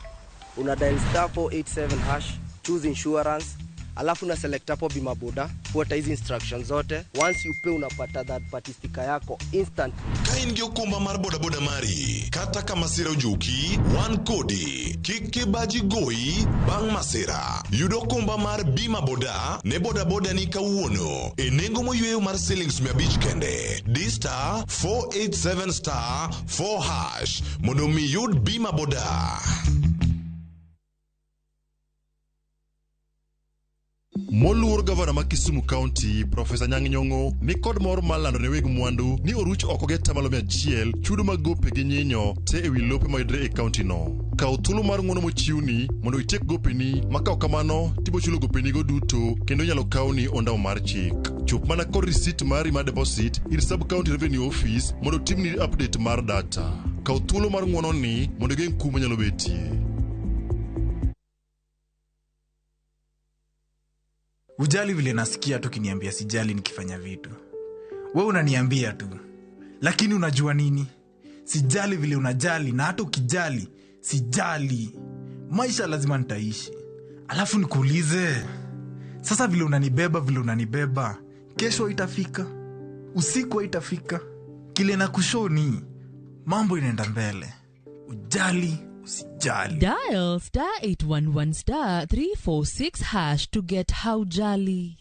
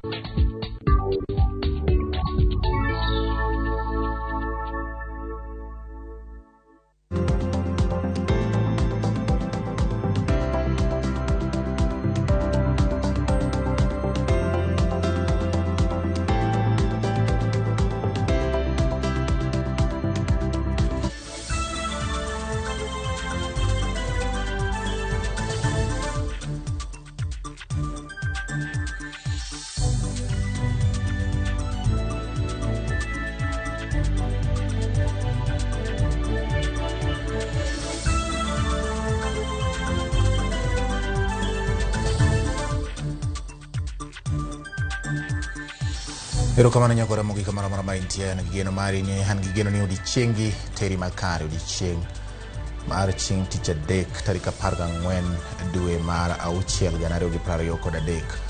Odichengi mabende od bura ochwakore gi Twak ewi odichengi mabende od bura ochwakore gi Twak ewi paro mar Chik mar Omenda ma dhi telo ne wach mar somo budget odichengi makinya. Koro Ramogi Jod bura gombaka kendo giloso gichiwo paro kotene kod gima jopiny dier mondo winji kata yo ma gineno godo ni ber mondo tagodo piny Kenya ahinya to chopo dwaro mar budget mabende somo e jumani odiochieng' makinya. Koro Ramogi gin weche mamulo ngima ja Kenya, weche mamulo chumi mar piny Kenya kendo miyo mbaka makawuono kita yanga ni to piny Kenya winjo bedni dhi kama chalo nade bang' somo budget mokwongo mar piny owacho mar Kenya Kwanza. Weche twere od bura gidhi yweyo ge sani, kata kamano jafwambo marwa Walter Nyambaga nitiere od bura bro miyowa mathoth ahinya kuom gik mowachi gi paro momed gol gi jod bura mopogore opogore ma ochopo mondo gitwage wi paro mar Chik mar Omenda magana 2023. Kwan kod mago nyakwara Ramogi to kod mamoko mathoth ka bende odiochieng' makawuono piny mangima dhialo odiochieng' mar golo remo. Bende isegolo remo in iwuon? Samoro kapok igolo nitie chieng' moro mabiro dwaro ni in kata ng'ati moro dwaro remo ma aruya, omiyo neni ikaw ma obed achiel kuom ting' mari mar reso ngima ng'at machielo. Ok ochuno ni nyaka res ngima ng'at machielo ka igolo pesa, to inyalo golo remo kaluwore kod dwaro mar riwruok pinje piny mangima mondo mi in bende ibed achiel kuom jogo ma reso ngima oganda. Ma bende gima osebed kidhiro kod riwruok mochung' ne weche mag thieth e piny mangima WHO. Tie kidieny ma oyangi ni winjo bedni golo remo mar joma chuo kaachiel kod mar joma mine bende. Kamoro moro ma intie nyakora Ramogi gin weche ma wan godo, weche manyien mag migago. Mokwongo wayudo thund weche. Somo mar ariyo mar paro mar Chik Omenda timore e od bura mamalo kawuono. Paul Mackenzie, jaode Roda Maweu kod acheje mamoko 16 ma itudo kod nek mar oganda Shakahola dok e doho Mashanzu kawuono. Mach maduong' okelo lal ne jo ohala ma Mutindwa e kinde ma ji adek bende owito ngimagi e masira mar apaya Outer Ring.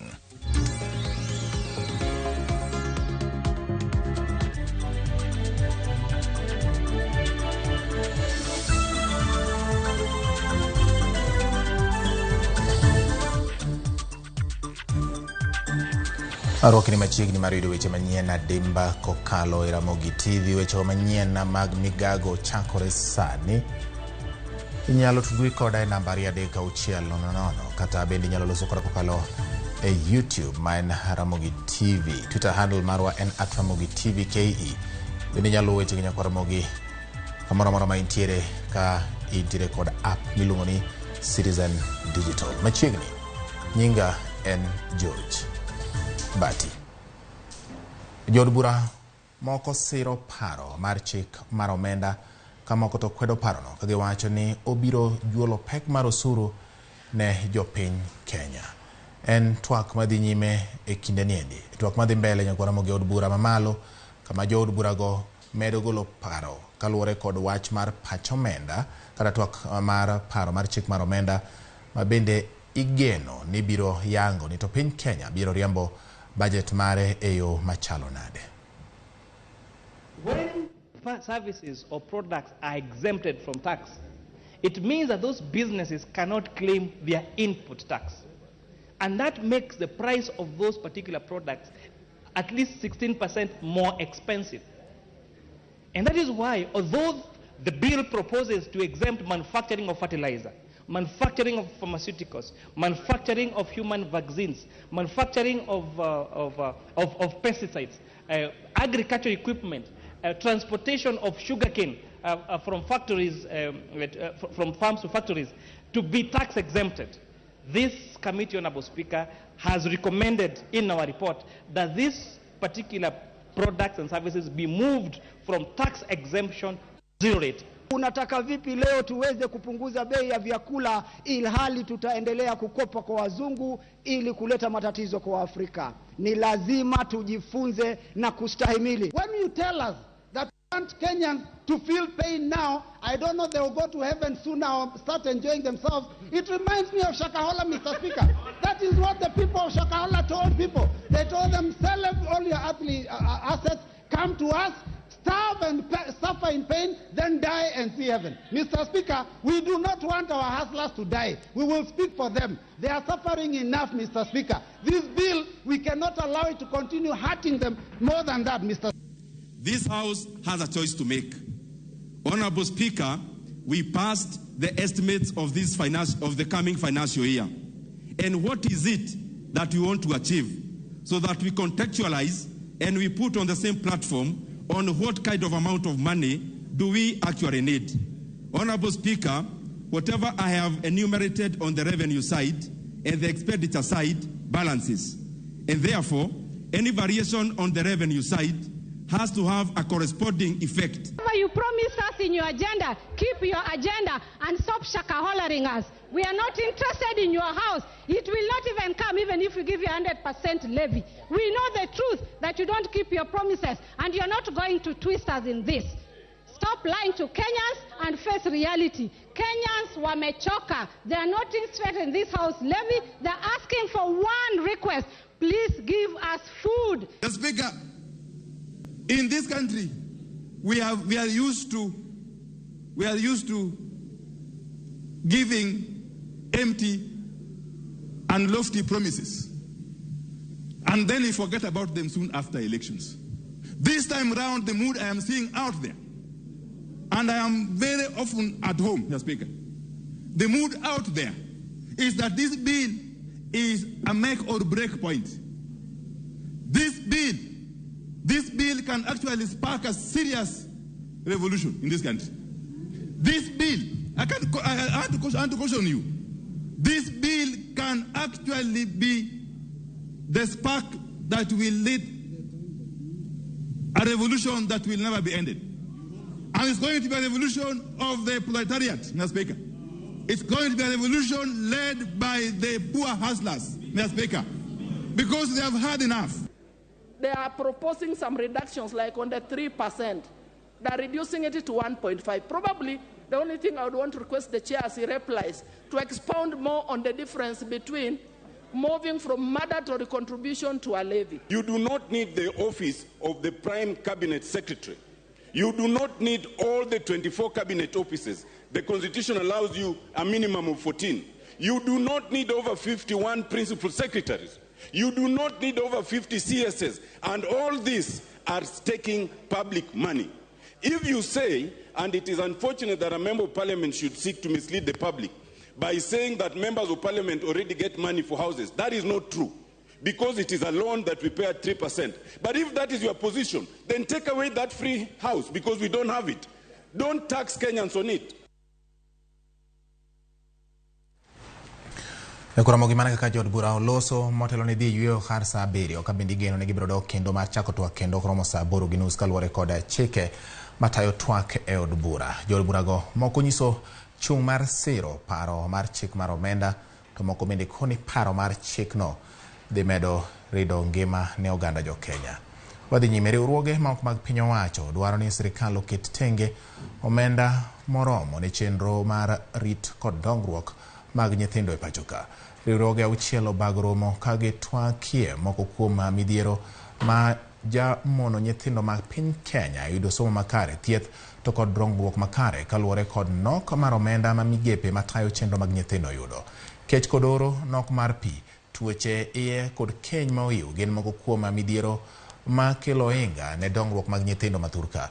Jokanyo jiwo ni twak mar paro mar chik nyaka ket maino e bero ngima mag nyithindo maturka. Gimedo bende ni mano nyalo bedo mich maber ne nyithindo ma Kenya ahinya to e kinde ma pinje mag Afrika biro dhialo nyathi Afrika chieng' tich abich mar jumane. Having perused through the said report, we are concerned that some of the matters that are of interest and concern to children in Kenya have not been adequately provided for in the FY 23-24 national government budget estimates, and that the National Assembly Budget and Appropriations Committee is yet to demonstrate adequate redress of their findings and recommendations on such matters. Obviously, when the government allocates budget for health insurance for children in high school, that budget is based on number of people. So we're recommending that can we have the number of children used to provide for resources for health insurance as opposed to number of children in secondary schools, so that all children can benefit. Ramogi twak mar paro ewi chik mar omenda timore odiochieng' ma kawuono motelo ne somo budget. E od bura mamalo, jo od bura ochiwo pachgi mar siro kata kwedo paro mar chik mar omenda ma 2023. Jo od bura twak e kinde ma parono ochopo e od bura ka isome kuom thuolo mar 2 ka bende ilero lokruoge ma nyocha ne otimne paro mar chik e kinde mane oganda ogolo pachgi wi parono. Koro ne wadani wadhi achiel kachiel nyaka e od bura mamalo nyaka Ramogi mondo wayudane kaka weche ochalo. Kama jafwambo marwa Walter Nyambaga en jafwambo marwa mosebedo ka nitiere kendo luwo weche mag twak e od bura mamalo odiochieng' ma kawuono. Ong'iswa ni to gin ang'o gini bang' jo od bura wuok e twak, e agola mar twak.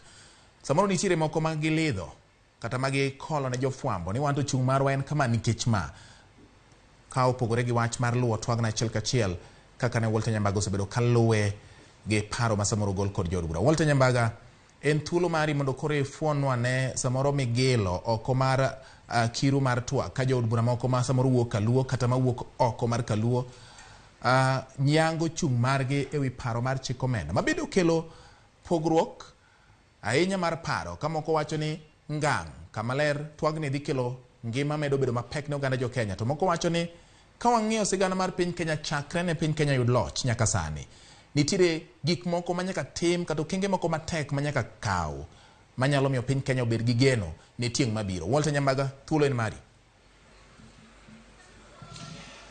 Bati adiri makar kende ni nyaka chop seche gende gi kaw mana yo mawiye twak mane yo tedore kendo timo limtidi mokalo e kinde mane nyongo e twak kego e tenge kod tenge ing'iyo ni to ang' yienge kuma nade moko kuom jo od bura mosebedo ka kino wigi ne paro mar chik no endo mamulo moko kuom choko mamedo juolo weche mag usuru pacho kaendi gedo mag ute We mondo kapok adhi nyime ami mana wiye moko kuom jo od bura mose kala gine paro mar chik no endo kendo nyonore ka ginyiso ja od bura amine jalo mata weche mag twak e od bura malo kaendi Moses Masika Wetangula ningang chung margi olore gi kit jogo ma ne oyiero gi kendo miyo gi thuolo mar mondo migi bed kaka wi hotel e od bura kaendi. Wan ka kod ja od bura ma Migori County Fatuma Mohamed moluwo ni gin kare kod ute mag lum mayudore Migori ningang ute migero kod piny owacho to giseche gi ne gin go kod dwaro mathoth mopogore kod chiemo machiegni.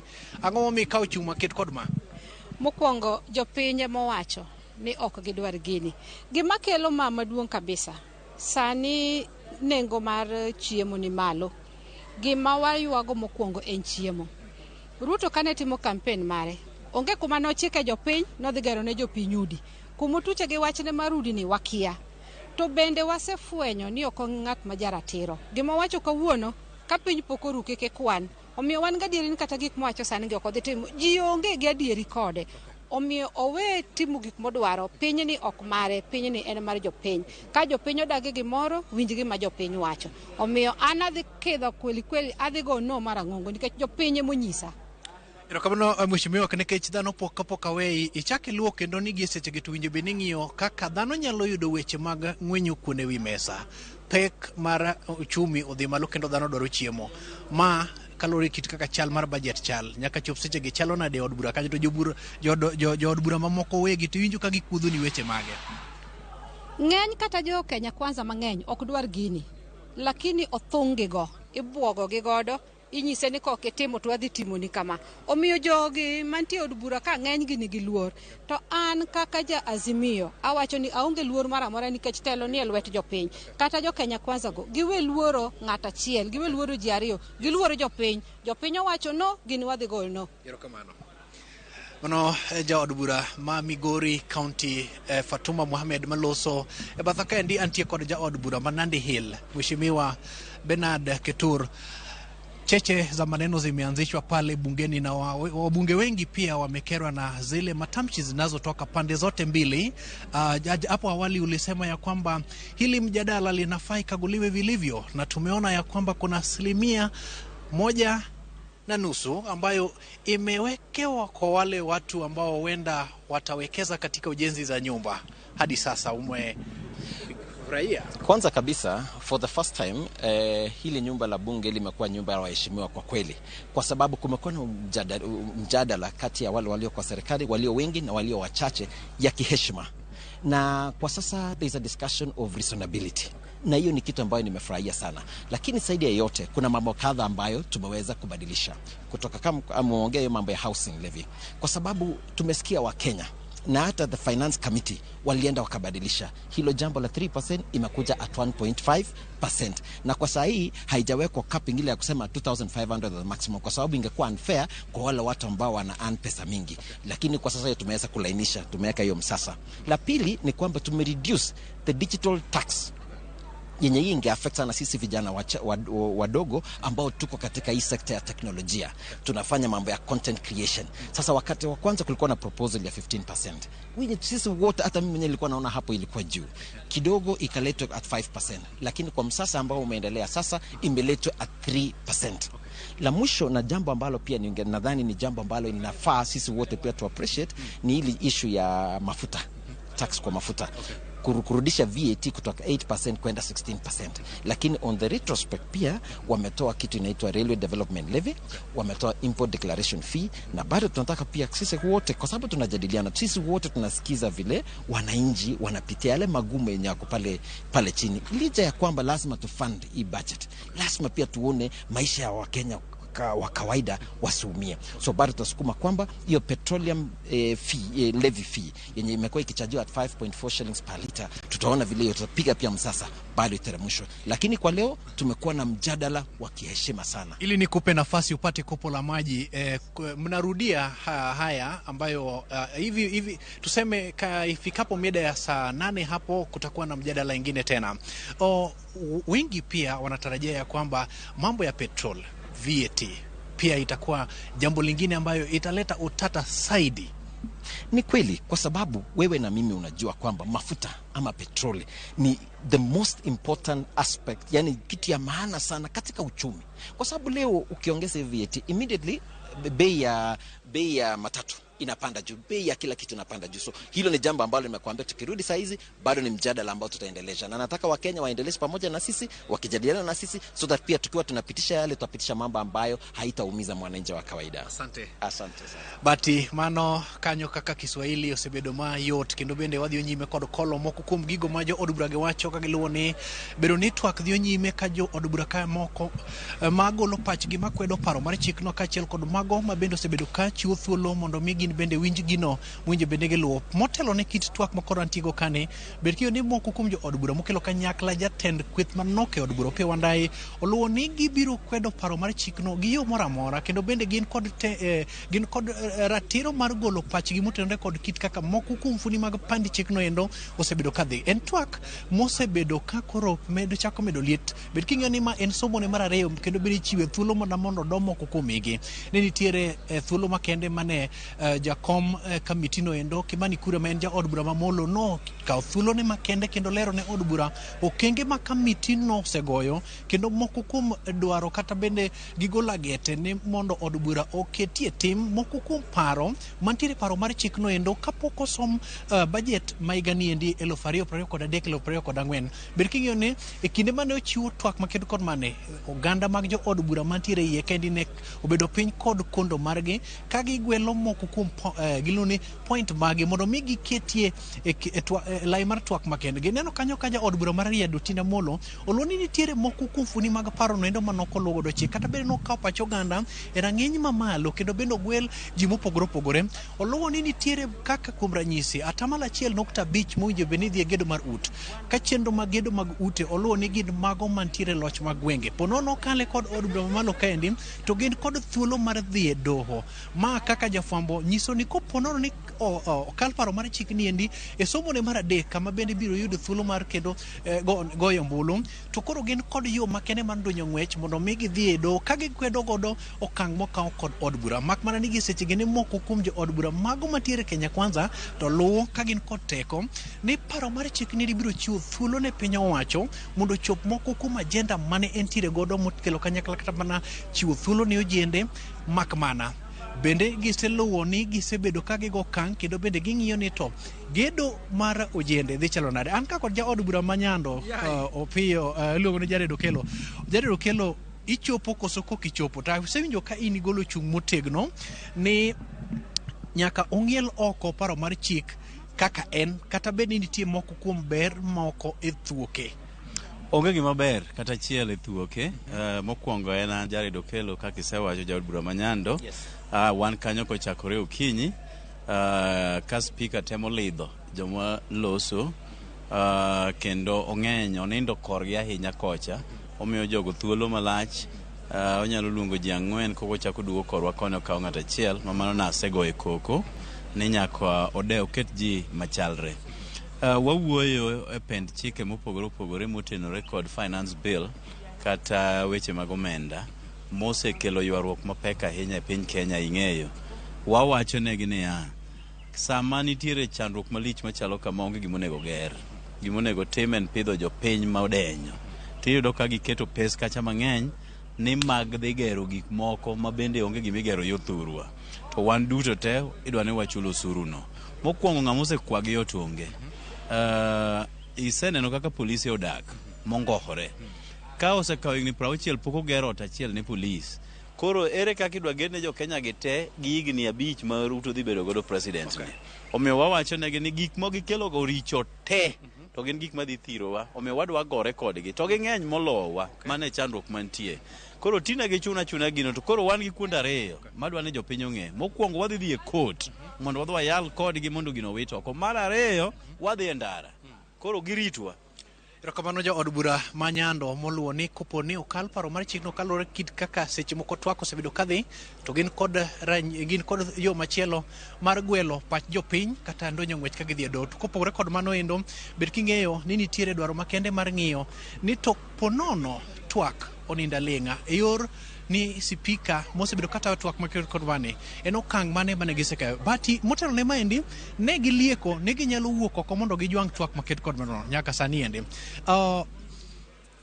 mak mana ni mano pok otimore kendo pok giwuok kaka ne gichano mak mana ni nyaka chop seche koro gikawo yweyo mana madundo kendo twak maket kod mane pod biro dhiyo nyime ka jo od bura maka kod kacha timre nade kawo thuolo kendo bende sudo mar go okang' ka paro maket kod mani medo dhiyo nyime kod nyuolruok. Ibiro yiena mondo adok Kiswahili dichiel to mak mana kalore kod thuolo mantiere en ni wabiro dhiyo nyime kod loso nigi weche gendi mondo walikni kaka gichal ka gitimore kaendi kada bed ni moko koro bet ka tek awei bati mondo dhi nyime kod chiwo weche manyien mantiere e mesa mar kawo weche. Pono nin kod penjo kapok ang'wano piende nikech oting'o tieng' jadonje buke ga. Erokamano Walter Nyambaga, wawe oting'o tieng' mondo mi othure buke kosedonje bur gimang'o wuog odang' nwa sok ni oting'o tieng' lum kendo kowa lodhe to ang'ini wadhi lodho oting'o tieng' gi wach machielo manyien. Erokamano Walter Nyambaga, Kiswahili odimbore ahinya kendo geno ni pod imedo lalori gi jod bura ma samoro kwinj dhowa ni gibiro miyowa achana e weche mamoko mabiro gigo ma gitwak e od bura mamalo mar piny Kenya. Erokamano Walter Nyambaga kuom lipota gi chiwo ler kotenre gi weche madhi nyime od bura mamalo gi sani. Nyakora mo gi sani to kora dani mondo miya kawa ne yweyo mar adundo. Yweyo marane nyisa ne nitiere jomoko mabendo ndiko kagolo pachgi anyalo mana lidho moko ariyo adek kaso wadhi e yweyo ka waduogo to pod wan gi mathoth e weche manyien mag migago. Ramogi TV neno maler ahinya mak mana ni jalok weche ma kawuono onge wang' TV ok obed ga saa 7 koro kang oloko weche ang' ne oloko weche saa chiel gi saa 3 war otieno. Brighton Achar Ramogi neno maler ahinya sakwa koni kwe kende. Erokamano ahinya kuom kete Ramogi TV e weche manyien mag migago gi sani. Yiena kawo thuolo mar yweyo adundo ka waduogo to wan gi mathoth mer mana kete Ramogi TV.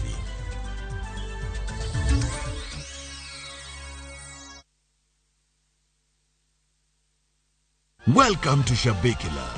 Play Shabiki Virtuals on Shabiki.com for a chance to win huge cash prizes from low stakes. Jisetie stake na how much you want to win. Kuna penalty shootouts, defender and so many virtuals only on Shabiki.com. Shabikiland, the easiest virtuals in gaming. Not for persons under the age of 18. Betting can be addictive. Play responsibly. Shabiki.com is authorized and regulated by the BCLB license number 416. Shabiki.com.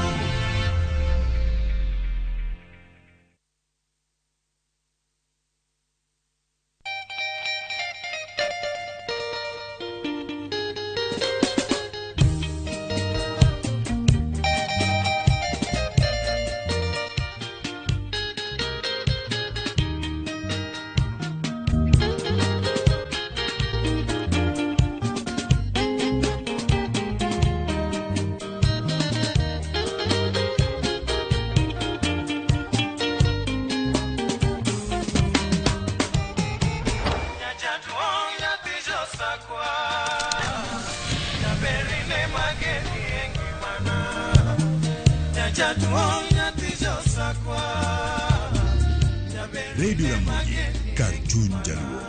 Radio Ramogi.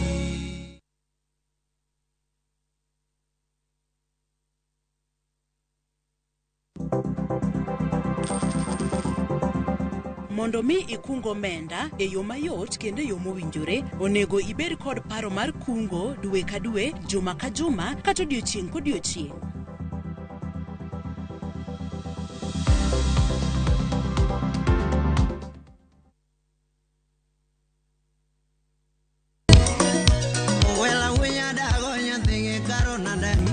Chenro makeluni gigo mamit. Gikeluni weche mamolo e pacho ka. Nyanyaka nyethe jungo ng'ato gero ot mochung' gi chama. Gima wuok e pinje maoko. Itoni kia kato koro Paris. Gi twak mamulo rowere gi oganda duto.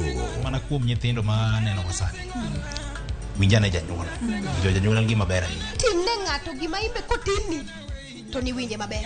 Yud danje maliet. Inyalo kwayo thum kidwaro ma kaka Talanta bro goni studio kaendi. Mane mbak ndalo chakre wuok tich nyaka tich abich saa 8 odiochieng'. Ibonuo chakre saa 7 otieno mane Ramogi TV.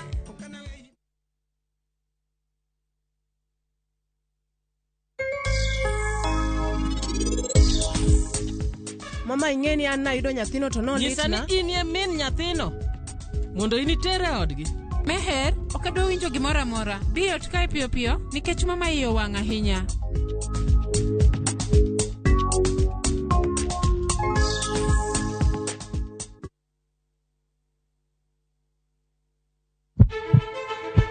Sasa ya mawagamo muya, wayudo ngima. Sasa ya mawayudo rieko, wareso ngima ng'ato. Ductus arteriosus onego beni lorore, foramen oval onego beni lorore. Penj laktar, kelo ng'eyo matut. Gero ganda gi puonj, mok inyal yudo kumora mora mag weche thieth. Diwacho ni gima koyud chon, tinyalo thiedhe ma ng'ato chang chuth. Kabisa. Or ote machuok gi penjo, moluore gi weche thieth. Tudri kodwa e nambani. Kata inyalo ywa tole nambani. Riwri kod Ruth Otieno, wuok tich nyaka tich abich, saa 12 odhiambo, mana e Ramogi TV.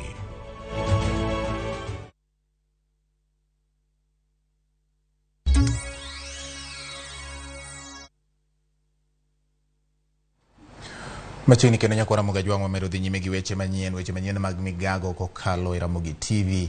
Erokamano kuom yiero Ramogi TV e weche manyien mondo yud ng'eyo makare. Komiti mar od bura mar somo koro dwaro ni piny owacho omedo omenda ma iketo tenge ne siro somo mag joma ni kod ng'ol, to ahinya e sikunde manitiere bwo tend kar tiegruok mar joma ong'ol mar Kise. E kindeni ma pod irito duoko mar jatend piny e wi paro manyien ne lokruok ne lai mag siro weche mag somo mar CBC, jakom mar komiti mar somo Julius Meli owacho ni komitino biro chwalo e od bura paro mar chik mar sundo piny owacho mondo mi omed omenda ma iketo e somo mar jopuonjre ma ong'ol ma idendo ni SNE. Jood bura manochopo e romono ma Kise wacho ni nitiere dwaro mar jo Kenya rwako kendo hero nyithindo mane kod ng'ol mana kaka jowadgi mamoko. Jatatije ka Kise Laktar Norman Kiogora okwayo piny owacho mondo mi oket maino e bero somo mag jopuonjre mane gi ng'ol e pachoka. Those particular facilities so that the special needs children need to be assessed at the county level. So there is need actually to develop a very strong devolved units of psycho educational centers in all our counties. These institutions also require a lot of resources on assistive devices. The assessment devices like brailles, like for visual impaired, the hearing impaired. So the government needs a lot of resources to assist learners. Odhi nyime riwruog jopuonj madongo mag sikunde mag sekondar Kesha kod gavana mar kaunti ma Murang'a Irungu Kang'ata okwayo piny owacho mondo mi ochiw omenda mag siro chenro mag somo e sikunde mag sekondar mag sirikal. Jopuonj go kone giyudo pek e tayo chenro mag sikunde kaluwore kod deko mar omenda ma igolo kuwuok kuom piny owacho mamalo ahinya ni sikunde ma jopuonjre somo to dok pacho. Koyango chenro mar siro somo e gwenge mag Murang'a motise ni Nyota Yetu, gavana Irungu Kang'ata osingo dhi nyime siro somo mag jopuonjre e bwo chenrono mar neno ni gichopo lek maggi mag somo.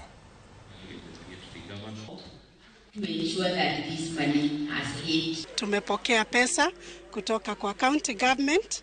Sisi wana Kahuhia Girls tunashukuru kwa sababu hiyo pesa itatusaidia kuoffset madeni ambayo tumekuwa nayo, hasa kwa sababu ya kuongezeka kwa bei ya chakula na pia kuongezeka kwa mambo mengi kama stima. Vile Chea alisema, tunafurahi sana kwa sababu sasa tutaweza kusongesha kidogo.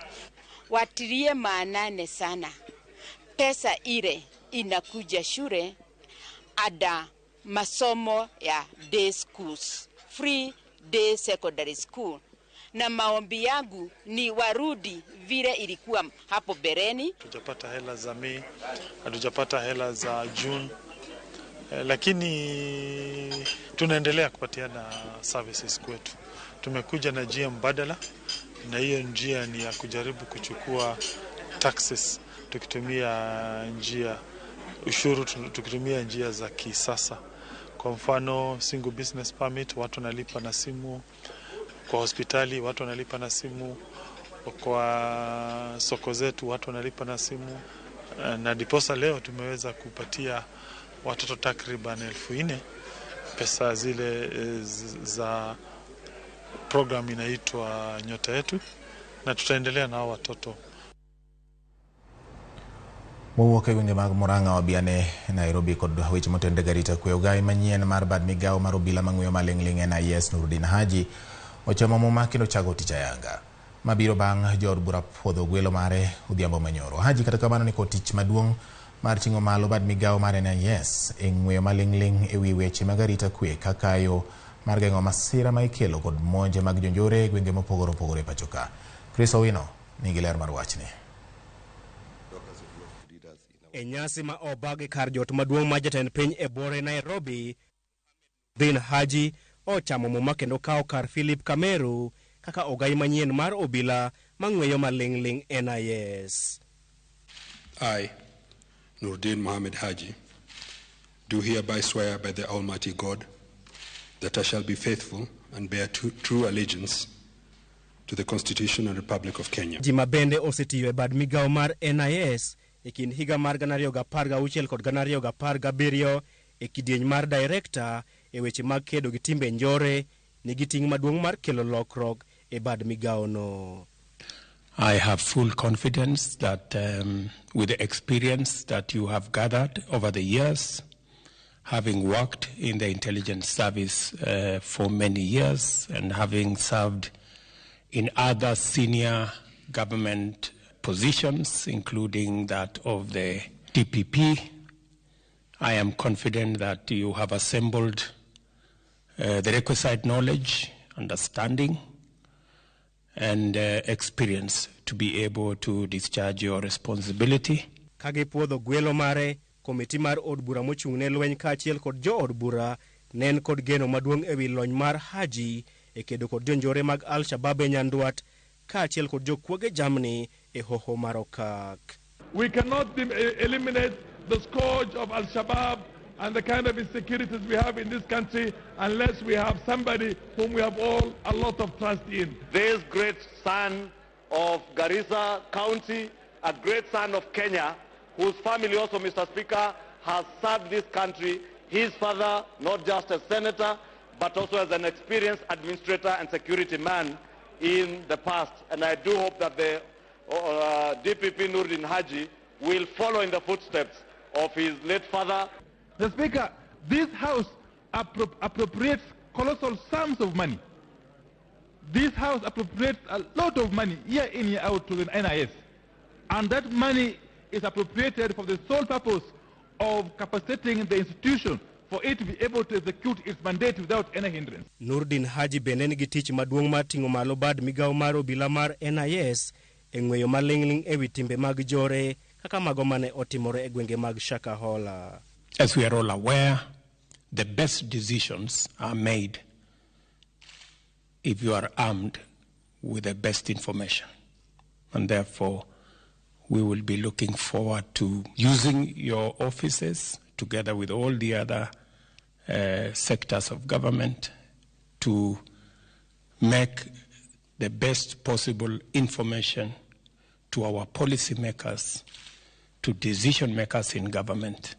Bad migawo mar NIS ne oyudo seyo mathoth kuom nindo e tijgi gino mane omiyo ji mohewo 300 owito ngimagi e gwenge mag Shakahola kaluwore kod puonj magalagala mag Paul Mackenzie. Jodak e counties mag Samburu, Elgeyo Marakwet, Baringo, Turkana kod Laikipia ma osebedo ka onge kod kwe kuom thuolo malach bende oketo geno margi kuom telo mar Haji ni dhi miyo gi kwe kuom ng'weyo chenro mag jonjore e gwengego.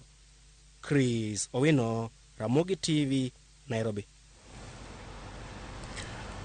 Kawa were gi motede kod weche mag lokruok e telo mar NIS wadhiane e weche motede kod ng'iyo pok kata chiwo remo kata mabende idendo ni World Blood Transfusion Day.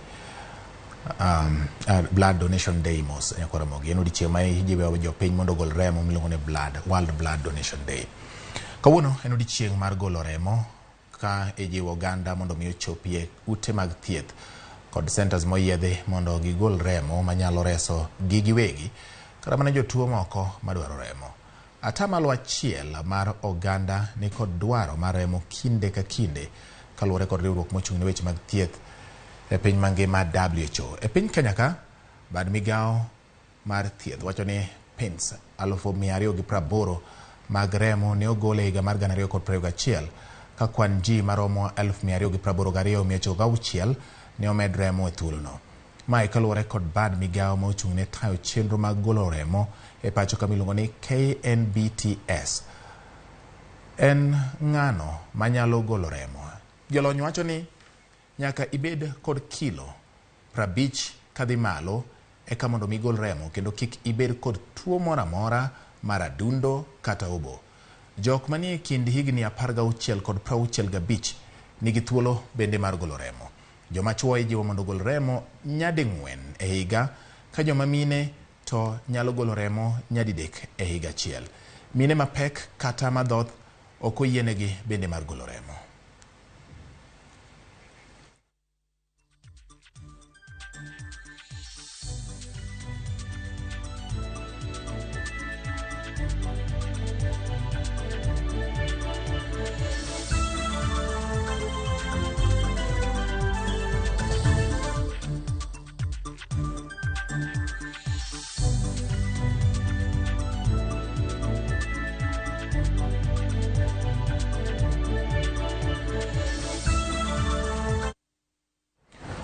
Ramogi bende inyalo kawo ting' mar golo remo mondo ires ngima ng'at machielo. Samoro king'eyo, samoro kata in inyalo yudorie masira madwaro mondo mi medi remo mapiyo. To kopo ni golo chal ng'ama okeno. Bende jiwo ji kaluwore kod dwaro mar riwruok mochung' ne weche mag thieth e piny mangima WHO ni kinde ka kinde inyalo golo remo. Ng'ama dichuo yiene golo remo ding'wen e higa, ka joma mine to inyalo golo didek. Mano wach maduong' ahinya odiechieng' ni miluongo ni World Blood Donor Day, ma en odiechieng' miyango godo kenge moseketi e golo remo mar konyo jotuo kod jogo ma bende golo remo imedo jiw mondo tim kamano. Mach magero wang'o chiro ma Mutindo mayudore e kaunti ma Nairobi. Oyangore ni mach nomuoch ding'wen e chiro no otieno ma piny orugodo kawuono, kendo ketho mwandu mapok oyang nengogi. Kwan jo ohala maromo 600 yudo lal e majno. E kindeno gavana mar kaunti ma Nairobi Johnson Sakaja, jaod bura ma Embakasi West Mark Mwenje kod jaod bura mar kaunti ma Nairobi Esther Passaris gin moko kuom jatelo mane ochopo e kar masirano. Sakaja osingo ni tend kaunti ma Nairobi biro chiwo siling milion 3 ne jo ohala moyudo lal, ka ng'ato biro yudo siling 5,000. Bende osingo mar miyo joma oyudo lal mabati kod chumbe mag gero kuondegi mag ohala manyien. Mabet ni kaka gedo ne wagedo, koro miyo wambe wakwa sirikal ni timni ma ok mokwongo e chiro ni endi. Chiro mamoko bosebedo gi gini endi. Koro wambe wanyiso oganda piny gi sirikal kanyakla ni gikonywa uru mondo gimaknwa nyithindo ma wang'onwa chiro gi gisani gi ngima matek kama endi ni. Kech njore osebedo mang'eny ahinya e area masani ni. Asebedo ka bi asara mang'eny. Kendo alalo gik manyalo romo 1.5 million e chiro kaeri. Koro akwayo sirikal manitie nong'iye mine machal kodwa kama mosemiyo chiro bedo chiro. Gima waneno kani obwogo ji mang'eny nikech kae oajiri ji mang'eny Nairobi kae. Nitie kama joma nitie mama gi baba nika, nitie joma single parents, to kwang'e ni wadhi chako gi kanye. Owang' tema gima ng'ato konyo kata chielo onge. Koro wakwayo mana sirikal ni utimnwa uchunguzi mondo wang'e ni en ang'o matimbre e chirni wagieki, nikech mae kama jomoko gole school fee, kae kama ng'ato yude kaka chiemo, kae kama ng'ato yude kaka nyalo chulo rent ne Nairobi kae. Sisi kama wasimamizi wa soko tumeambia watu wetu kuwa gavana anakuja na mawaziri wake wametangulia hapa kwa ground. Hakuna haja kuwa na wasiwasi ndani ya nyoyo zao kuwa huenda kwa soko inanyakuliwa. The first assurance I must give you is that we will get to the bottom of these fires. Number 2, no one is going to move you from where you are. We must arrest these culprits who are burning markets. Kuna watu 43 wanasema kuna title ya toy. Materials ya kujenga nitawapatia. Haya? Kama ni chuma, kama ni mabati mzuri, pia hizi zilikuwa zimechapa kiasi. Ndio? At least mu refresh. Tutashukuru mwisho. Kitu fiti na kaka mtishi. Wadhi nyime nyakore mok jatend duond bura mar Wiper Kalonzo Musyoka dwaro mondo achiedh nade moluoro twak e kind kweth mar Azimio la Umoja One Kenya kod Kenya Kwanza olosi mondo Twak odhi nyime ne dongruok mar piny Kenya. Jalup jatend piny machono owacho ni weche mag yiero kata yiero commissioners mag IEBC onego ong'i mos kendo maber ahinya kaluwore ni ginyalo pogo oganda jo Kenya e kinde mabiro ka oloso skund sekondar ma Moyembone e kinde yao od nindo e skundno. Kalonzo wacho ni kweth mar Kenya Kwanza kod Azimio onego mbek tol dwaro magi mondo mi girom e diere kaluwore ni walo commissioners mag IEBC en gima duong' e nyayo kwe kod achiel mar oganda jo Kenya. Nyinyi elekeni pande hii.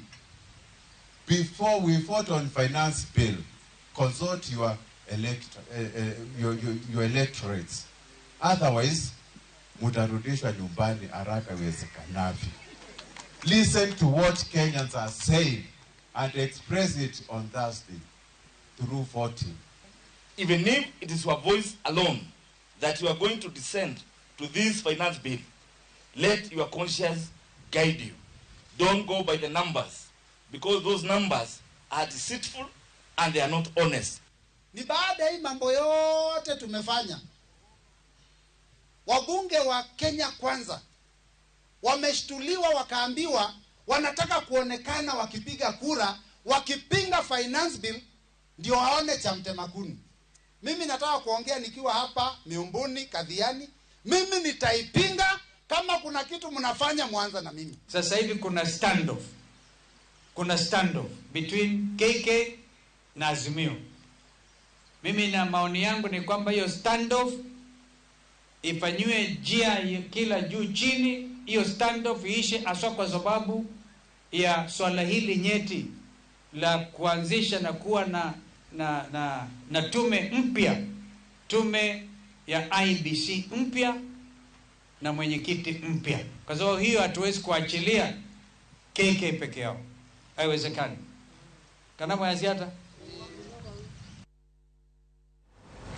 wadhi nyime. Duol mochung' ne riwruok Uganda jo Kenya NCIC ojiwo klepe mag kwe e sikunde kaka yo mar bero achiel mar oganda.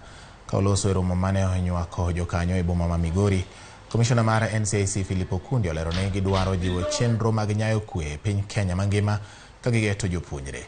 Okundi omedo ni NCIC medo yore mabende e kor gwenge kata mabende kor gwenge mar neno ni chenro mag kwe kod achiel mar jopiny onya e gwenge duto mathurka.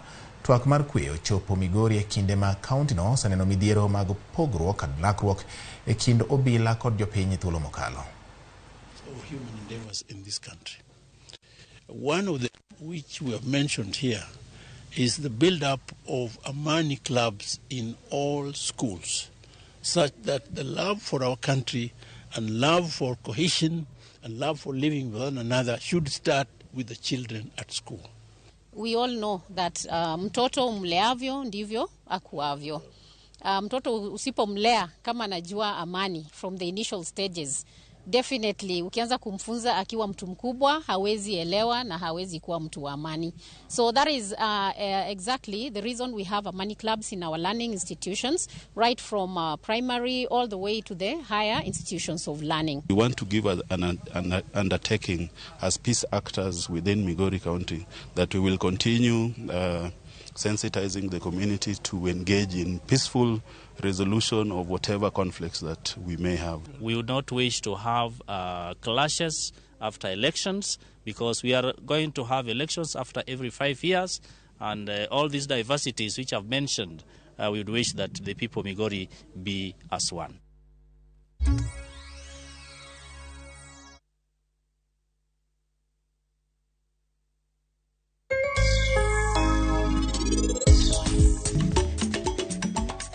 Oduma kinene ni eki kasama ochako nyuol ibro neno kogolo lewe ni matin mos kasto gikone to dhuolo gini gidholuo maler wacho ni koro dhuolo wil.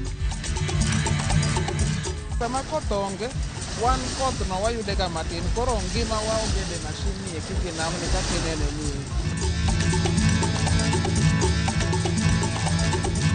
Dial *334# to enjoy 1 GB at 50 Kenya shillings for 24 hours.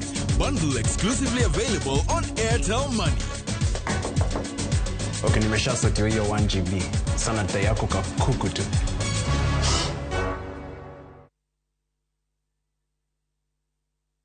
Jatelo mano biro kae nyoro odwa riwo arus kodi.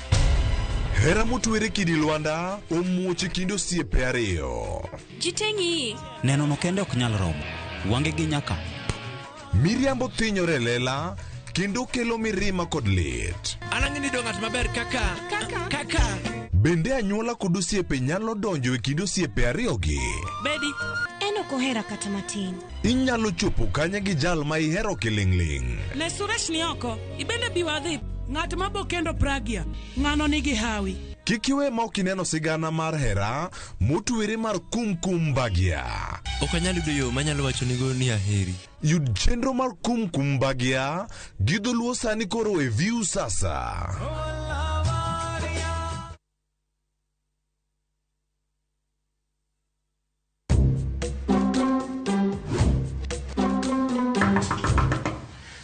Nikom, go home. Aki Nikom, mbona mmechange password ya wifi? Aki simnipe tu hiyo password. Hata baby girl go home, sinyo wamesema go away. Bro, mambo janjes, takusuma majirani. Make chapo smarter. Aje. Dial star 334# to enjoy 1 GB at 50 Kenya shillings for 24 hours. Bundle exclusively available on Airtel Money. Okay, nimesha sotio hiyo 1 GB. Sana data yako kakuko tu.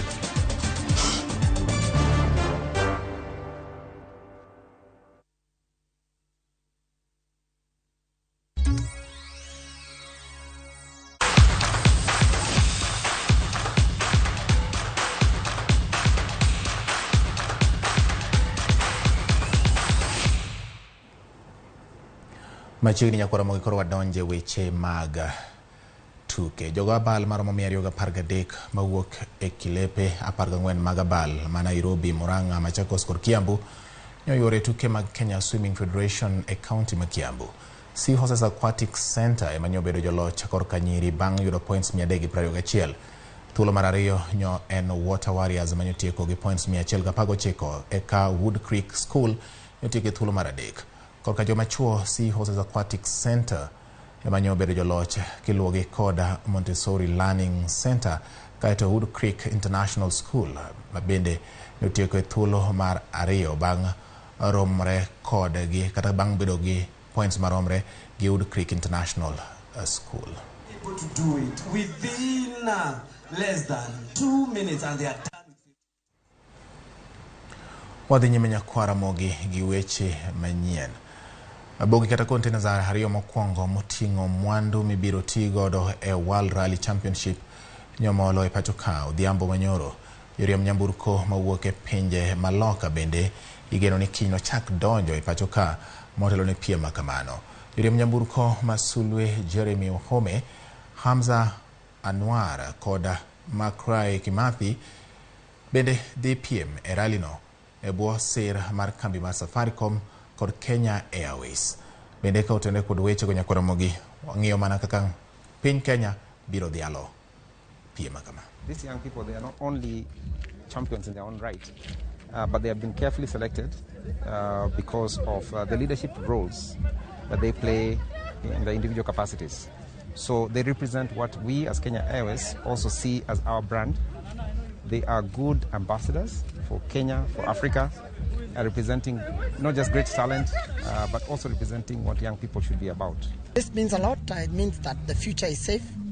We have future champions with us. They are champions today in their own right.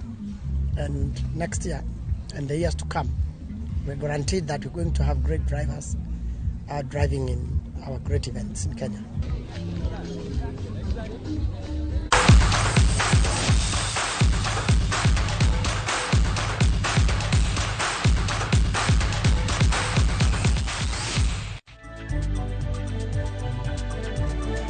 Ero kamano nyakora Ramogi kuom keto Ramogi TV weche manyien mag migago dichieng' ma kawuono mar tich adek. Twak mar paro mar Chik Omenda biro dhi nyime kendo od bura bang'e saa 8:30. Kata kamano ge sani nitiere jal moro ma somo ote mare ka. Peter Thomas Siongo wacho ni finance bill ma 2023 adagi kabisa. Sirikal ok en tayari mar duoko piny pek mar ngima ne jopiny. Dereba mar ochumi en mo ema kendo sirikal dwa idho beche kuka atama laboro nyaka 16 kasto ng'ato wuondi ni jo Kenya dhi neno maber mbele dawe aneno chenro kantiere Mombasa. Erokamano ahinya nyako Ramogi. Erokamano kuom bedo koda. Nyinga en George Bati. Poch gi pak ne in kuom yiero Ramogi TV oriti masani.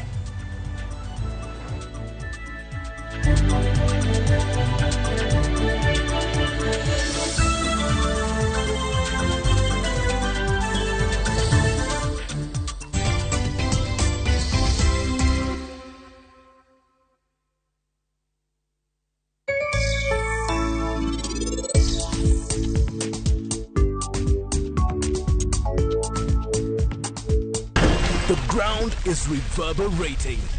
The speed is alive. The kings of the track are here again. Feel the roar.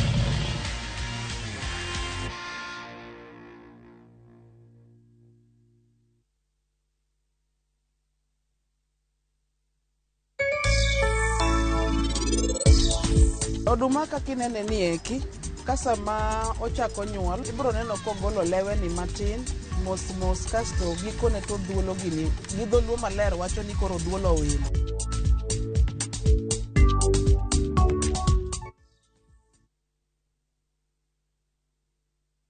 Jiboost na milioni 1 kila wiki kwa kucheza Shabiki Midweek Jackpot.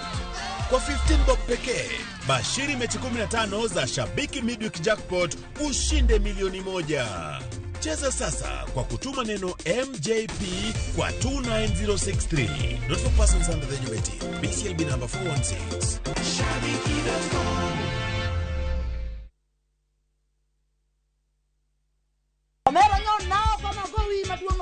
Kanyiero kod mor dhi nyime, inde mone nadwa bedo lawyer kakoro piene mininde okinya ban weche mopondo be medo ng'eyore. mushene dwa participation ni winjo Pesa na mise chamo oingo yie nyaka garus combine. To kwe kethore kind ji. Bona wewe wanamgwenya sisi onjaore Ma town to ng'ato ka ng'ato temo mana tony. yani mtaani saniji tema pek Nyarko chia tich abich ka tich abich saa 1:45 otieno.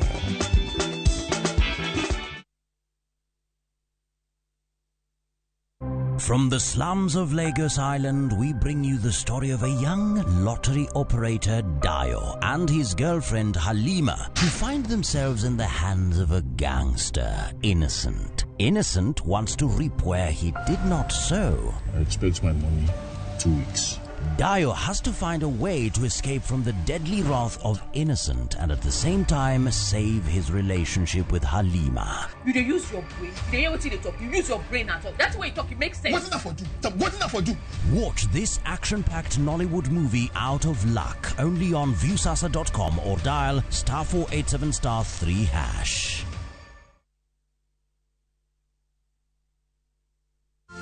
Yeso nilo na lwe. Yeso nilo na lwe. nilo na wena simo nilo na lwe olona Yeso nilo na lwe. olona Yetelo nilo na lwe. nilo na wena simo Kapo nono diher wenda mar oloyo lweny kaka skisa tin mari takwayi kuom ng'wono mar Nyasaye ni yie mondo idial *860*419# to parie ni Ramogi TV e od jower duto. Nyasaye mondo gwedhu, Nyasaye mondo gwedhu. Dial *334# to enjoy 1 GB at 50 Kenya shillings for 24 hours. Bundle exclusively available on Airtel Money. Okay, nimesha set hiyo 1 GB. Sana data yako kakuku tu.